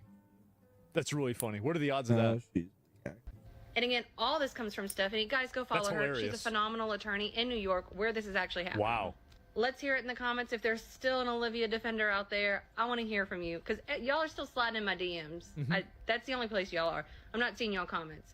Y'all are like in my DMs like, I'm a terrible person. No, I'm just bringing the facts. This is ridiculous. Okay, good night. DM me instead. You cry to me instead. You want to crash out? You want to get mad? Cry to me instead. That way I can use you for content. I love this They story. just fired me, and the police are doing nothing. I lost my job. That was my only way to make money to pay my bills. This TikTok DoorDash driver just went from viral victim to felony defendant after she came online. Violent victim to felony defendant. Oh, wow. How does that happen? Saying that she was essayed on the job, and now she's facing years in prison for the video that she posted herself. 3 days ago, October 12th, 2025, I was a victim of SA by a DoorDash customer while I was doing my job as a DoorDash driver. The DoorDash customer requested that their order be left at their front door. Their front door was wide open. Their lights were on. They were sleeping on the couch within eyesight of the front door with their pants and underwear We saw down to this their before. ankles and they were indecently exposed to me. Well, as it turns out, that's not exactly what happened. If you need a perfect it's too example bad, of how fast huh? a viral like victim story can flip upside down, this is it. Because this video was posted in mid-October by Olivia. By the way, this girl that did this is the kind of stuff that makes people not believe girls that come out with stories of sexual assault is disgusting, weird parasites like this. Like, this girl was made to dig potatoes out of the ground and, you know, fucking not even know how to read. And it is a true crime against humanity that she was given a computer.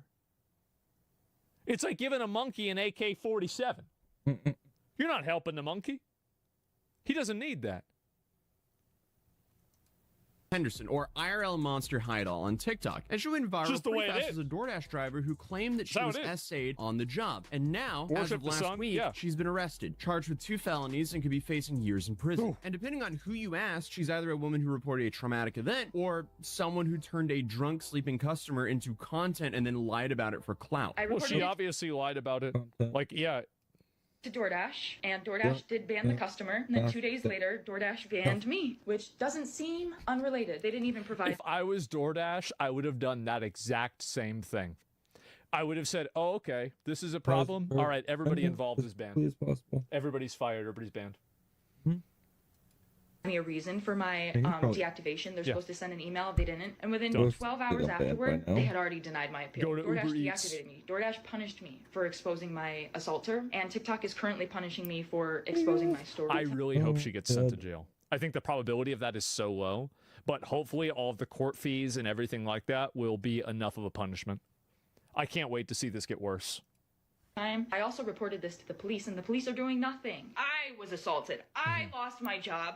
I'm the victim. Yeesh. So, Yeesh. Yeah, true. This whole thing just starts back in October 20th in Oswego, New York. Friend Olivia girl. was delivering an order for DoorDash, and according to her, Oh, the customer had asked for the food to be left at the front door. She Ooh. said that she walked up to the house and found the front door wide open, lights on, and the customer lying on his couch with his pants and underwear pulled down to his ankles. She Yeah. described him as fully exposed and said that she'd been put in danger simply by doing her job. Now, obviously, that's not an ideal situation to witness on the job, but it could also be That's one way to say it. It was explained as a guy who got horrible. super drunk, ordered some Wendy's, and then passed out before it got there. Not a great look, but I mean, don't if I was DoorDash and I had a person report that a guy did that, I'd ban the guy too. Like, I don't think DoorDash did anything wrong. Like, because, again, like, you don't know whether she opened the door or Yeah, not. Like, basically, Yeah, like, it was well, kind the of dumb dude that he opened did the that. door. But if the door wasn't open, then she is 100% in the wrong. And if the door was open, she's only 90% in the wrong. I think it's illegal to do that, especially because he was in his own house and he wanted the order at his front door. Yeah. But more on that later. So, in her first series of videos, she told the story with the tone of someone who was still shaking from what happened. She said everything was caught on camera. She also said that she didn't want this to happen to any other women, which Yeah. is why she came forward with this story Oh, wow. on TikTok. And with the video, she also reported this to DoorDash and the police. And her initial post grabbed more than 22 million views for Yes. a brief moment. And TikTok seemed ready to rally around her. But that didn't last long, because within days, TikTok removed her video for violating community guidelines, and the talk around her started changing. There you go. Because she posted more videos saying that TikTok kept trying to silence her. And then she said that DoorDash fired her for reporting an incident, and she said the police were punished. I can't wait, because this is the beginning. This is what I think is funny. This is the beginning of her spiral. She might not know it yet, but this is the beginning of the end. Her instead of helping her. So Yep. see, that seems odd when 3 entities are suddenly going against her at once. So everybody thinks that she's retarded. The police think she's retarded. DoorDash thinks she's retarded. TikTok thinks she's retarded. Huh. What's going on? One of the biggest Wow. points in chaos of this entire story is the debate over whether Olivia actually walked up to an already open door or pushed it open herself. In the first video, she insisted the door was actually wide open when she arrived, meaning the guy on purpose left his door open for her. Thus, as she claims, he left himself exposed for her to see. But pretty fast, Right. other creators started putting out screenshots that showed that she had quietly deleted an earlier version of that video, one that showed her nudging the door open before panning to the sleeping guy on the couch. And the original clip was deleted, but I don't think this has anything to do with TikTok silencing her here, because she posted a video of a dude laying there exposed on his couch in his own house, and she posted it for millions of. It's also that they have a rule against nudity. So if you're posting a guy that's nude, you broke the rules. What? What? What? People online to see. I don't know about you guys, but I think the video got deleted because of that. So obviously that's not allowed on the platform, hence why I can't show the clip here. But there were these side-by-side screenshots that started popping up of what. If the video that she uploaded had the door closed more, or sorry, if the video that she uploaded, the cropped photo, if she did that, she 100% opened the door. Sorry. Yep. You don't, because again, where there's smoke, there's fire. A person engaging in good faith would never do that. Only a person that's trying to deceive you would do that. She needs to be on the sex offender list. I agree. I totally agree with you. Yeah. The door was closed or left open. Either way, dude is in his own house, so is this illegal? No. But my main question is, why is she walking around in this dude's house? Like, drop the food on the doormat, take a picture, and move on to your next order. You don't need to be... Hello? There's no reason to play Resident Evil in someone's house. This whole situation doesn't make sense whatsoever. Did she just use this as a ploy for attention? How? Yeah. Exactly. You thought it was her golden ticket. Jeez, guys. Her golden ticket to fame. That's what she thought it was. Yep. That's right. That's it.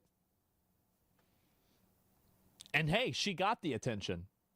All of it. From the police, because now she's getting charged with 2 felonies. Ah, You got all too of the bad. attention. How is it hard to understand to not walk into someone's house and post a video of them laying naked on their couch to millions of people on the internet? That's just so unacceptable. But I think one of the reasons this whole thing went so viral, other than the fact this girl's thought process is borderline crazy, is that no one could agree about the push door or was the door wide open. And I mean, I get why there's a hang up here, because if she No. If she deleted a version with the door that's more closed, that's the end of the conversation to me. That's it. All right, that's all I need. I need 1 point on a graph right there. I draw the whole line. I say it's really just that simple. She's probably planning on making OnlyFans content. I got a feeling that's not going to work out. No, probably actually, you know, pushed the door open to record a guy just laying there in his house and then, you know, turned herself into the victim. She's insane. And then we for sure have another member of the Hall of Fame of Influencer Morons. At this point, I need to start holding introduction ceremonies for these kinds of idiots, because I should be starting my videos like, welcome to the newest idiot who's now facing jail time for some social media content. I love it. I do. I love these videos. It's beautiful. Because at this rate, I'd say a lot of my videos are kind of like that. Anyway, there's a ring camera of her opening the door, as far as I heard. It's just it's a rumor. Nobody knows that. I heard it, but it's a rumor. Arguing about the lighting, angles, wood grain, everything. But this is where the story took a life of its own, because while she was telling millions of people that DoorDash and TikTok were trying to bury her truth, police were piecing together a version of the events that looked very different from what she originally stated online. Because eventually, the police stepped in with their own findings, citing Ring doorbell footage that reportedly showed her opening the door herself. Yeah, I mean, if there's footage of her opening the door, I think like this is jail time and sex offender list. Absolutely. 100%. 7 years each. Yeah, it's GG. Why did you do that? So, ladies and gentlemen, no, she did it for attention. That's the reason why she did it. It's pretty simple. Like, a lot of these people are attention-starved narcissistic freaks, and they have no problem acting like victims, co-opting legitimate issues like sexual assault for their own, fragile egos. And trespassing? Yes. Total Karen obliteration. That's right. Got her. Sir, I have your DoorDash. Oh! Ew! I'm a victim! Number one, why would you ever do this to begin with? And number two, why would you For do attention. this when there's a Ring doorbell camera right there next to the door? Because people like this are stupid. That's the reason why. They don't think past that. Complete idiot. Opening. Like, did you not think he was going to review the footage after you exposed him to millions of people online? Well, people like this, here's the problem, is that girls like this and people like this in general are so used to, they're used to getting their way and getting preferential treatment and being treated with kid gloves no matter what they do wrong, that they do it for so long that they just get used to it. And they get lazy. Like, you guys have seen this, like, a lot of girls. Yeah, women are massive beneficiaries of this. And I think that they're overwhelmingly the majority of beneficiaries. But you know this, like, have you guys known anybody that, like, sells drugs and, like, they get caught and, like, eventually, like, at the beginning, you know, they're starting on, like, a burner phone, right? Or, like, you know, one of the Walmart ones. And, like, a prepaid. And then eventually they have some of their main contacts on their actual phone. And then after a little bit longer, you get sloppier and sloppier and sloppier, and then you get caught. Right? That's what happens. I think a lot of guys do that. Yeah, they use Telegram now. Yeah, sure. Well, that's so dumb. Yeah, I'm telling you. Then they buy a $100K car. I actually had a friend that did that. Yeah. Did not go so well. Took a vacation. They get confident. Yeah, exactly. So this is the same paradigm. His pants down. What did you think was going to happen? Either way, according to the police in Oswego, the man in the video was not sitting there waiting to expose himself to the delivery driver. He was sleeping and drunk, lying on his couch with no idea what was going on. And thankfully for him, the doorbell camera footage reportedly showed her opening the door herself, which does not add up with her story. So DoorDash... Well, if she opened the door herself, then, I mean, she's just very obviously the one in the wrong. It's not even a question. She wanted to sell the guy out as a sex offender for clicks, no sympathy. Absolutely. Absolutely. And the thing is that if that had gone through, think about it like this. If she had gotten what she wanted, his life would have been ruined. So it's only fair that her life gets ruined instead. I have that tree downstairs. I didn't even know they still had these. I've got this yeah, I have this tree. They probably don't. It's next to my TV. Finally responded with its own statement. Without naming her, Yes. they said they take Got a these couple kind of plants in reports there. extremely seriously, and they never deactivate someone for reporting it, full stop. But they said that posting the video of a customer inside of their home, along with their personal details, was a clear violation of their policies. They And it's not even a question. said that was the reason her account was deactivated. And they deactivated the customer's account, He's too, got some while they were plan in. investigating. Yes. And they also added that she still had full access to her money. Then everything hit a wall on November 10th, because that's when officers arrested Olivia Henderson 15 and years- charged her with 15 days ago. 2 Not counts years. of Class E felonies. Unlawful... It's a good start. She even posted his address on top with the name of the sexual assault allegation. Yeah, the people like this, they'll ruin your life. They'll ruin your life for clout.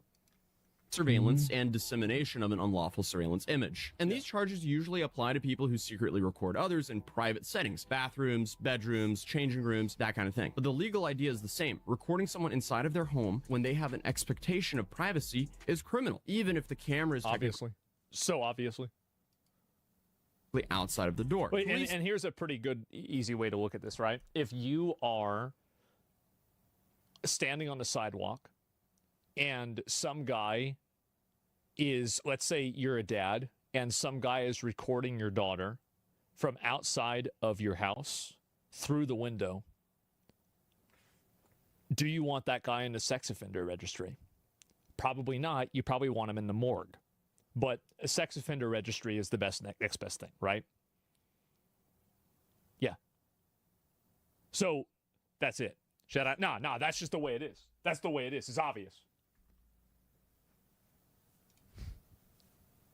said that she filmed a sleeping person and posted it publicly, which is exactly what these laws are written for. So the bottom line is, police found no proof of SA, and the man was asleep. And Olivia admitted the instructions for her order said to leave the food at the door, not inside of the home as she filmed. Her last TikTok was posted on October 26th, right after she said that she was being punished for reporting what happened. After the arrest, she didn't post anything at all. No defense, no clarification, no follow-up about what she plans to say in court. Her current next hearing is on December 5th. And also, apparently, like from the video that we just saw, I can see it she now. did not even show them the video of herself recording the guy. That to me is like so damning. That not only did she post a seemingly edited version of the video on TikTok, but she didn't give the police the raw video as admissible footage whenever she reported it. That's crazy. And depending on how the judge sees all the evidence, she could be looking at a whole lot of time here. And this can range from probation to years in state prison. Because it looks like a Class C felony in New York can carry up to 4 years. And she's charged There's no way she gonna, like, it's a white girl.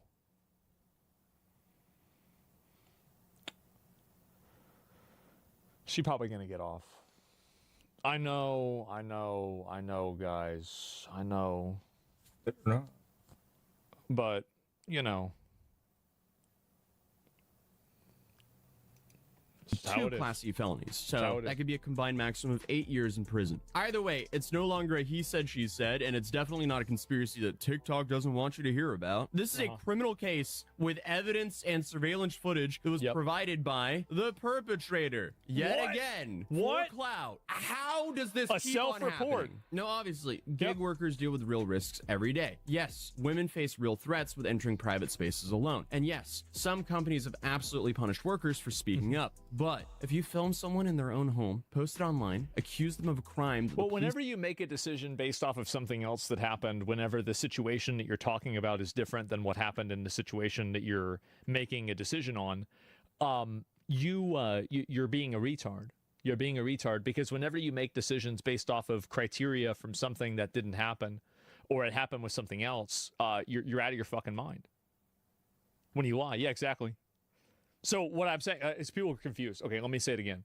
So basically, if you take a situation that happened and then you base your decision on what happened in this situation off of another situation that happened in the past, and you just assume that the same thing happened in a new situation, even though the variables are different, you're being a retard. Does that make sense? I feel like it's pretty fucking obvious, right? You lost me? My dick's stuck in a blender now? It's turned on, right? Say never happened, and then you claim that you're being silenced when the platform you're on takes you down. You're in for it. I was working. I was literally working. You and were. They deactivated me. This is related. They just punished me for posting about my while door dashing. They just fired me, and the police are doing nothing. I lost my job. That was my only way to make money to pay my bills. I'm just saying that's not advocacy. That's just clout chasing. So it'll be interesting to see what actually happens in December, and I'll keep you guys posted as more details come out. So feel free to subscribe if you're new. Drop a like if you enjoyed this video, and I'll see you guys in the next one. Peace. What a stupid bitch. Oh my God. Well, luckily, you know, now her life is going to be ruined because of this. This is the beginning of the end for her. And that's, thank God. Thank goodness. I'm not a fan of hers whatsoever.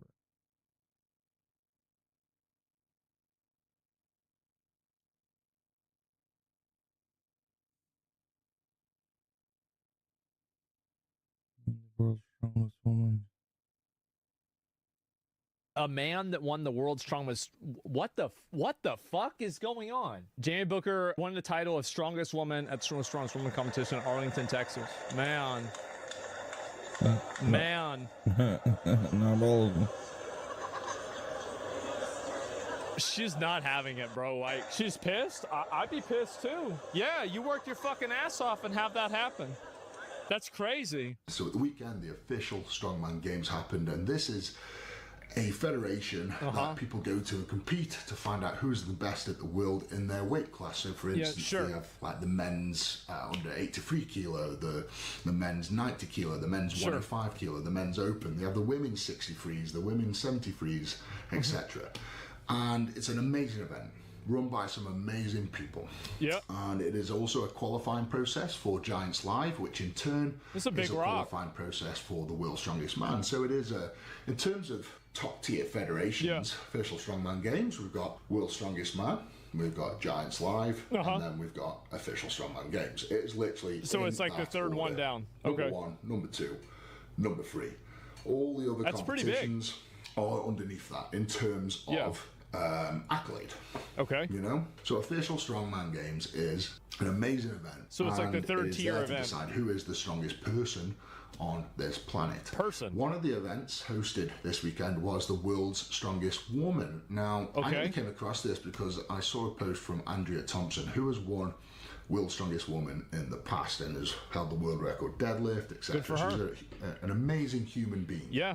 And the post, I was just getting this vibe from this post that Andrea was almost like retiring. That's the vibe I got. It was like, I'm, kind of like, this is the last time, blah, blah, blah. I can't remember the post exactly, but it just didn't give a good vibe. So I was like, something isn't right there. So I dug in, who beat Andrea? Because Andrea's a phenomenal strength athlete. Who beat Andrea Thompson? And the name, Jamie Booker, popped up. So I went on their profile. So the bio is Pro Strong Woman. She's put in a latest title from the weekend, World's Strongest Woman 2025, North America's Strongest Woman, second place, winning the classic first place, personal trainer DM for inquiry. Now at face value, everything seems normal, and if you go into her profile, she's put events from the weekend. So the thing that never happens happened? So just so I understand this, so the thing that they always say never was going to happen, and the thing literally, like, how is it possible? I'll get to it. I'll get to the South Park. So she's got a coach. Just everything like good luck at official strongman games. Everything looks normal. Like there's a bit of a training here doing sandbags, 225 pound sandbags, which is 100 kilo. Right. Look at that, mauling it. That's a lot. Super strong. 121 pound, I'm gonna assume pound dumbbell. That's a lot. Last set before. That's like me. And she's smashing it. Yeah, it's like the size of me. It's going up. Look how easy it looks. But look at the size of this lady. Like, she's got to be 6'3", 6'4". Looking at her, I don't want to upset anybody. 170 kilo, maybe. He's trying to be politically correct about this. He's trying to guess her weight. He's like, okay, don't want to make anybody mad, but somewhere around there. 175, maybe 180. Close to, say, 380 pounds, 400 pounds in body weight. Like, that is a big girl. And if you keep going down, you've got some feats of strength. Like deadlifting 140 kilos. That seems like a lot. Very, very easily. It's like 300 pounds. Look at that. Like, wow. Stiff leg. Damn. Yeah, Jesus. How about that? Next 141 pound dumbbell. Wow. For a double. So what's that, like 65 kilo? One Jesus. Above the head. Like, this is a strong lady. Yeah, it sure so I is. asked a few other people, like, where did this Jamie Booker come from? And then I got a response I was not expecting. So the response was like, Ed. But were you really not expecting it? But is that really true though? I mean, like, but really though? My God, Jamie Booker is a man. No one knew. She entered as a lady, put on a registration as a lady, did the whole competition as a lady, spoke as a lady, acted as a lady, and she turns out to be a man. And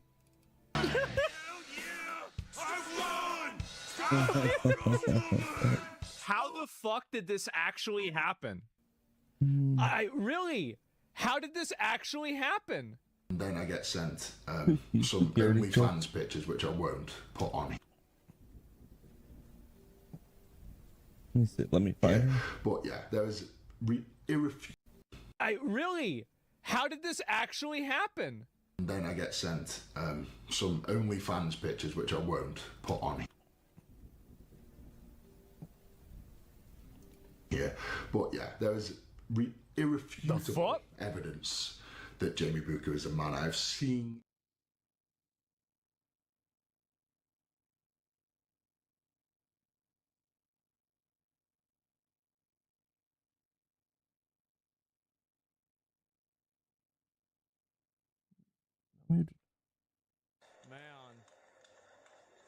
Man. What the fuck is going on? Jamie Booker won the title of strongest woman at the strongest woman competition in Arlington, Texas. Man.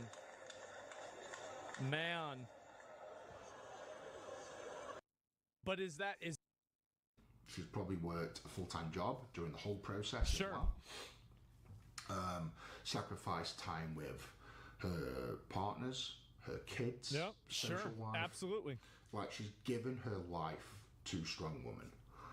Now, that's what grinds on me, is that somebody's sacrificed. I'm really glad that he's using this line of like argumentation because it's like kind of emotional messaging, but I think it's the one type of messaging that is the most counter to the acceptance of it, is that you're basically taking advantage of a person's entire life's work and, you know, them being at the pinnacle of their athletic career, and then you're just doing this because, and this person now is not able to reap the benefits or the satisfaction of being able to achieve that.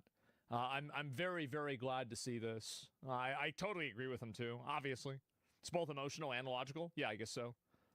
So much. If that was my daughter in that situation and she took her body to the limits, took her body to the absolute breaking point and put a relationships at risk, sacrificed time with her kids, spent thousands of pounds on physio, food, recovery, travel, to then go a contest and lose to a man, I'd be fucking wow, yeah.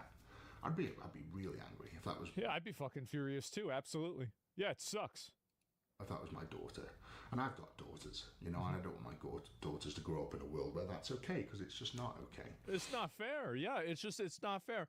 And the problem is that there will be some people that will come and take what he's saying here as being transphobic or something like that.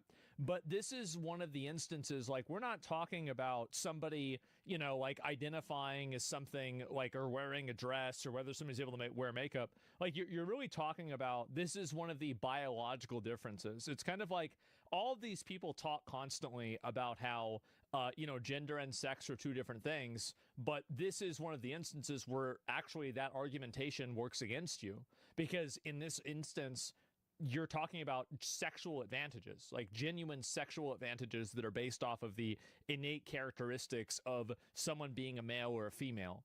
And really, I think that transcends any sort of, like, you know, fucking social messaging, right? It goes way, way beyond that. So I really feel. That's why I keep saying she. Oh, I don't care, because here's the reason why. This is the reason why. I don't have a problem with people identifying as trans. I have a problem with people identifying as trans and then invading women's spaces. That's what I have a problem with. So, like, if you want to be trans, that's fine. I don't give a shit. Go ahead, right? You want to wear a dress, wear makeup, and call yourself a woman and get surgery for it? Have fun, right? It's your life. You're going to be able to do what you want. But and yeah, also, if you don't want to respect somebody's pronouns, then don't do it. I don't care. It's not my problem. I'm not your dad. But, like, I'm just telling you the way that I do things, right? Is I usually generally respect people's pronouns, but at the same time, you know, I recognize that there's a biological difference between a trans woman and a biological woman. I think this is, by the way, my perspective on this is the perspective that I think most people have. Like, they're willing to play ball and be reasonable and be polite, but at the same time, don't wear it out. That's fine. I mean, if you don't feel that way, I'm not going to tell you that you're wrong. I'm not going to tell you that you have to think the way that I think. I'm just sharing the way that I feel. You ask me a question, there's my answer. There you go. Or Andrea, and she's probably too polite. Like, doesn't want to have a battle online. And well, no, it's because nobody, and the thing is, like, she doesn't have a big social media presence like Eddie has, right? Like, nobody knows her really on the same level that, like, they know Eddie Hall. Like, he's like one of the, like, top most well-known people in the sport. So it's like whenever you come out and you say something like that, you're going to have a ton of people that will attack you maliciously and like be hyper hostile to you if you speak out against this at all. So yeah, I wouldn't be surprised at her not speaking out about this. I'd be afraid to do it too. Yeah, I totally get it. get into the ins and outs of it. You know, she's too nice. But something needs to be done here, and I think I think now the truth is out, and I think now the news has come out she is a man. I have a feeling. Well, I think that really this is what I know. Like, if this person didn't say that they were trans whenever they entered into the contest, they did so on a level of bad faith that is just completely manipulative and extremely problematic. So to me, like, that's how I see it, is that, like, this is a person that very clearly is acting in bad faith. They're trying to do something that they shouldn't be trying to do. Yep. Bad faith argument. Will be Not argument, but by Will's bad faith in general. I think now the news has come out she is a man. I have a feeling that the title will be revoked by Will's official strongman games, right. And the people that own it will do the right thing because they are good people. And it's not about upsetting Jamie or anything. It's not about that. It's just about doing the right thing. If they want to come and compete in strong man, strong woman, or will. It sucks that, like, there's, like, so many cuts. Obviously, like you saw, there's like 5 cuts here. And I think probably the reason why is that he probably had to do, like, retakes for this to, like, make sure that people don't, like, try to take it out of context and turn him into, like, this horrible person, which he's obviously not. I mean, this is a completely reasonable, normal position to have that I think most people agree with and understand.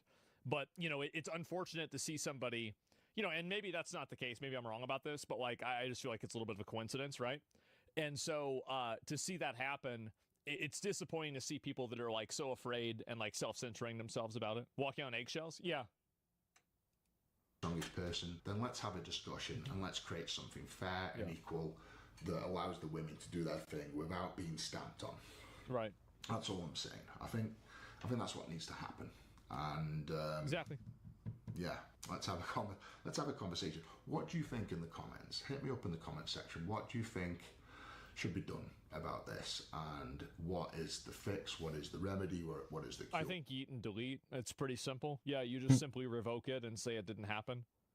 Like that, like we had somebody that, like, was a biological male that competed in a women's competition. We didn't know at the time, our bad. And now the actual winner is this other person. I feel like it's super simple.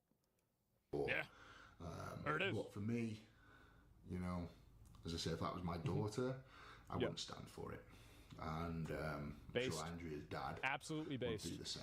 Mum and dad would be furious, alive or not. I don't know what they are. I'm sorry, Andrea, but I'm sure they would be not happy hearing their daughter lost something that she fought her entire life for to a man. Oh, it's just unfair. Oh, anyway, guys, I just wanted to come on and talk about that. Yeah, just it's happening a lot in sports, isn't it? It's been going on in swimming. It did happen in boxing, swimming. I saw that. The Olympics, you know, over Olympic sport. and they changed the rule. A female cannot compete in a women's league, which is like, I mean, it's crazy. You know what's so insane is the fact that we're even talking about this. What the fuck is going on? Can you believe that? Oh my God. We just need to. Wow. We all need to find a middle ground, and we all need to find a place where everyone can be happy. I think it but was. Also be fair as well. You've got to be fair to people. As I say, these people sacrifice their lives for sport. And their parents sacrifice their lives for their kids, taking their kids to sessions when they're kids. You know, well, and it's also like, it's just common sense, right? You've got 12 competitors, 20 competitors, and one person is competing on an uneven playing field. Well, that ruins the competition.